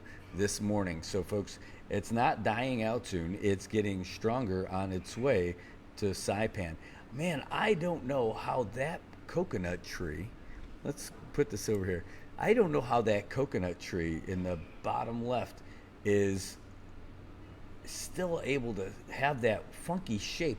If you follow the sidewalk down, follow the sidewalk to where it ends at the beach, and there's a short coconut tree, and right in front of it is a tall one.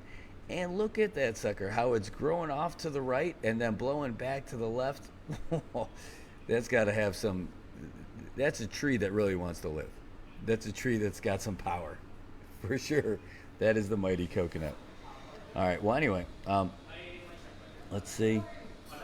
Yeah, thank you guys. Thanks for your comments. I'm seeing you guys there too. We're going to be just hanging out for about another 30 minutes when that new thing comes out, and we're going to put it up there for you. But then we'll get you guys, throw a little bit of music back on the line. And if you guys want to call, if anyone else wants to call and give any prayers or any shout outs to anyone here back home, you give us a call. The number here is 670-789-2323, 670-789-2323. All this information that is there is going to be updated here in about 30 minutes, maybe a little bit sooner if they get it to us quicker. But we're here for you guys. Now, as a reminder, after that, we'll probably knock out for a little bit. But each one of these Facebook broadcasts, they can only max up to 8 hours. So we're kind of doing this as a, we're here with you. And if you've got updates you want to send to us for information or about like what's going on with your business, your house, you got photos, you've got videos, you can send all that kind of stuff to us as well. And here, let's see what else we got for you. Okay, that's what I got. Nothing new there. A small earthquake that ended up happening, but that was nearby Pagan. And let's see, that's about it. Still showing I got some water in the phone from when we went out there earlier. Let's find out. No, seems like it should be fine. That's only going to be an issue when I try to charge it later. All right, well. All right, folks, we're going to sit back. We'll give you a little bit of music in the background while we get this thing going and put this thing back on the full screen. So we're here. Get ready. About 30 minutes, we're going to have the latest update from National Weather Service and the Emergency Operations Center. Here it comes out quicker. Oh, no, this is the one about the earthquake. Just to give you an update, it says, based on information received from the USGS, that's the United States Geological Survey, and compiled at the CNMI Emergency Operations Center state warning point at 1:04, there was a 5.5 earthquake near Pagan. No tsunami or anything like that. That's about all they got. There's no other exciting information about that other than a fly has entered the room and is now pestering me. Shoo fly. I showered twice. All right, well, anyway.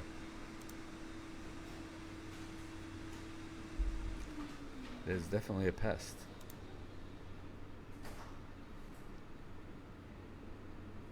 All right, here's a little bit more tunes for you.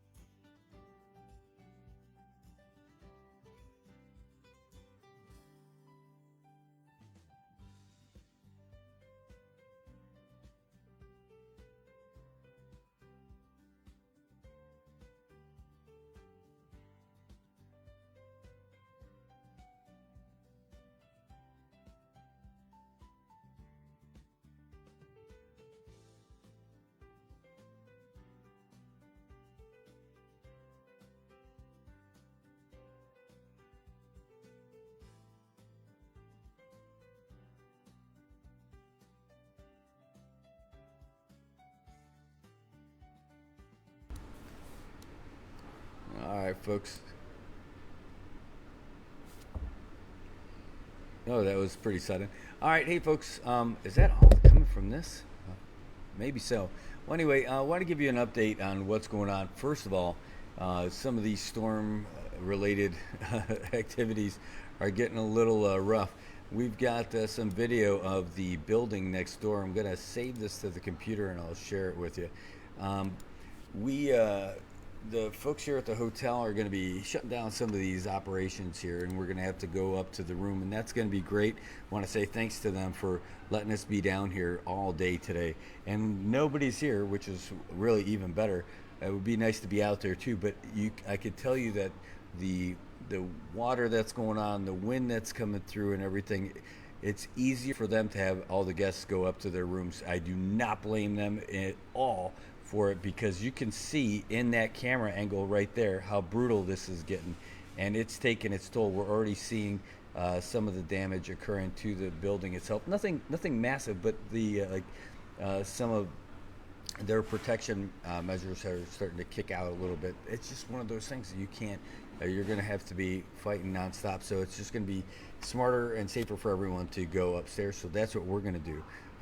We're going to be hanging out here real quick to get the update from the 2 o'clock update, and once that's up and we can put that together for you, we're gonna get out of here. In fact, I don't even mind starting to pack up this stuff now, but I do want to show you the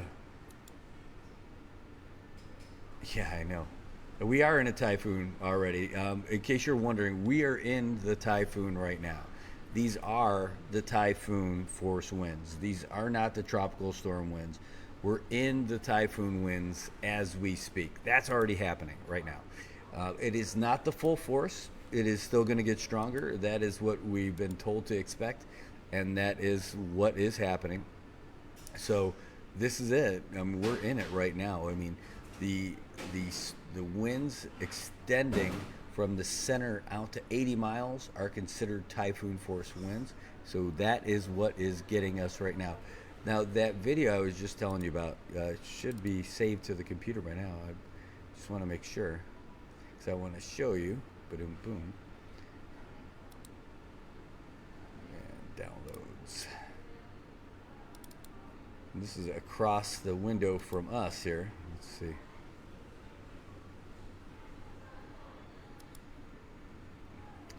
This is Garapan,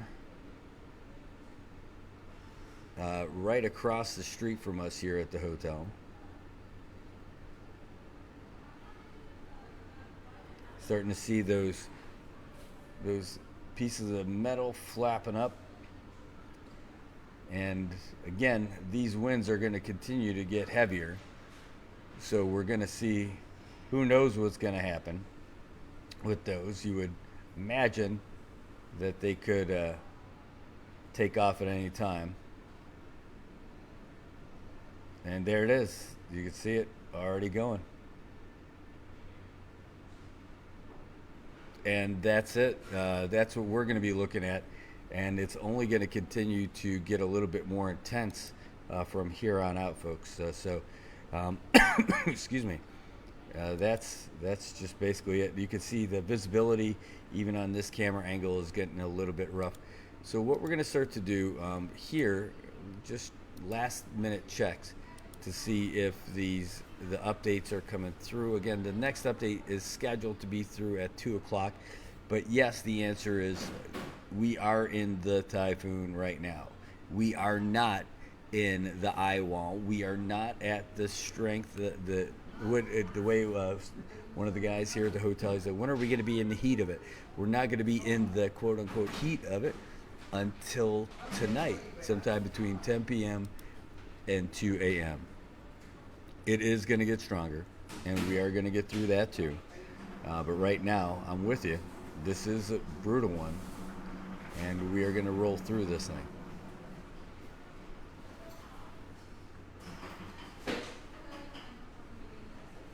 We're watching the exact same thing. Only I can tell you that walking through the hallways, the intensity definitely picked up. So, folks, here is what we're going to do. we probably won't be able to talk you through it until we get back upstairs. But we're gonna have to wrap up and head upstairs because that wind is intensifying. I could smell something that's not a good smell over here. So it's not me, I promise. See if there's just any other messages coming in real quick. Checking out all your messages as they're coming through on the on WhatsApp and on Facebook. We're going to be bunkering in here for the long haul here very shortly.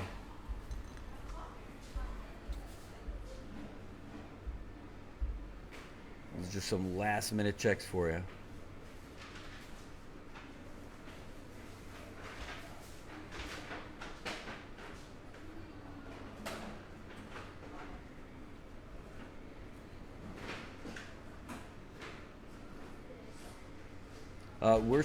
We're at the Crown, Minari. Spencer.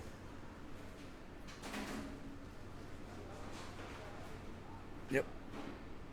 So that's it, and I'm telling you, it is getting a little more wild here, and I think once we get to the hotel room, once I get back up there, that room's gonna stay closed through the rest of the storm.